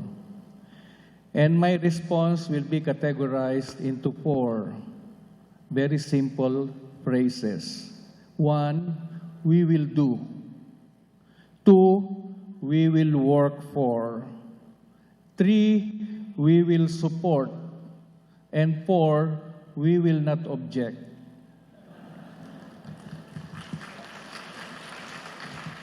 So allow me to go through the five major groupings of resolutions so that I can pinpoint exactly which ones will fall under those four categories. So the first one is under the talent development and retention. Can we have them projected? There are five actually. I will not read them anymore. You can go through it, but I will say that for all the five under talent development and retention, we will do. So move on to the number 4 and number 5, and then we move on to the part 2, which is reform the R&D ecosystem. So there are three resolutions here, which is eliminate dysfunctionalities. Number 2 is pakitaas, reform the procurement, and number 3, increase public and private investments. Wala pa akong sinabing aksyon. We will work for. The third group of resolutions is on management of plastic waste. The first two, support zero waste and consolidate and pass legislation at the local and national levels on the phase out of non-biodegradable single-use plastic, we will support. For items 3, 4, and 5, accelerate research and development, and number 5, accelerate research and development, we will do. With the usual colatilia, subject to the availability of funds. Resolutions 6 and 7, which is crafting more systematic collection of recyclable materials at the local and national levels, and and reducing the use of plastic materials in products and services, we will support. Okay? And for the conduct of the comparative analysis of incineration, waste to energy, and other alternative approaches, we will do. For marine food security, the increase in investments on R&D and on site-specific science-based management of aquatic resources, and on new integrated technologies in aquaculture, again, we will do. Number 3, we will not object. For 4, 5, train fisher folk and pass and implement the National Land Use Act, we will support strongly. And for the revitalization of the seaweed industry by providing support to scientific and technical personnel as well as to social, economic, and seaweed biodiversity studies, we will do. And lastly, for the sustainable halal ecosystem, advocate for the passage of a law to define the standards of a robust Philippine halal industry, we will support. Before I close, I would like to say that, I would like to share with you a particular, something that has to do with Secretary Pernia. He has been very supportive of science and technology at the cabinet level. And if I may share also, if I make any presentation in the cabinet, there are 2 fellow cabinet members who always volunteer and initiate the support, Secretary Pernia and Secretary Briones. Finally, before I close, I would like to say that I am very happy about the slight increase in the number of OIS awardees. We now have gone beyond 10. There are 12 awardees today. Before, we seem to be following a pattern of 10 or less, but now we have 12. And for me, let us try to award more if there are more who are deserving. Let us not think about the financial implications. Maliit lang yun.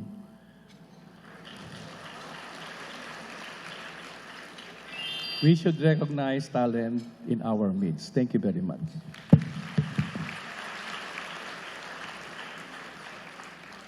Thank you very much, Secretary de la Peña, for your response.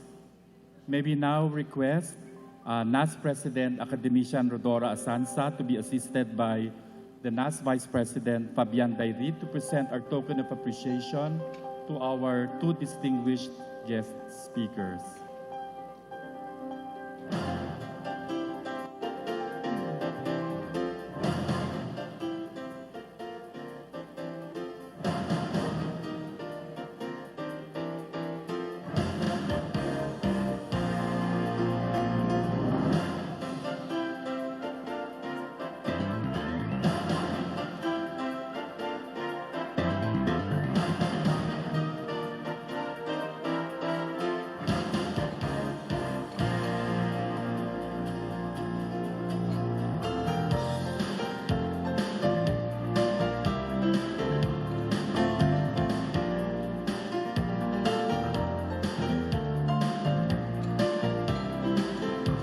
Another round of applause to our most distinguished guest speakers who have committed to support and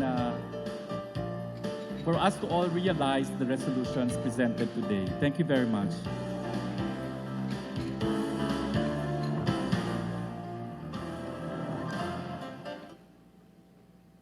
Please be informed that copies of the resolutions will also be transmitted to other concerned agencies for possible action. It is our hope that the Academy's recommendations will be of use to you and to other government and private institutions in performing your respective mandates, for we truly believe that sound policy should be anchored with scientific basis. Before we move on, may we now call on the CEU Singers Manila to render an intermission number.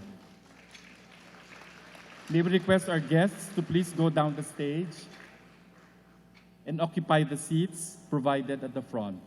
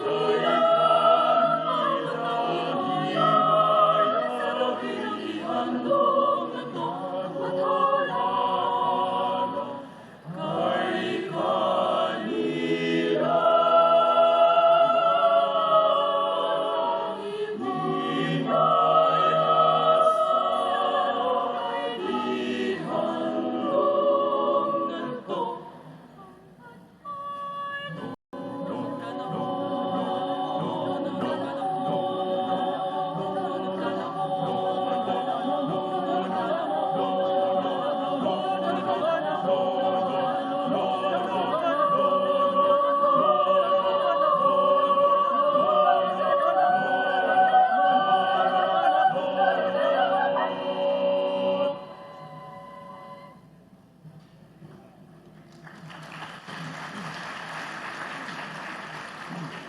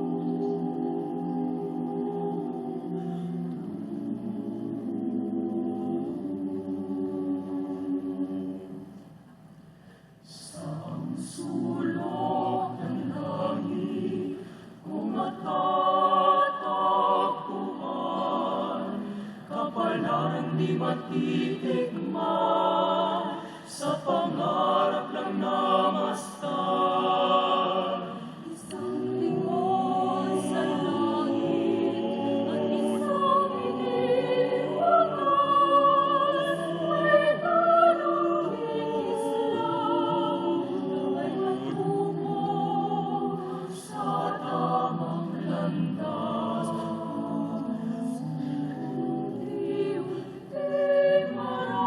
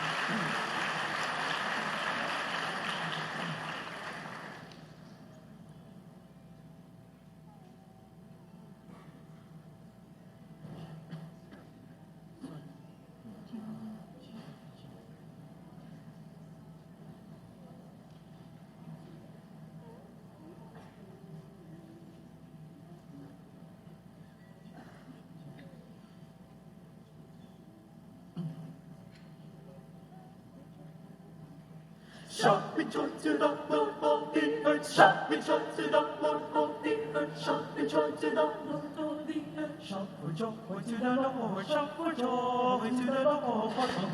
Worship the Lord with gladness, come before Him with joyful song. Worship the Lord with gladness, come before Him with joyful song. Shout for joy to the Lord, shout for joy to the Lord, shout for joy to the Lord, shout for joy on the earth, shout for joy to the Lord, shout for joy to the Lord, shout for joy to the Lord, shout for joy on the earth. Joy to the Lord, shout for joy to the Lord on the earth. Worship the Lord with gladness, come before Him with joyful song. Worship the Lord with gladness, come before Him with joyful song. Shout for joy, worship the Lord, shout for joy, worship the Lord, shout for joy, worship the Lord, shout for joy, shout for joy to the Lord, shout for joy to the Lord, shout for joy to the Lord, shout for joy on the earth. Know that the Lord is good, it is He who made us. Know that the Lord is good, it is He who made us. Know that the Lord is good, it is He who made us. Know that the Lord is good, it is He who made us. We are His people, the sheep of His pasture. We are His people, the sheep of His pasture. His people, His sheep, His pasture, His people, the sheep of His pasture, the sheep of His pasture. Enter His gates with giving, His courts with praise. Give thanks to Him and praise His name. For the Lord is good, and His song is good forever. Enter His gates, thanksgiving. With praise, give thanks to Him and praise. Praise Him, for the Lord is good. His love, His love, His love endures forever, forever, forever. Give thanks to Him and praise His name. For the Lord is good and His love endures forever, forever. For the Lord is good, His love endures forever. His faithfulness continues through all generations. For the Lord is good and His love endures forever. His faithfulness continues through all generations. Shout with joy to the Lord of the earth. Shout with joy to the Lord of the earth. Shout with joy to the Lord. Shout for joy to the Lord of the earth. Worship the Lord with gladness, come before Him with joyful song. Worship the Lord with gladness, come before Him with joyful song. Shout for joy, worship the Lord. Shout for joy, worship the Lord. Shout for joy, worship the Lord. Shout for joy to the Lord. Shout for joy to the Lord. Shout for joy to the Lord. Shout for joy. Shout for joy to the Lord. Shout for joy to the Lord. Shout for joy to the Lord. Shout all the earth. Shout for joy. Shout.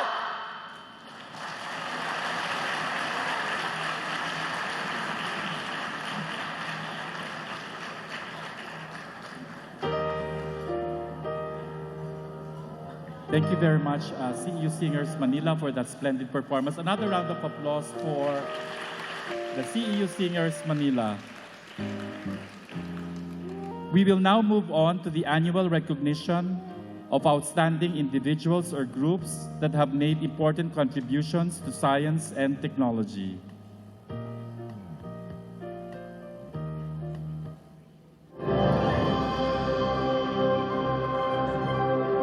Welcome to the annual recognition of outstanding scientific achievements by the National Academy of Science and Technology, Philippines, or NAST. On 16th of December 1976, Presidential Decree 1003A creating the National Academy of Science and Technology was signed into law. It was created to provide meaningful incentives to those engaged in scientific and technological research and to give due recognition to outstanding achievements in science and technology. The Academy is the nation's symbol of commitment to science. As the highest recognition body in science and technology, its contributions to society come from the cumulative achievements of its members over a lifetime under less than encouraging circumstances. Since then, the Academy has produced 41 national scientists, 185 academicians, 14 corresponding members, 1 honorary member, 342 outstanding young scientists, and many other awards to reward the outstanding works of our Filipino scientists. Today, we will once again honor outstanding individuals and groups who have made important contributions to science and technology in the country. They will receive NAST trophies and plaques, which is an artwork of a multi-awarded visual artist, Mr. Sahid Imam. The sculptural trophy for the NAST Awards shows fluid lines and curves, subtly forming the word NAST. The upward movement of the lines shows modernity, great strides in science, and excellence. The contours and holes all around symbolize how our outstanding scientists discover and explore the world of science from different perspectives.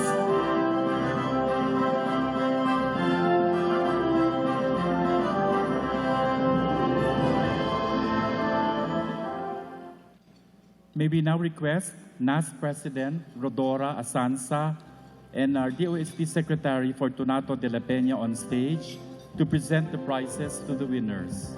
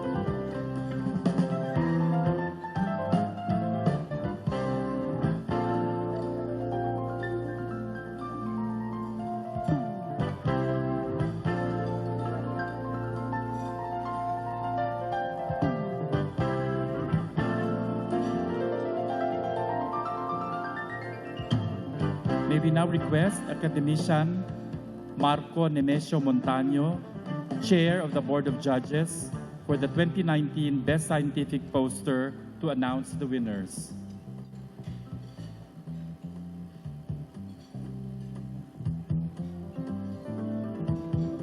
NAS is proud to announce the winners of the scientific posters for the 41st Annual Scientific Meeting. Just a reminder for the winners that the cash prize of 10,000 pesos will be deposited in your bank account. For the agricultural sciences, there are 2 winners.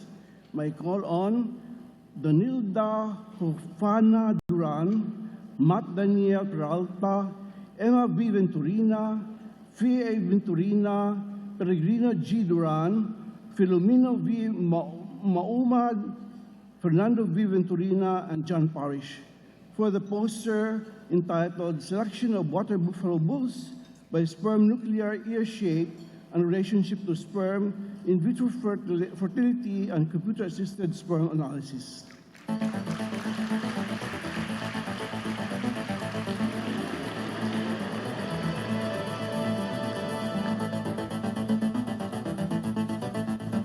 None?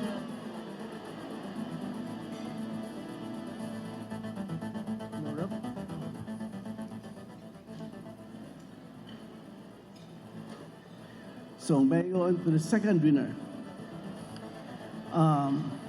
May I call on Fe M. de la Cueva, Anne Fatima A. Benjamin, Mark Angelo B. Melendez, and Marcel Gonzalez for the paper on CLE-PCR, rapid and economical detections of banana bungee-top virus.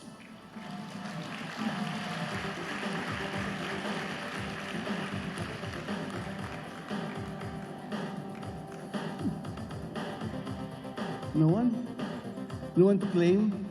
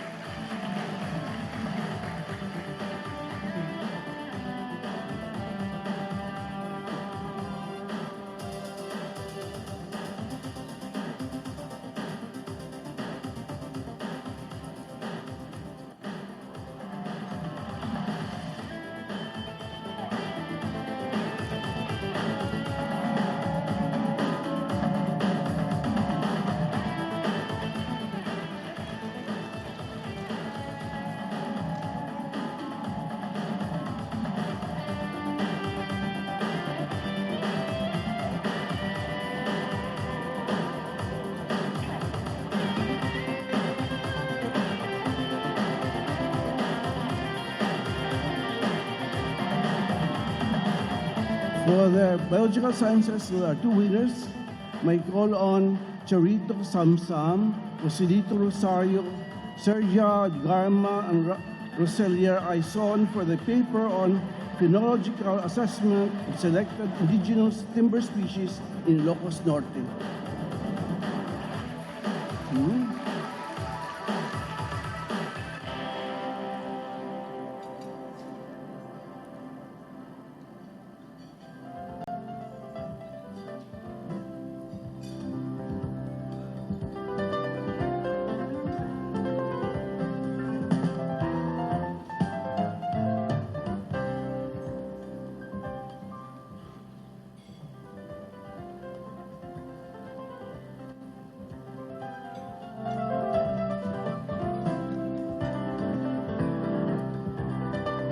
The second winner is Lucille Colleen, A. Abduhan, and Jocelyn Humawan. Phytochemical analysis of toxicological screening of crude aqueous extract from roots of Deres elliptica bent tubuli used as pesticide to Orochium chromis nucleoticus.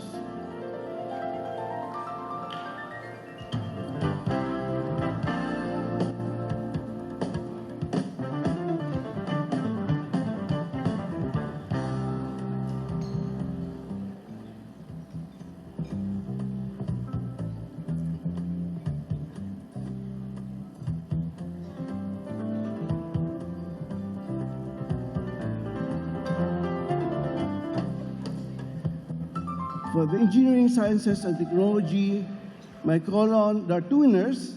My call on David Homan Mendoza, Jo Marie Noy, Maria Kimberly Sumistrado, Ida Allen Lopez, Maria Teresa Perez, Lilia Fernando, Lorely Trinidad, Maria Teresa, John Atienza, Evangeline Alocina Siya, and Francisco Aligado for the poster on selectivity, sensitivity, and stability of testing DNA nanobiosensor prototypes for E. coli 0157H7.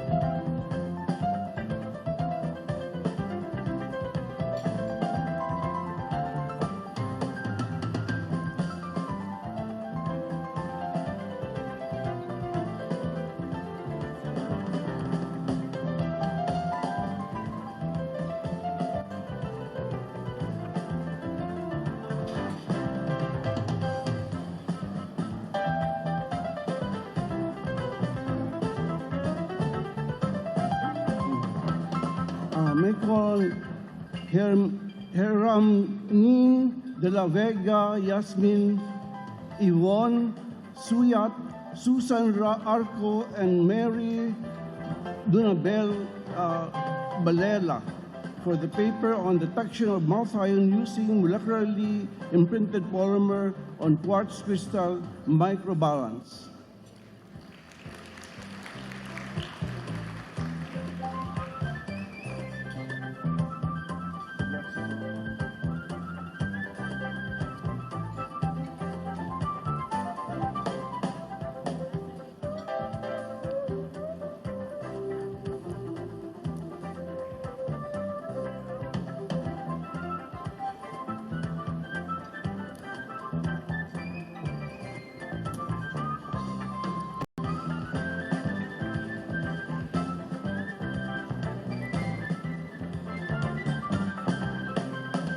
For health sciences, we call on Abigail Santillan, Ruth Bangael, Rolando Lopez, Maria Honolina Gomez, Alan Felizar, Maria Cristina Ramos, Leonardo Guevara Jr., and Pia Marie Albano for the paper on ATR-FTIR spectral determination between malignant and non-malignant thyroid tissues.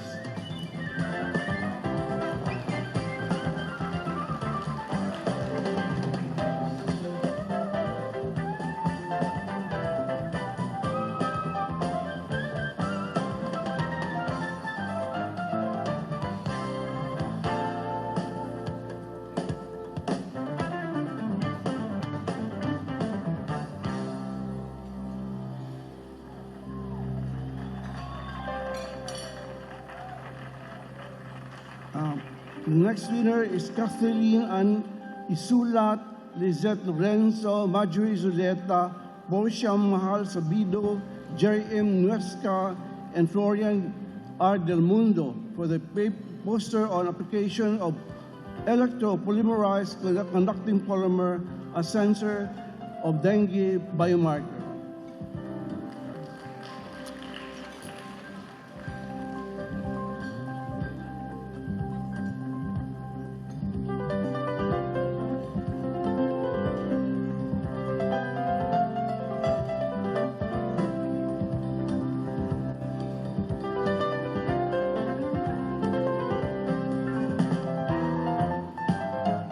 There's only one winner for Mathematical and Physical Sciences Division, so it's Lloyd Arvin M. Malaluan and Roberto M. Malaluan for the poster on fractionation of rice bran or Rhiza sativa VA286 variety using supercritical carbon dioxide.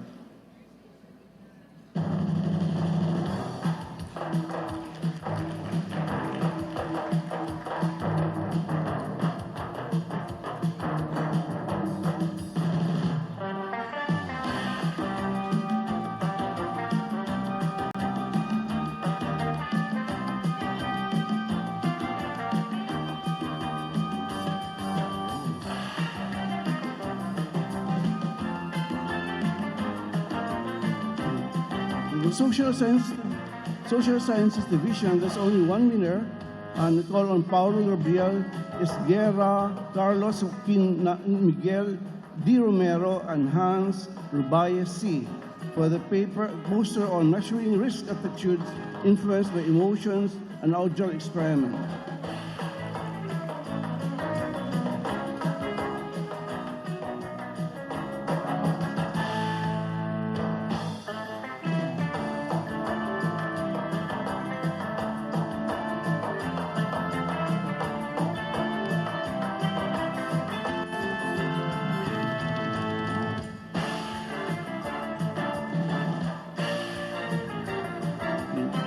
Before I go back to my seat, let me thank my fellow judges, that is National Scientist Lourdes Ramirez, Admission Seferino Maala, Admission Salcedo Eduardo, National Scientist Gavino Trono, Admission William T. Torres, Admission Christopher C. Bernido, Admission Jose Maria Balmaceda, Admission Edward Wang, National Scientist Ernesto O. Domingo, Admission Agnes Rola, Engineer Sancho Maburang, Engineer Jesus F. Zamora, and Dr. Anthony C. Salas. Thank you very much.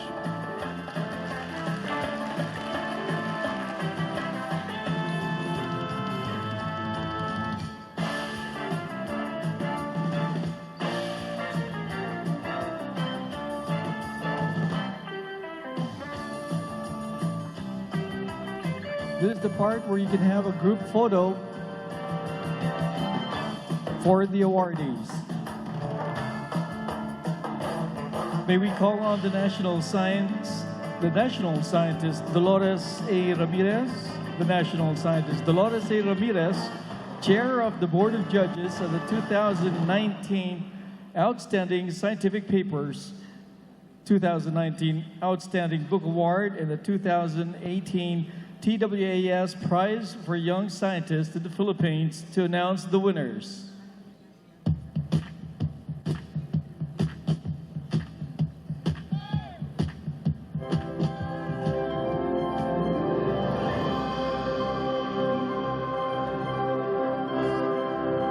Outstanding Scientific Papers.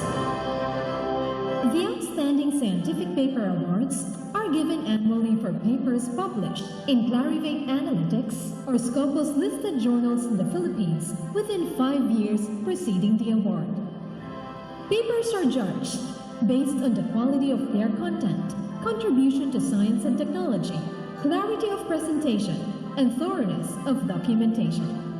The winner will receive a cash prize of 15,000 pesos and a plaque of recognition from NAST.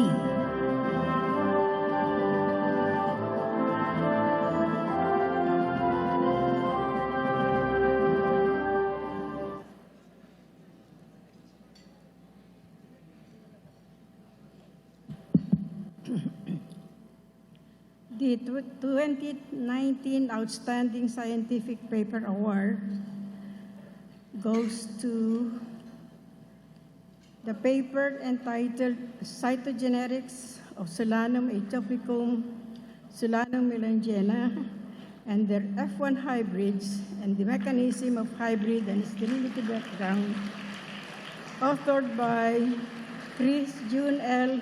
Caliano, Visitacion C. Huelgas, and Merlin S. Mendioro, published in the Philippine Journal of Crop Science, Volume 40, Number 2, pages 33 to 44, 2015. Given this day, this 11th day of July 2019 at the EDSA Shangri-La Hotel, Mandaluyong City. Signed, Rudora V. Asanza, President, Jaime C. Montoya, Secretary. The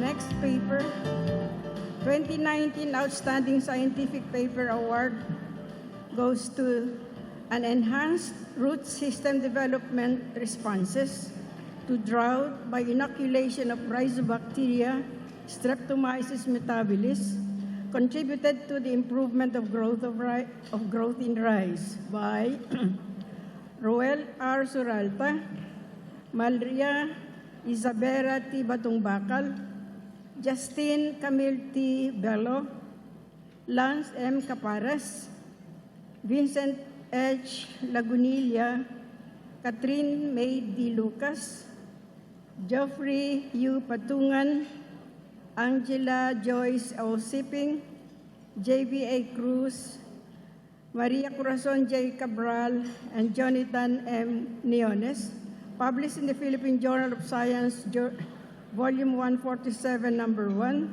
pages 1113 to 113 and 122 to 18, given this day, 11th day of July 2019 at the EDSA Shangri-La Hotel. Signed, Rodora V. Asanza, President, Jaime C. Montoya, Secretary.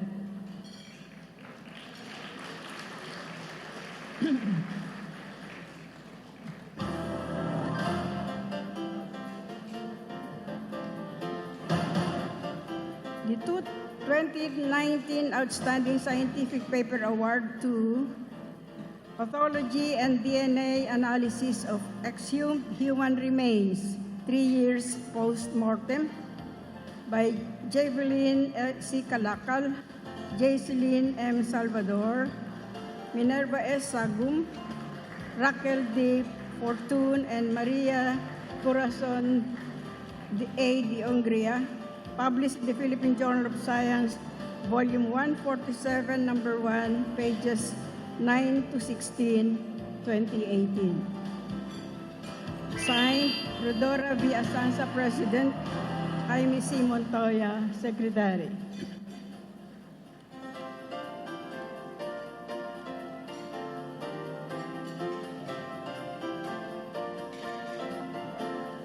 The 2019 Outstanding Scientific Paper Award goes to The Ecology of an Incipient Marine Biological Invasion, the Charum mussel, Mitella charuana de Orbigani, 1846, by Valvia Michilade, in Manila Bay, Luzon, Philippines, by Benjamin Vallejo Jr., Jennifer Conihar Espedido, and Liana Manubag, published in the Philippine Journal of Science, Volume 146, Number 4, pages 483 to 492 in 2017. Signed, Rodora V. Asanza, President, Jaime C. Montoya, Secretary.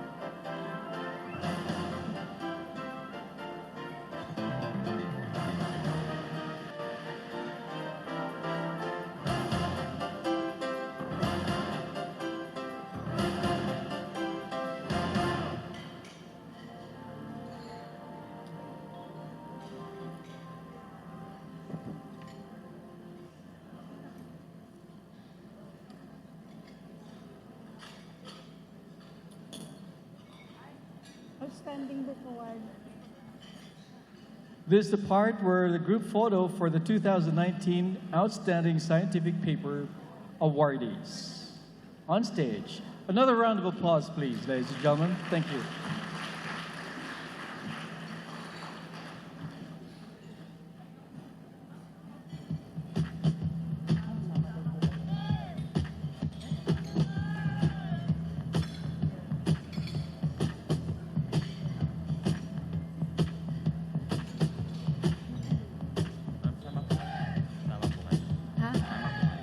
Sama ako.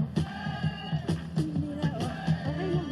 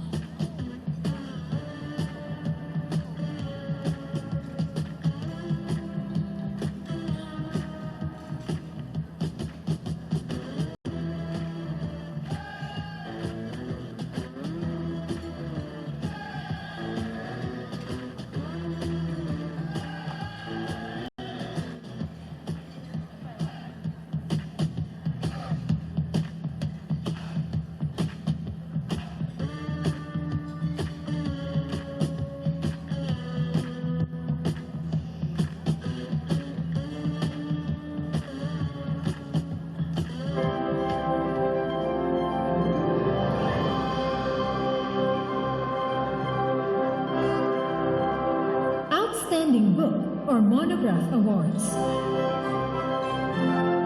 These awards are given annually for books and monographs published by Filipino publishers based in the Philippines.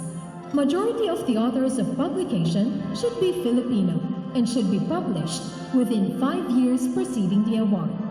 Books are judged based on the quality and originality of their content, contribution to science and technology, clarity of presentation, and thoroughness of documentation.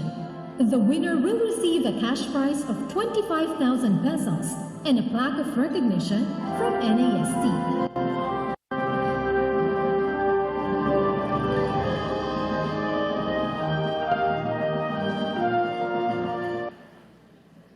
The 2019 Outstanding Book Award goes to PDRI 2015, The Philippine Dietary Reference Intakes by DOST-FNRI Technical Working Group, ISBN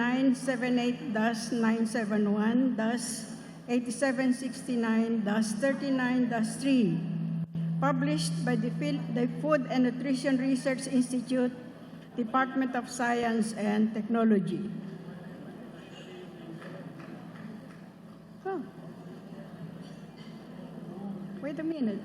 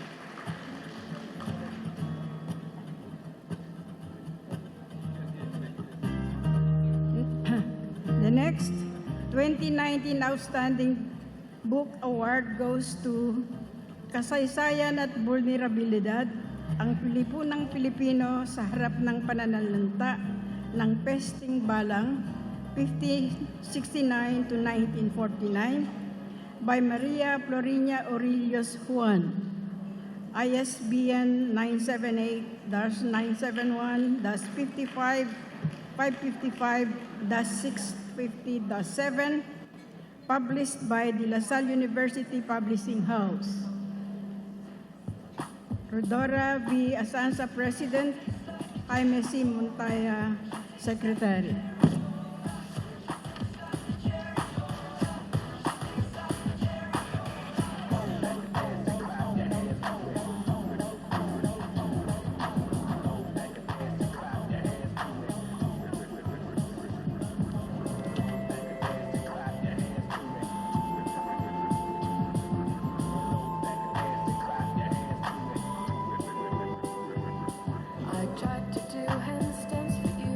And now for a photo op with the winners for the 2019 Outstanding Book Awardees.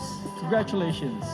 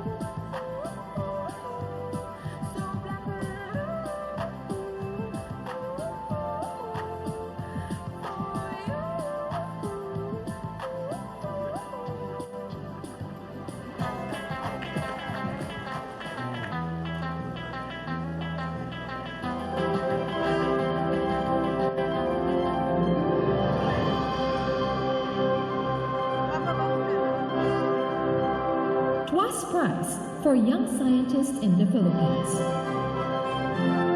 The TWAS Prize for Young Scientists in the Philippines is an award given to an outstanding young Filipino scientist by NASD Philippines and the World Academy of Sciences for the advancement of science in developing countries.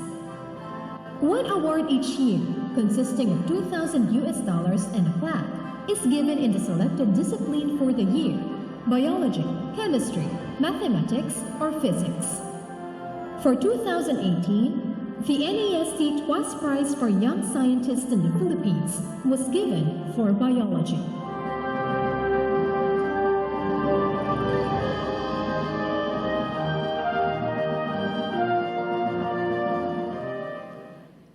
The National Academy of Science and Technology Philippines and the World Academy of Sciences for the Advancement of Science in Developing Countries present this 2018 TWAS Prize for Young Scientists in the Philippines to Alonso A. Gabriel, PhD, Biofunctional Science and Technology.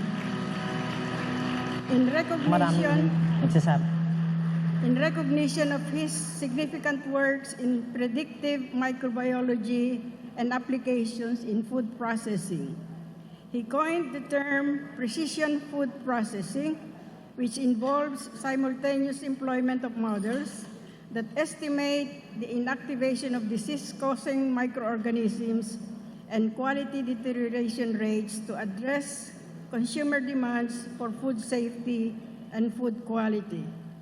Dr. Gabriel advocates for food safety, food defense, and food quality among the micro and small-scale food industry stakeholders who are involved in the manufacture and/or distribution of traditional Filipino products, local and abroad.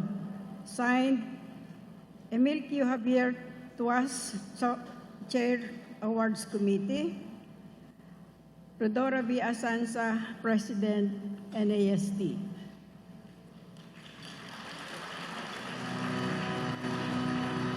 Maraming nagsasabi sa akin na marami na daw akong nagawa. To me, kapag nagawa ko na, tapos na yon. Ang susunod kong tatanungin sa sarili ko, ano pa bang kaya kong gawin?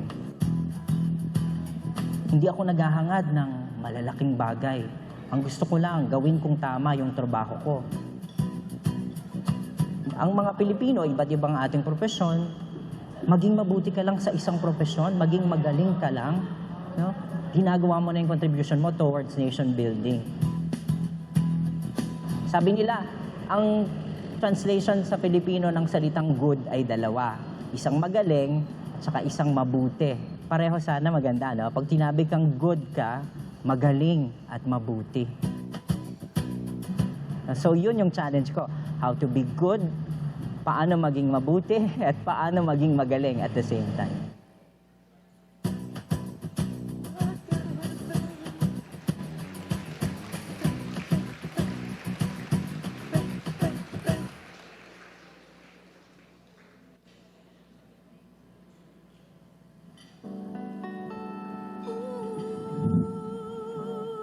We would just like to announce that the TWAS Award for Young Scientists in the Philippines will be discontinued due to budget and consequent financial constraints faced by TWAS. However, the program will be relaunched should funds become available in the future.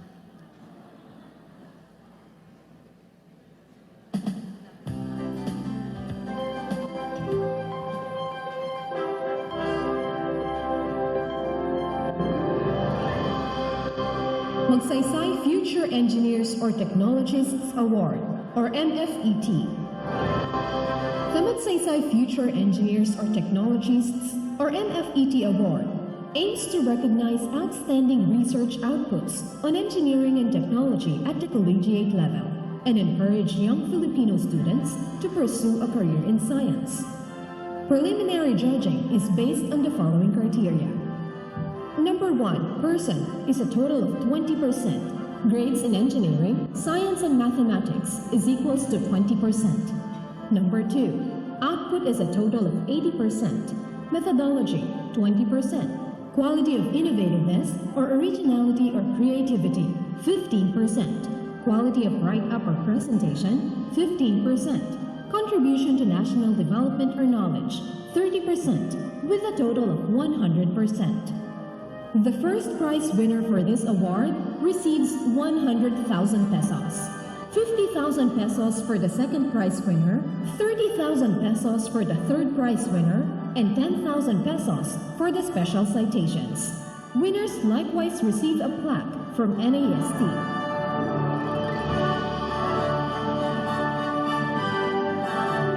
May we call on Academician Angel L. Lazaro III, Chair of the Board of Judges, to announce the winners of the 2018 Magsaysay Future Engineers Technologists Award. A round of applause, please. The winners are... Di ba nalagay niya? Well, there will be two special citations and the third, second, and first prize. So we have for the first special citation, Berenice Daphne C. Ruiz, who is not here. The second special citation goes to Jane Lois G. San Juan of De La Salle University. Jane is here.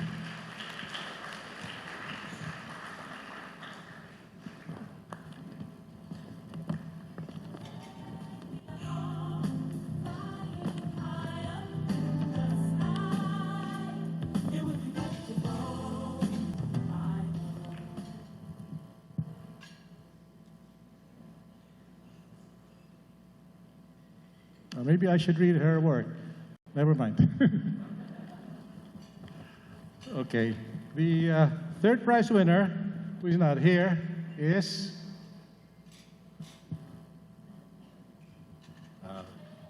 ayaw lagay.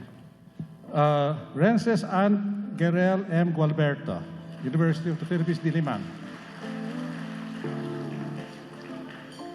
The second prize winner, who is not here either, I'm sorry, the second prize winner is here. Sorry. And the second prize winner is John Christopher A. Dañez of UP Los Baños. There he is.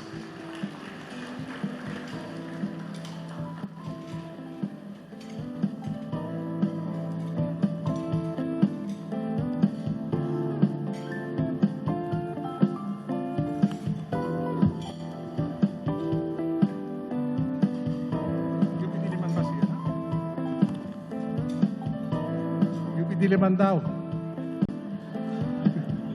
Ha? Ano yung nakalagay dito eh? Tama, yung Los Baños. Hindi kasi, importante yun. Pagka yung, di ba pareho rin yun? UP Diliman, UP Los Baños? Hindi pareho yun. And of course, the first prize winner, who unfortunately is not here, is Peter Nicolas S. Onglao. And he is from UP Diliman. So we only have 2 out of the 5.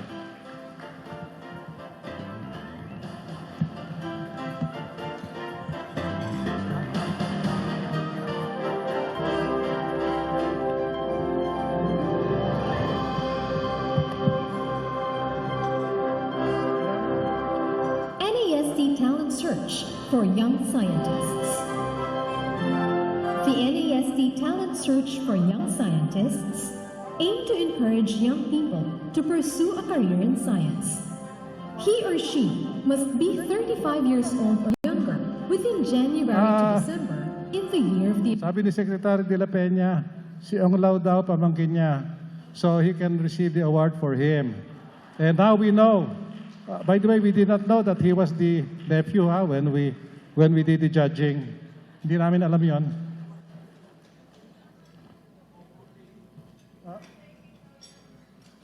Can we ask the two who are present to come up? The two awardees, Mr. Dañez and Ms. San Juan.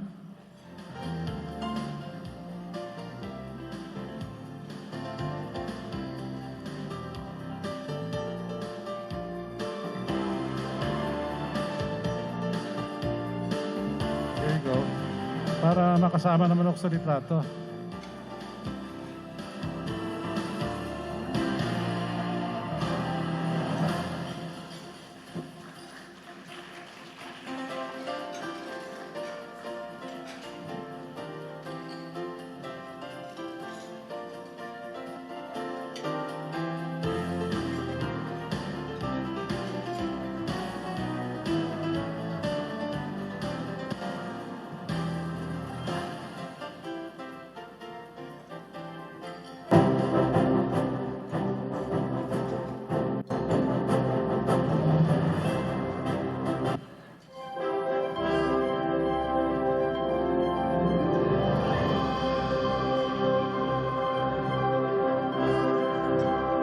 NASD Talent Search for Young Scientists.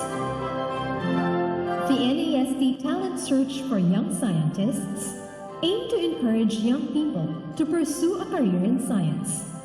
He or she must be 35 years old or younger within January to December in the year of the award. Final judging of this award is done after the paper presentation of the finalists. The first prize winner for this award will receive 45,000 pesos, 30,000 pesos for second prize winner, 20,000 pesos for third prize winner, and 10,000 pesos for special citations. Winners will likewise receive a trophy from NASD. The first prize winner will likewise receive a 500,000 research grant from the Department of Science and Technology for an approved proposal.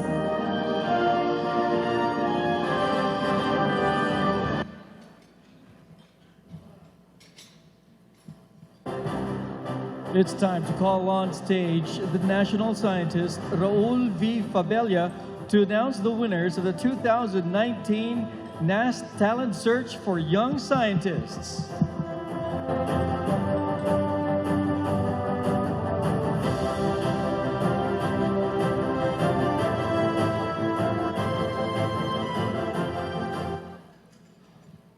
The 2019 National Academy of Science and Technology Talent Search for Young Scientists has 6 awardees.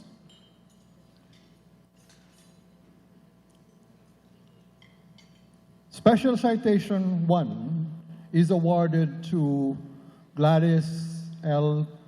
Pascual, Doctor, Applied Biological Sciences, Southern Leyte State University, in recognition of her scientific research entitled Improved Survival, Growth, and Overall Performance of Post-Larval Tiger Shrimp Peneus, employing polybeta hydroxyl butyrate biodegradable plastics.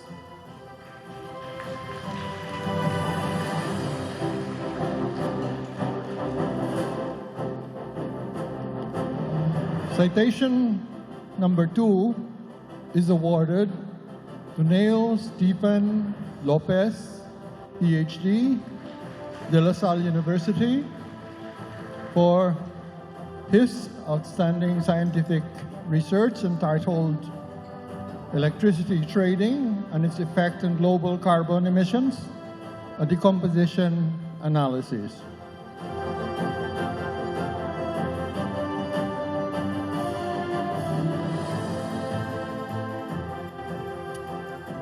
Special citation number 3 is awarded to Marla M. Redillas, PhD, De La Salle University, for her research entitled Evaluation of the Capacity of Allied Practices for the Removal of Heavy Metal from Urban Stormwater Runoff.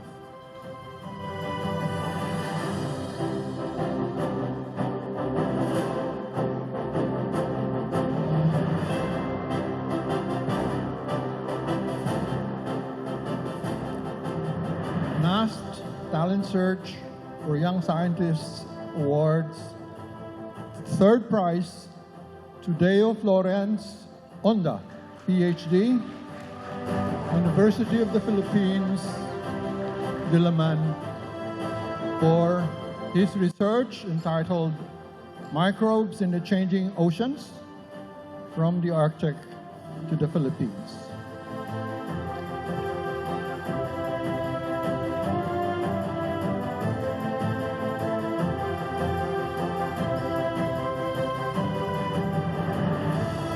University of the Philippines, Diliman. Sorry for that. And the second prize goes to Lillian Jennifer Rodriguez, PhD, University of the Philippines, Diliman, for her research entitled Diversification and Spatial Structuring and the Mutualism between Thecoseptica and its pollinating wasps in insular Southeast Asia. Congratulations.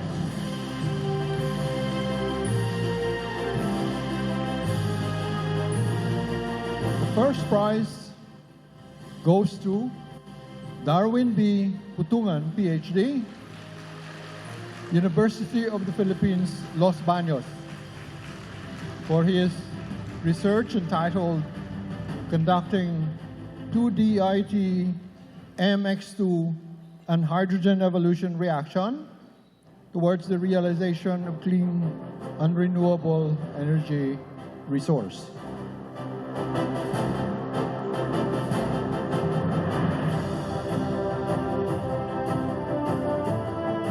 Congratulations.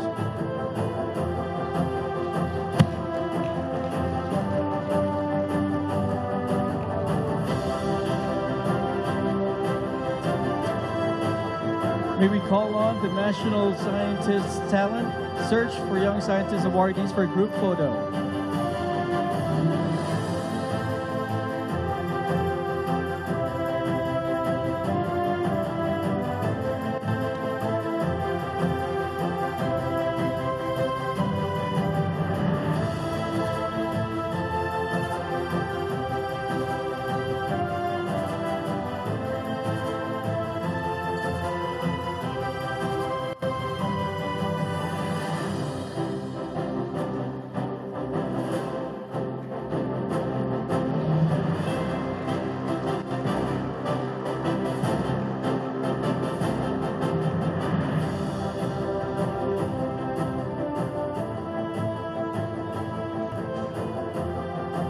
Now we would like to announce a special award, the EDSA President's Young Scientist Award for 2019, courtesy of EDSA.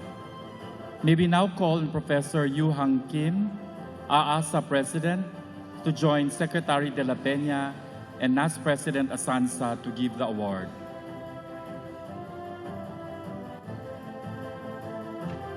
The recipient of the EDSA President's Young Scientist Award for 2019 is Dr. Joey D. Ocon, PhD, Environmental Science and Engineering from the University of the Philippines, Diliman.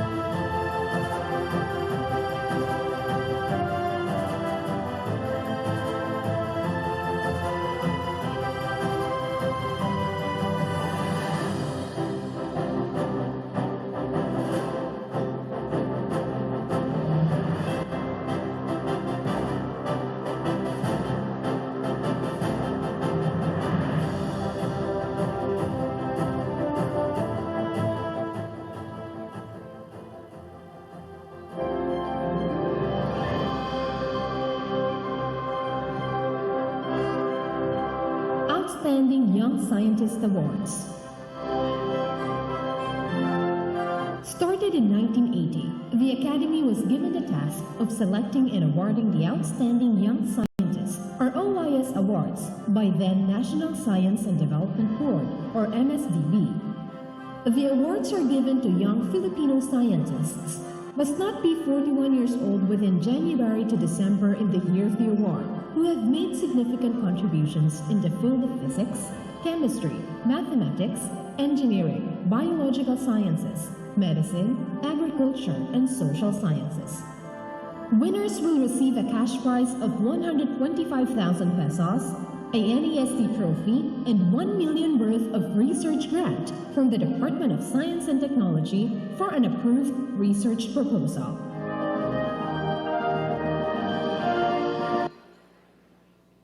Presenting the recipient of the 2019 Outstanding Young Scientist Award, may we call on academician Eufemio T. Rasco Jr. to announce the awardees.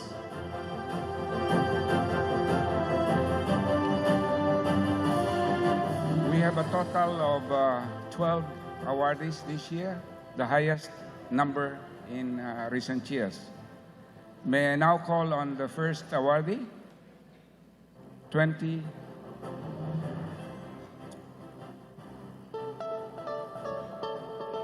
Research on native aquatic species is very important, for many of which are facing threats of overfishing and possible extinction. I study the early life history and feeding biology of silver terrapon or harpoon. We are able to close the life cycle of a unit in captive conditions and establish the pathways for protocols. I am also involved in the refinement of nursing techniques for tropical anchovy eels, developing appropriate feeding schemes and formulated diets to improve survival rates. Feeds are the most expensive input in aquaculture. To reduce dependence on the use of expensive feeding agents such as fish meal, I am exploring the use of agricultural wastes and byproducts, converting them into valuable feeding agents for fish culture.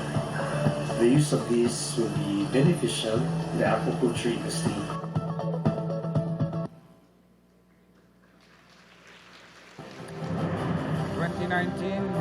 Outstanding Young Scientist Award to Frolan A. Aya, PhD, Environmental Science, Southeast Asian Fisheries and Development Center. In recognition of his notable contributions in the field of fisheries science and aquaculture, particularly on breeding and aquaculture of indigenous aquatic species, stable isotope ecology, and fish nutrition. His work helped develop reliable hatchery seed production technologies for the propagation of threatened Philippine native fish species. His work on the use of stable isotope on the ecology of scallops improved ecological studies on marine invertebrate species. Given this 11th day of July 2019 at the EDSA Shangri-La Hotel, Mandaluyong City, Philippines, Rodora V. Azanza, President, Jaime C. Montoya, Secretary.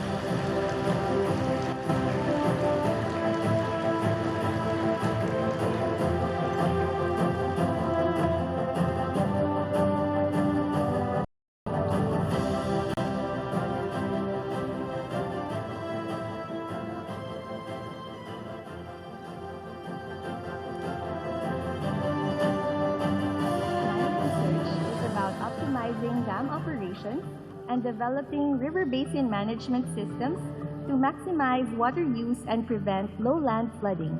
The Philippines experiences an average of about 20 typhoons per year, bringing with them high incidence of floods that destroy livelihoods and take human lives. But with our research, we can turn these floods into a source of life for many Filipino communities. Instead of being destructive forces, excessive rains can be used for hydropower, irrigation, and domestic use. We envision this project to help many Philippine agencies make better decisions in managing water level storage in dams, and create an accurate historical record that will help predict the effects of the climate crisis. 2019 Outstanding Young Scientist Award to Patricia Ann Caranilla Sanchez, PhD, Civil Engineering, University of the Philippines, Los Baños, in recognition of her continuing research on Philippine water resources, which focus on river basins and upland watersheds as they affect agriculture, agroforestry, and urban centers. Her findings indicate the need for the optimization of dam operations and the development of river basin management systems to maximize water use and prevent flooding. She generously shared her expertise with other Asian countries on hydrological simulations and optimized dam operation. Given this 11th day of July 2019 at the EDSA Shangri-La Hotel, Mandaluyong City, Philippines. Rodora V. Asanza, President. Jaime C. Montoya, Secretary.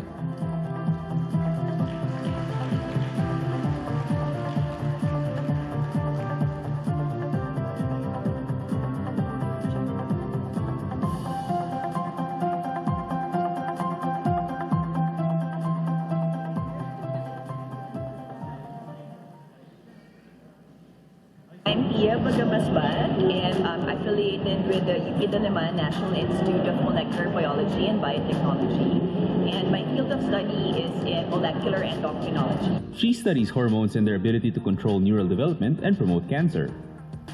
So we're trying to understand how hormones control neural development. So that's the basic science side of my research, and then have applied science field, which is how hormones promote cancer. You know, a lot of the research that's currently being funded is what you would call as applied research. We need to put importance on. It's also trying to develop basic science. No? It doesn't necessarily mean that we have to find, you know, a drug that can cure disease, but trying to understand the process is equally important. No? Because if you understand the process, then you can find out what's wrong with it, and if you find out what's wrong with it, then that's how you can start the cure. 2019 Outstanding Young Scientist Award to Pia D. Bagamasbat, PhD, Molecular, Cellular, and Developmental Biology, University of the Philippines, Diliman, in recognition of her notable contributions in the field of molecular endocrinology research. She advanced our understanding of the molecular mechanisms of hormone-dependent transcriptional regulation of the development of the nervous system, hormone-related cancers such as breast and prostate cancer, for pioneering the application of advanced molecular biology assays to investigate the molecular mechanisms of hormone action at the transcriptional level, and for establishing the genome editing facility as a service facility that other Filipino researchers can utilize and generate CRISPR-Cas9 and lentiviral constructs to investigate gene function. Given this 11th day of July 2019 at the EDSA Shangri-La Hotel, Mandaluyong City, Philippines, Rodora V. Asanza, President. Jaime C. Montoya, Secretary.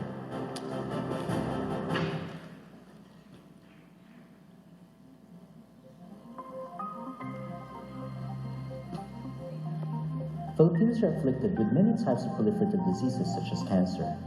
Hence, I want to know why some cells keep on dividing like cancer, and yet when they stop dividing, this leads to cellular aging.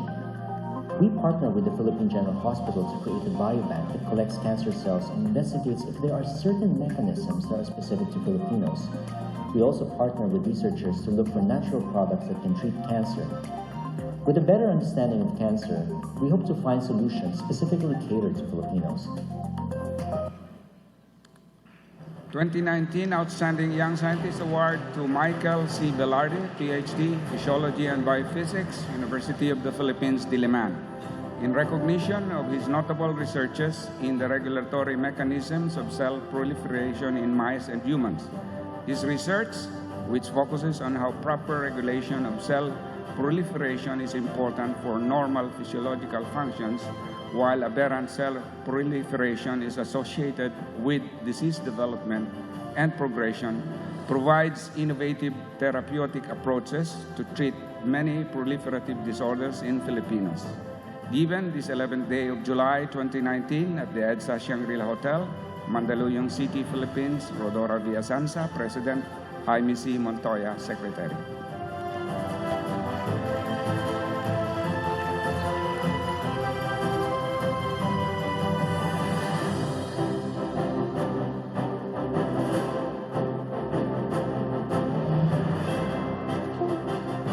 I am Marla Redelias, Associate Professor and Head of the Hydraulics and Water Resources Division at De La Salle University.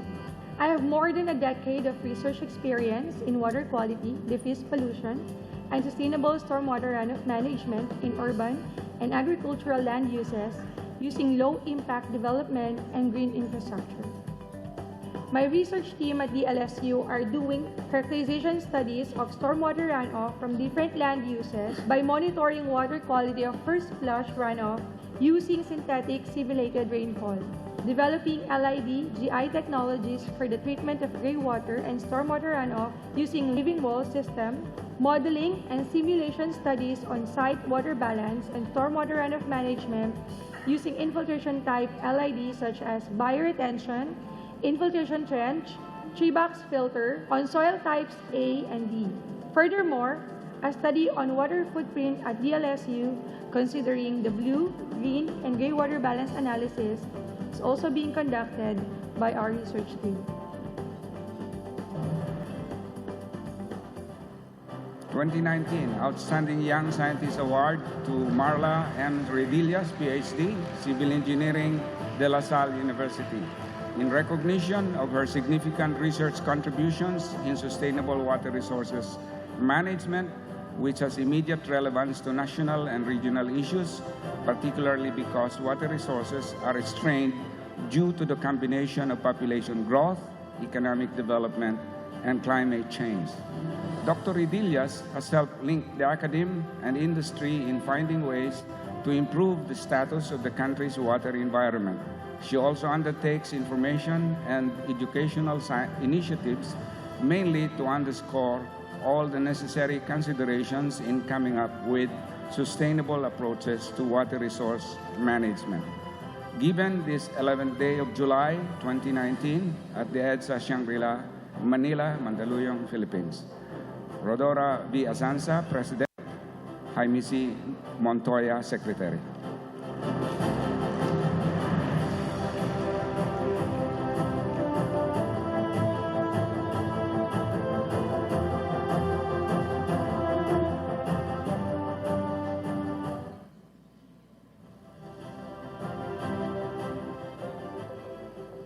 The BRAVE project aims to develop a Filipino-made bomb disposal robot that will strengthen the Philippine National Police Explosive Ordnance Disposal K9 Unit. The PNPEOD K9 Unit is a national task force in charge of implementing bomb disposal operations. This BRAVE robot has 2 robot arm manipulators in a robust mobile platform controlled by an embedded computing module. The weapon arm is equipped with a water blasting unit designed to disrupt the electronics of a suspected improvised explosive device. The claw arm is the main manipulator of BRAVE, capable of handling different tasks in the operation. One end effector design that we are currently working on features a 3-finger gripper for added stability, capable of lifting payloads up to 30 kilograms. BRAVE demonstrates how robotics can play a major role in national security.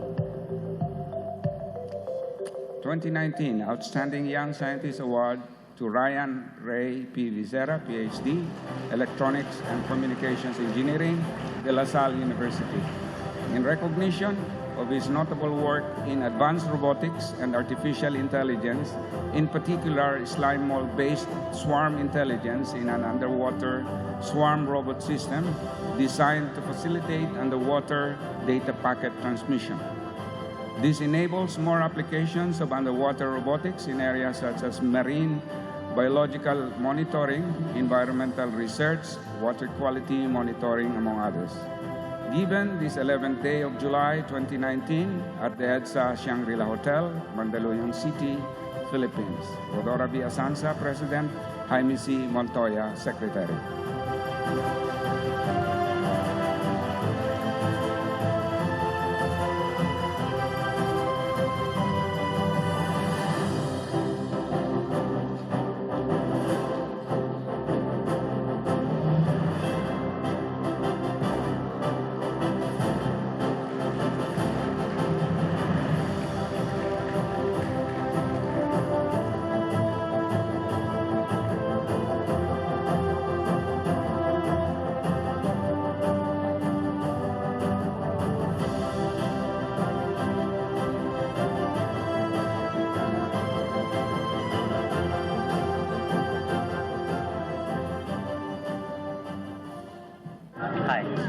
I'm Dr. Raymond Sarmiento. So my work revolves around interoperability of health information systems, working on clinical decision support, developing clinical data warehouses, with also possible applications on health data science and telemedicine or telehealth. I'm also working on several platforms that will be made available to other countries, not just to the Philippines, that will be helpful in tracking antimicrobial drug consumption. And that will also be part of a larger surveillance system for antimicrobial use or consumption.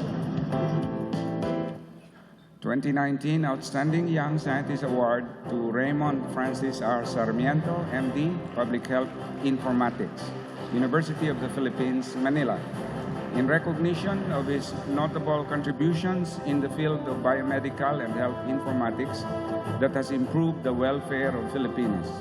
His leadership and excellence have made him a role model and mentor to others and has put him in a unique position to help improve the Philippine healthcare system. Given this 11th day of July 2019 at the EDSA Shangri-La Hotel, Mandaluyong City, Philippines, Rodora Villasanza, President, Jaime C. Montoya, Secretary.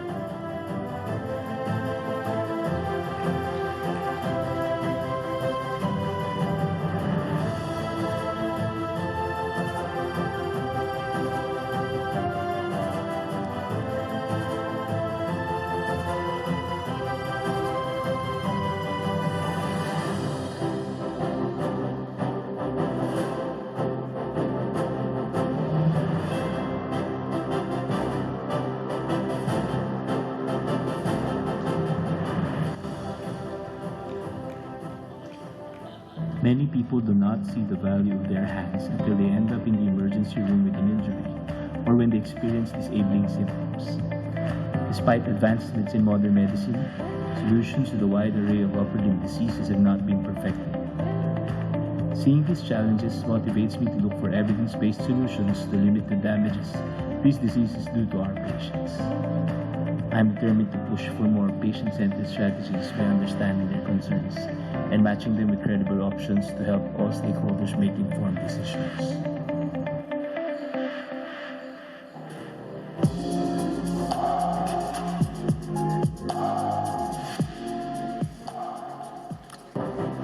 The 2019 Outstanding Young Scientist Award to Nathaniel S. Rillaza Jr., MD, Orthopedics, University of the Philippines, Manila, in recognition of his outstanding research contributions directed towards better comprehension of the hand and upper extremity and the different conditions that compromise its functions. He has evaluated different methods of surgical repair and reconstruction of bone and soft tissues in order to help patients return to full function. He has provided opportunities for Filipinos to be actively involved in the evaluation and management of their upper limb disabilities from different causes. His active involvement in scientific and educational program continues to enhance basic and clinical knowledge of hand and upper extremity concerns in the country. Given this 11th day of July 2019 at the EDSA Shangri-La, Manila, Mandaluyong City, Philippines. Rodora Villasanza, President, Jaime C. Montoya, Secretary.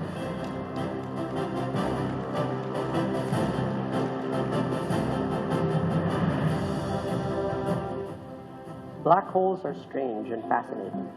To study them, I work through the beautiful math of Einstein's field equations.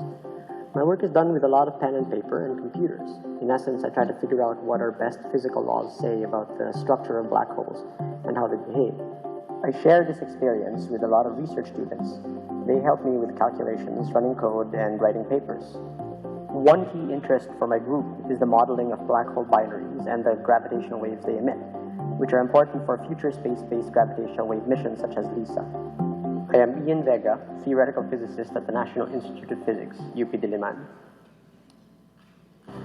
2019 Outstanding Young Scientist Award to Michael Francis Ian G. Vega II, PhD, Physics, University of the Philippines, Diliman, In recognition of his outstanding contributions to theoretical gravitational physics, particularly in the study of black holes and astrophysics in the strong gravity regime that have significantly advanced the state of knowledge in this field in the country. Dr. Vega, together with his research students and international collaborators, has expanded the development of analytical and numerical methods used for the study of self-force and radiation reaction effects on strong field particle motion, the structure and dynamics of black holes in general relativity, and alternative theories of gravity. Dr. Vega's accomplishments have brought the Philippines to the forefront of theoretical physics and raised the public's interest in the rapidly advancing field of gravitational physics. Given this 11th day of July 2019 at the EDSA Shangri-La Hotel, Mandaluyong City, Philippines. Rodora V. Asanza, President. Jaime C. Montoya, Secretary.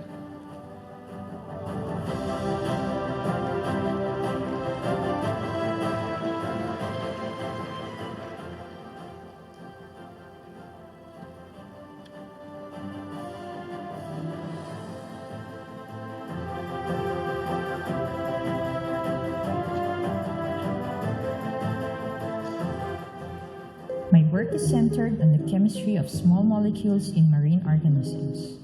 The high marine biodiversity in the Philippines comes with rich chemical diversity as well. Marine organisms talk, fight, and compete with one another via small molecule cues. In turn, we intend to develop these molecules as high-value products for biomedical and industrial applications. We also want to understand the why and the how these molecules are produced. We hope that in the future, our discoveries will reach every Filipino and that this work will further be a motivation for the better protection of our marine resources. 2019 Outstanding Young Scientist Award to Lilibet A. Salvador Reyes, PhD, Pharmaceutical Sciences, University of the Philippines, Diliman. In recognition of her excellence in natural products research, which has bolstered the country's efforts to develop high-value products from our marine biodiversity. She has implemented bioassay screening and chemical profiling methods to determine the effects of marine natural products on cells model organisms and increase the rate of discovery of new bioactive molecules. Given this 11th day of July 2019 at the EDSA Shangri-La Hotel, Mandaluyong City, Philippines, Rodora V. Asanza, President. Jaime C. Montoya, Secretary.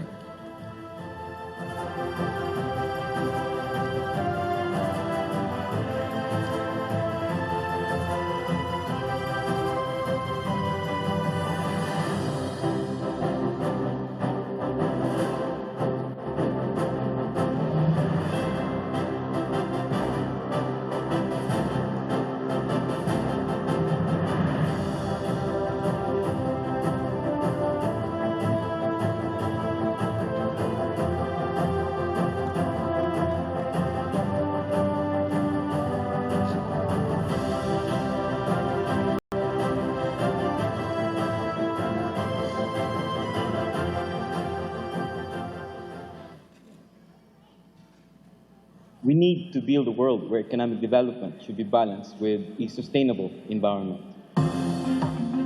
My research looks at development programs and projects from interdisciplinary lenses to analyze their impacts on socio-ecological systems.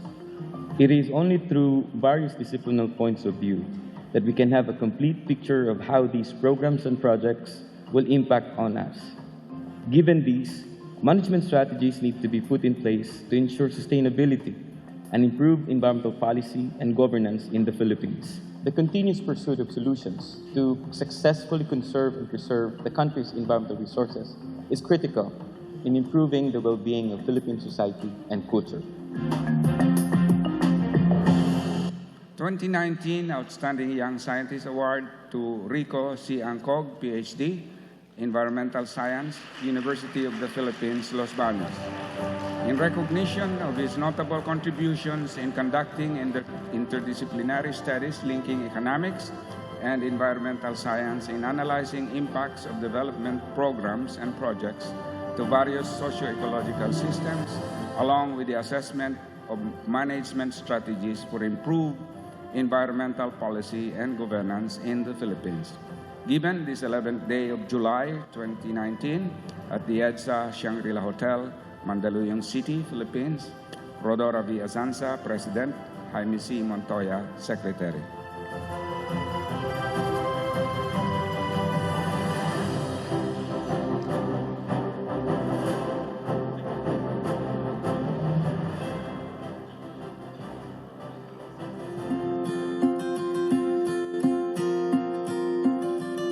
Hi, I'm Rhoda. I'm from De La Salle University, Manila. I'm with the psychology department. My primary field of training is in counseling psychology, but my research work spans different disciplines in psychology, from social, educational, to personality. The studies I've done on learning goals, motivation, and academic emotions have contributed to more nuanced constructions of the experiences of Filipino learners, from the motivated students to the amotivated ones.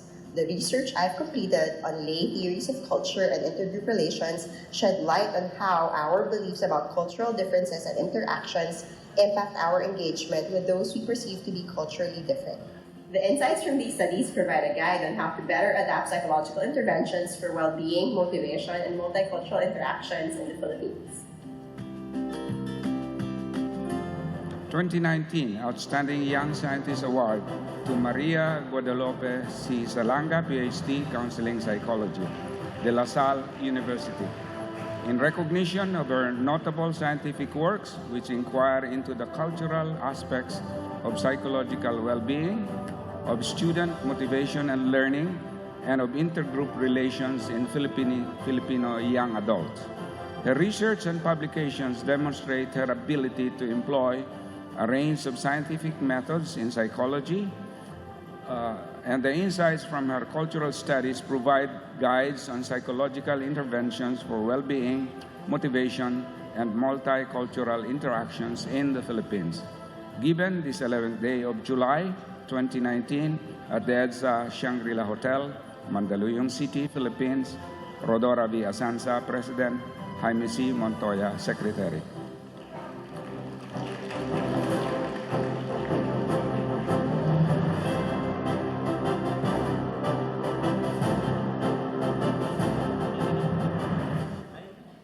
Now it's time to have the 2019 Outstanding Young Scientist group photo on stage. Congratulations. Another round of applause, please.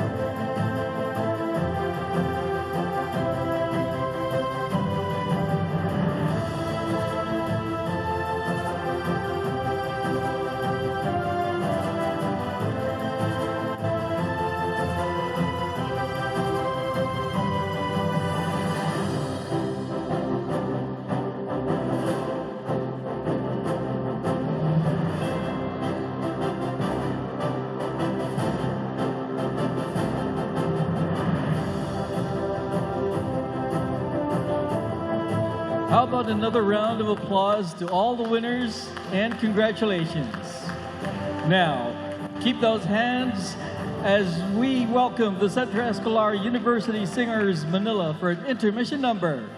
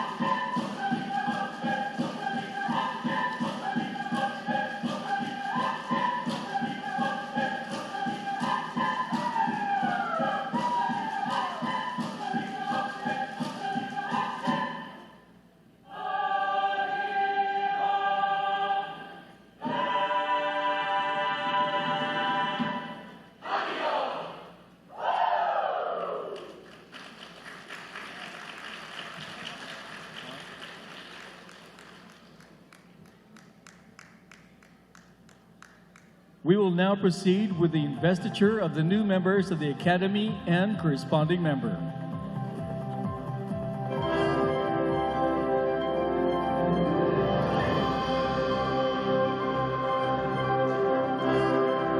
Investiture of new members. The National Academy of Science and Technology Philippines is composed of outstanding scientists serving as a reservoir of competent scientific and technological manpower for the country. A scientist who is a Filipino citizen and who is in sympathy of the purposes of the Academy may become an academician. The honor bestowed on the academicians is for the work already done, for the achievements already achieved, for the contributions to society already made. Every member is distinguished, known nationally and internationally in his or her own right. Collectively, the members represent the best of what this country has produced in science.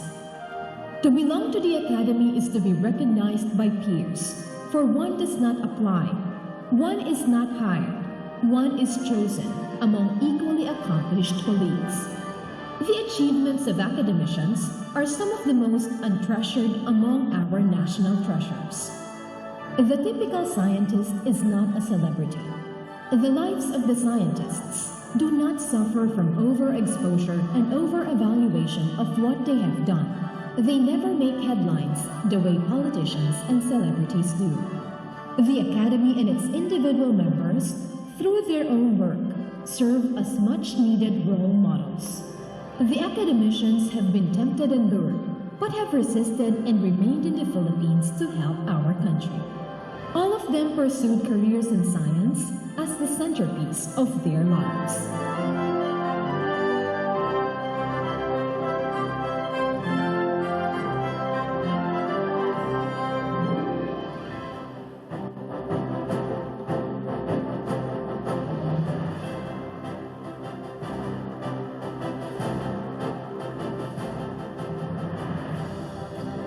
May we now request DOST Secretary Fortunato de la Peña, our NAST President Rodora V. Asansa, and NAST Vice President Fabian Dairit on stage to lead investiture of new academicians and corresponding members.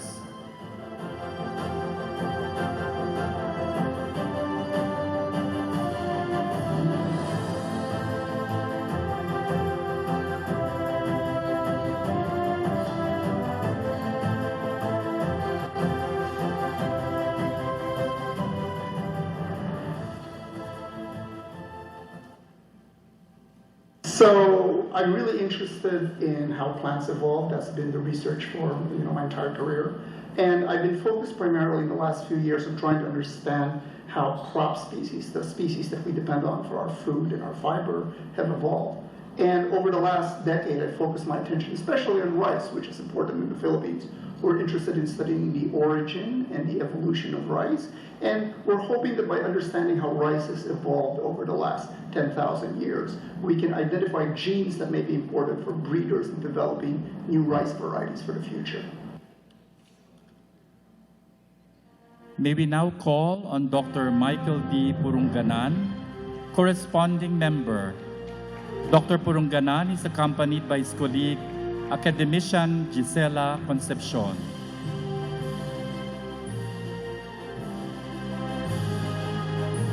The citation reads, Republic of the Philippines, Department of Science and Technology, National Academy of Science and Technology, confers the rank and title of corresponding member to Michael D. Purunganan, PhD, Botany, in recognition of his outstanding scientific contributions in the fields of plant genomics and plant evolutionary biology, particularly for his significant contributions to the study of rice genomics and the evolution of rice varieties and variants, and their implications for agriculture, food self-sufficiency, and nutrition. Professor Purunganan has maintained long, fruitful collaborations with a number of Philippine institutions. His counsel on science policy to strengthen national efforts is constantly sought. Given this 11th day of July 2019 at the EDSA Shangri-La Hotel, Mandaluyong City, Philippines. Yours truly, signed yours truly, Secretary, and Rodora B. Asansa, President.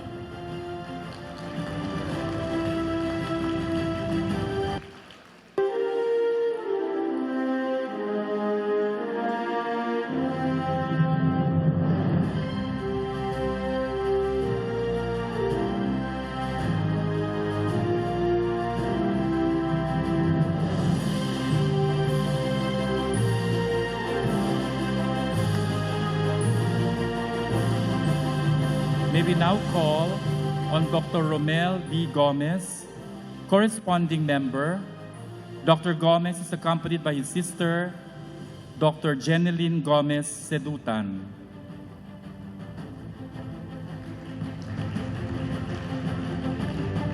The citation reads, Republic of the Philippines, Department of Science and Technology, National Academy of Science and Technology confers the rank and title of corresponding member to Romel B. Gomez, PhD, Applied Physics, in recognition of his significant contributions in the field of magnetism, nanoelectronics, surface science, and biochemical sensors. He has been awarded 3 US and 1 EU patents, including a method of measuring magnetic fields on magnetically recorded media using a scanning tunneling microscope and an electronic microarray binding sensor for genetic detection for detecting cancer and pathogens. He and his team have introduced the stress-induced effects in epitaxial manganese oxide films experiment on the relationship between crystal structure and electrical properties of high TC materials, elucidated the micromagnetic structures on the domain configurations of permalloy, and demonstrated modern magnetic recording drives as well as new concepts for non-volatile memory in future computers. Professor Gomez has mentored several Filipino students, obtained doctorate degrees in various universities in the US. He has collaborated with Filipino scientists and helped spur the creation of 2 high-impact projects in science education and in low-cost, rapid, and reliable testing of dengue and other tropical diseases. Given this 11th day of July 2019 at the EDSA Shangri-La Hotel, Mandaluyong City, Philippines, signed yours truly, Secretary Rodora B. Asansa, President.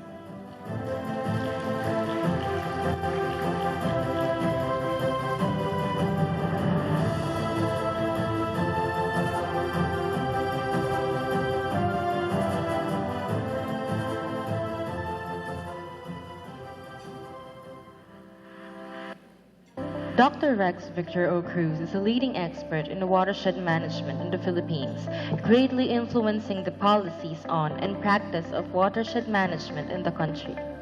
Currently, he is committed to 2 major advocacies. First is the institutionalization of P1 to sustain the uninterrupted collection of empirical datasets. Second is the national upscaling of CFV as a national strategy for promoting the capacity of the upland communities. In recognition of his achievements, he has received numerous awards, including the National Environmental Science Award from NAST in 2016. May we now call on Dr. Rex Victor O. Cruz, academician. Dr. Cruz is accompanied by Mrs. Delia Cruz.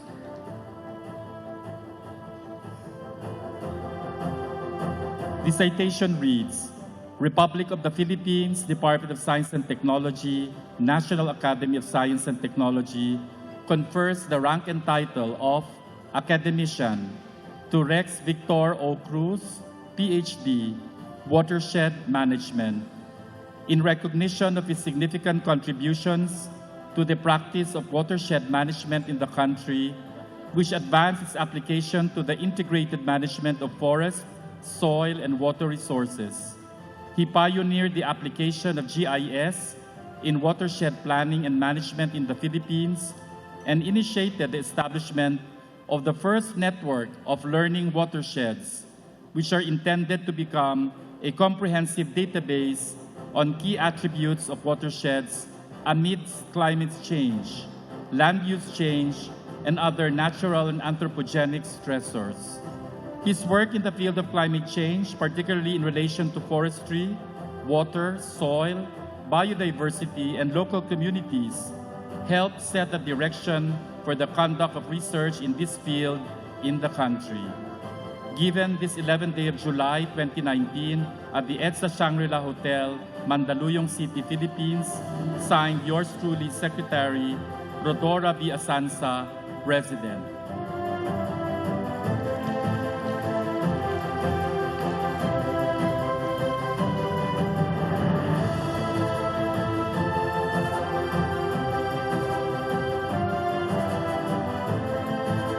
Not everyone may know, but in engineering, we offer also general education courses. It's important that engineering is taken together with other disciplines in addressing real-world problems. Such a course in engineering, we teach together with professors of other colleges, like you witnessed, we had in class also a professor of psychology, art studies, fine arts, and of course a fellow engineering professor. It's a delight to be teaching courses that are not only engineering majors, because there you get to test how engineering majors themselves mix with psych majors, business majors, poli-sci majors, arts, all of them. And each time they have a different approach. And even the teachers, since we come from different disciplines, we get to listen to each other. So we get to learn from each other among the teachers too. May we now call on Dr. Benito M. Pacheco, academician. Dr. Pacheco is accompanied by his wife, Dr. Elizabeth Paz Pacheco. The citation reads, Republic of the Philippines, Department of Science and Technology, National Academy of Science and Technology, confers the rank and title of academician to Benito M. Pacheco, PhD, Civil Engineering. In recognition of his significant research in engineering science and technology and disaster risk management, he has contributed to academia, the engineering profession, and construction industry through basic research, laboratory research, applied research, and action research, education research, and research on policy and legislation. He has maintained multidisciplinary, multi-sectoral, national, and international collaborations in research on issues ranging from structural vibration control to multi-hazard disaster risk management. He played an important role in the formulation of the new legislative protocol or proposal on the Philippine Building Act, which reforms the legal framework as well as set the stage for periodic updating of administrative rules and regulations and technical reference standards for buildings in the Philippines. Given this 11th day of July 2019 at the EDSA Shangri-La Hotel, Mandaluyong City, Philippines, signed yours truly, Secretary Rodora V. Asanza, President.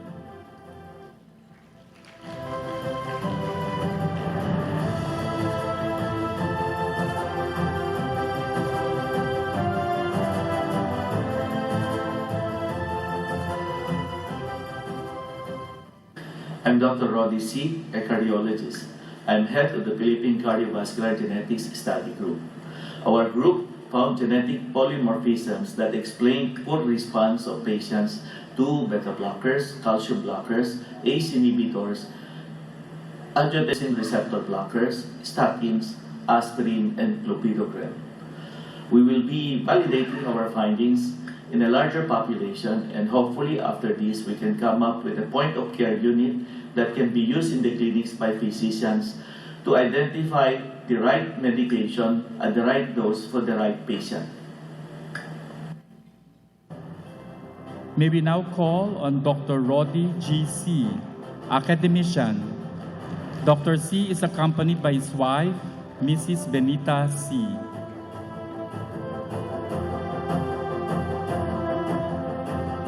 The citation reads, Republic of the Philippines, Department of Science and Technology, National Academy of Science and Technology, confers the rank and title of academician to Rodigy CMD, Cardiology, Internal Medicine. In recognition of his pioneering work on cardiovascular genomics, which contributed to the understanding of the genetic basis of cardiovascular conditions among Filipinos, including genetic variants associated with drug tolerability and treatment response. His extensive research on epidemiology highlighted the clinical importance of risk factors in heart disease, one of the country's top killers. The nationwide survey on cardiovascular risk factors, which he initiated, has become a regular component of the National Nutrition and Health Survey of the DOST Food and Nutrition Research Institute, which in turn has become the basis for the cardiovascular program of the Department of Health and the crux of treatment guidelines of Philippine medical societies and practice. Given this 11th day of July 2019 at the EDSA Shangri-La Hotel, Mandaluyong City, Philippines, signed yours truly, Secretary Rodora V. Asansa, President.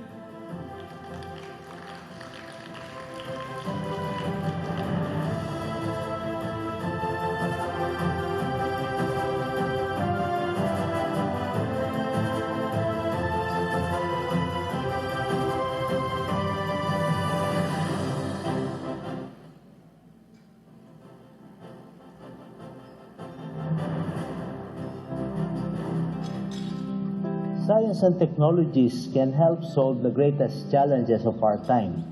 My work highlights the importance of participatory, transdisciplinary, and multi-scale approaches in co-creating solutions that are science-based to address the complex and interlinked problems of human and environmental insecurity.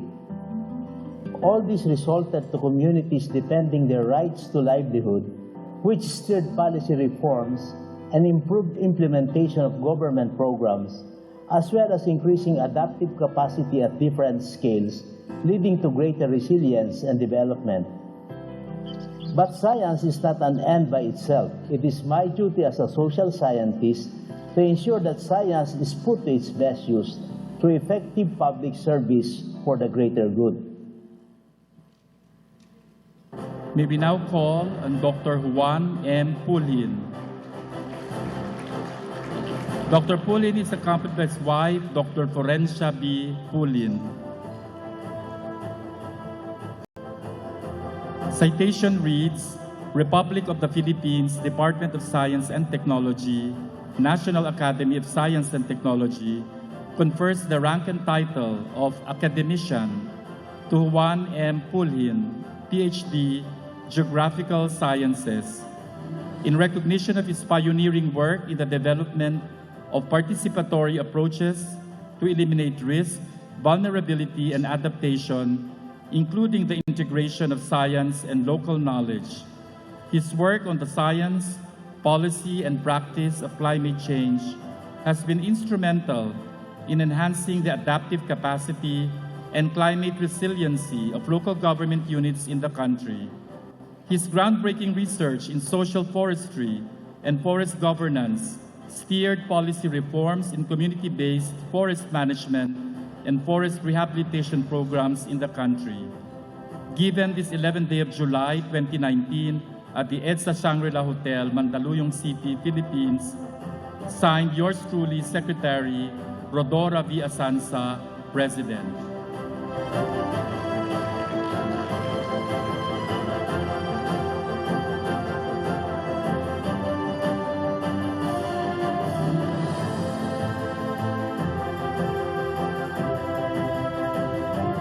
Thank you and congratulations again to our newly elected academicians and corresponding members. Let's give them a big round of applause. They will now take their oath to be administered by Secretary Fortunato de la Peña of the Department of Science and Technology.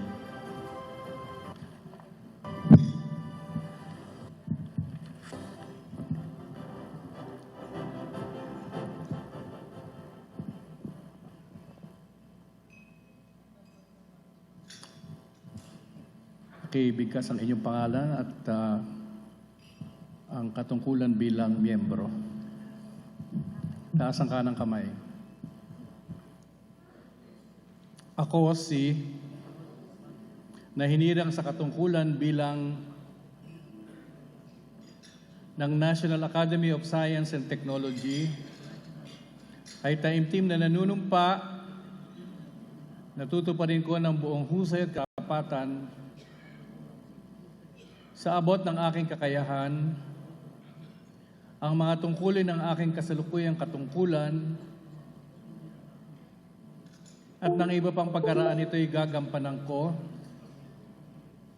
sa ilalim ng Republika ng Pilipinas na aking itataguyod at ipagtatanggol ang saligang batas ng Pilipinas na tunay na mananalig at tatalima ako rito. Nasusundin ko ang mga batas, mga kautosang legal at mga dekretong ipinaiiral ng mga sadyang itinakdang may kapangyarihan ng Republika ng Pilipinas.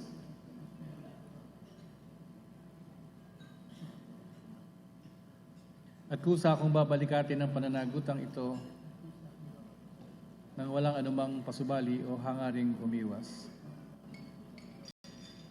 Kasi hanawa ako ng Diyos. Congratulations sa inyong lahat.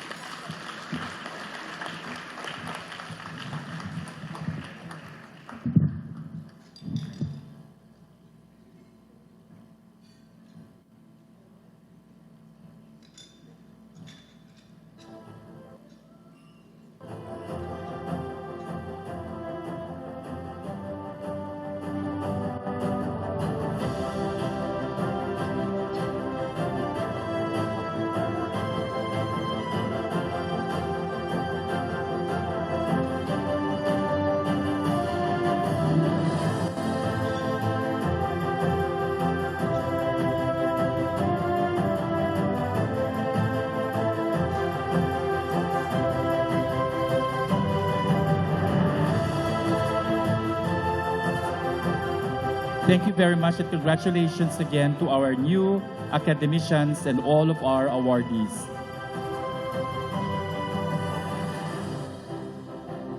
At this juncture, may now request Academician Fabian Dairit, National Academy of Science and Technology Vice President, to give the closing remarks.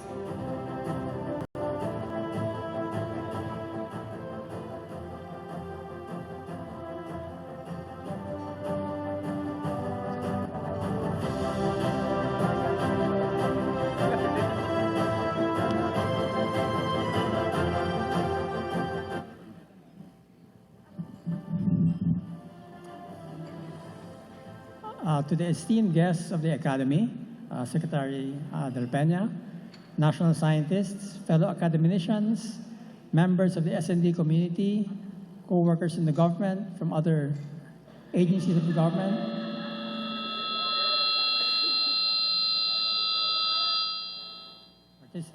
participants, guests, families of our awardees, ladies and gentlemen, good afternoon. On behalf of the National Academy of Science and Technology Philippines, I would like to thank all of you for your valuable participation and presence in this two-day event. Your input, observations, and comments on these relevant issues were truly invaluable. Our gratitude also to all the regions who had coordinated closely with us in the conduct of the 3 regional scientific meetings in Luzon, Visayas, and Mindanao. Thank you for warmly welcoming us and generously hosting this year's regional scientific meetings. Thank you very much to all of our resource persons who generously shared their valuable knowledge and time. This year's ASM adopted the theme, Caring for the Country's Carrying Capacity, with the aim of taking into consideration the maximum capacity of the ecosystem to sustain and support the population, while tolerating all the damages continuously being done. This is timely as we face various pressing concerns that negatively affect our people and the environment. Based on what has been gathered and discussed, we do have a lot of work to do to address the persistent and alarming concerns on plastic waste, sustainable marine food security, and sustainable talent development and retention. But what we have discussed here is just the start of our collective efforts in the achievement of the Sustainable Development Goals.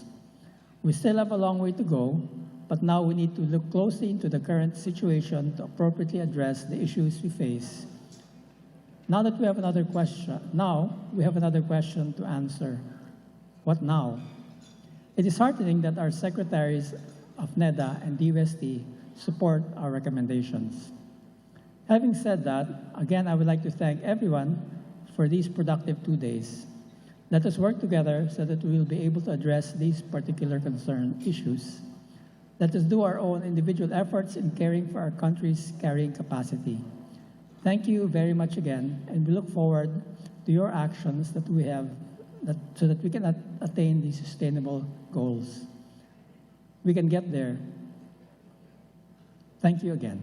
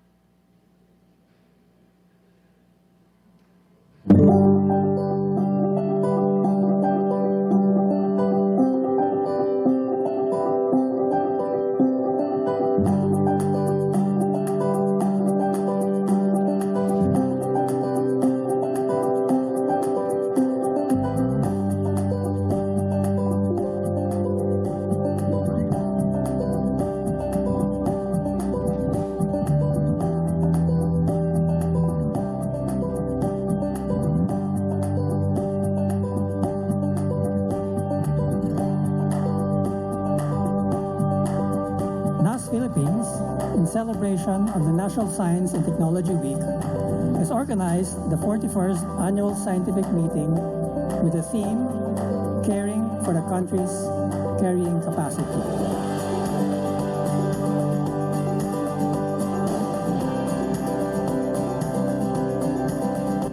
One important area of concern to the Philippines is its achievement of the United Nations-led Sustainable Development Goals, or SDGs, which are part of a universal call to end poverty, protect the planet, and ensure that all people experience peace and prosperity.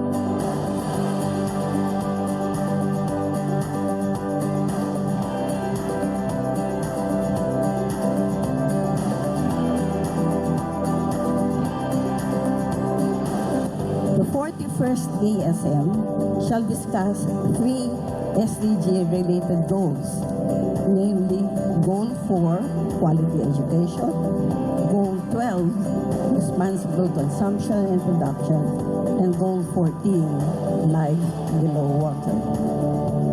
The topics to be presented under these goals are geared towards plastic pollution, sustainable marine food security, sustainable education, talent development, and retention.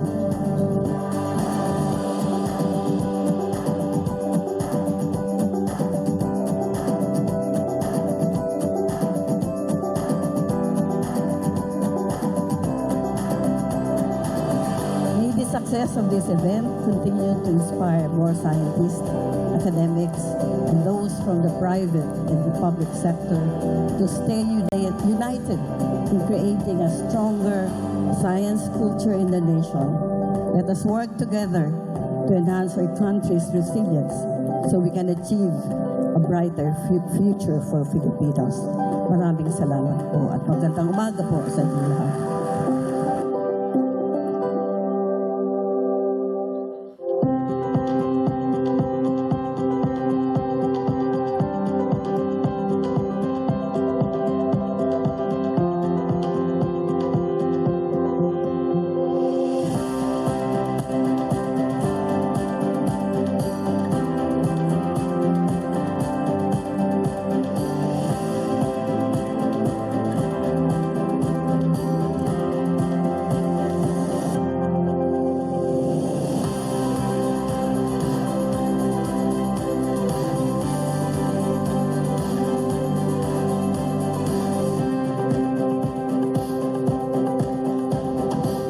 The attainment of the 2030 goals should pave the way for the realization of the Ambition Natin 2040.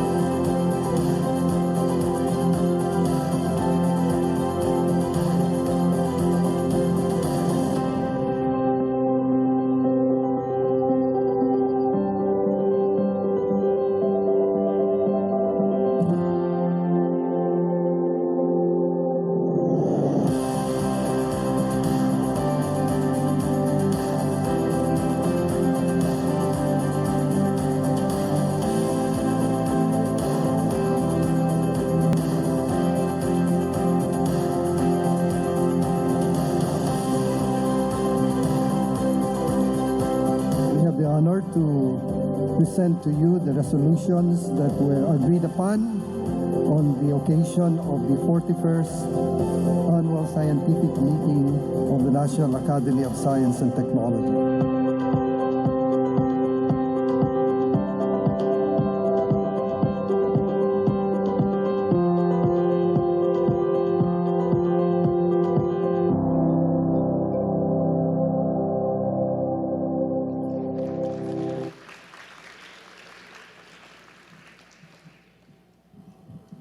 Just a short announcement after the exit of callers.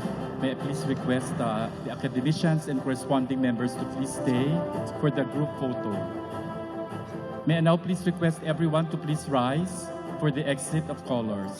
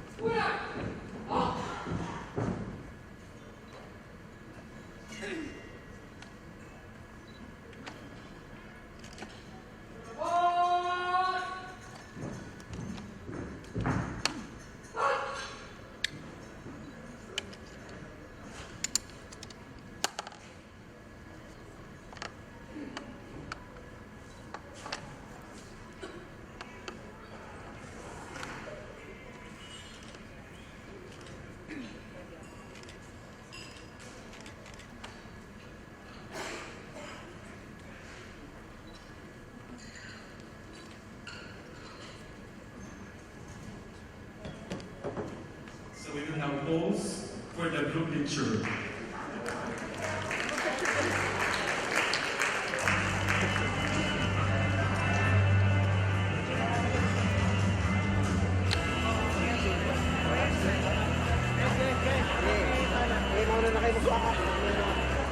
brings a close to a very successful 41st National NAST Annual Scientific Meeting today live at EDSA Shangri-La, Manila, Mandaluyong. Thank you and good night.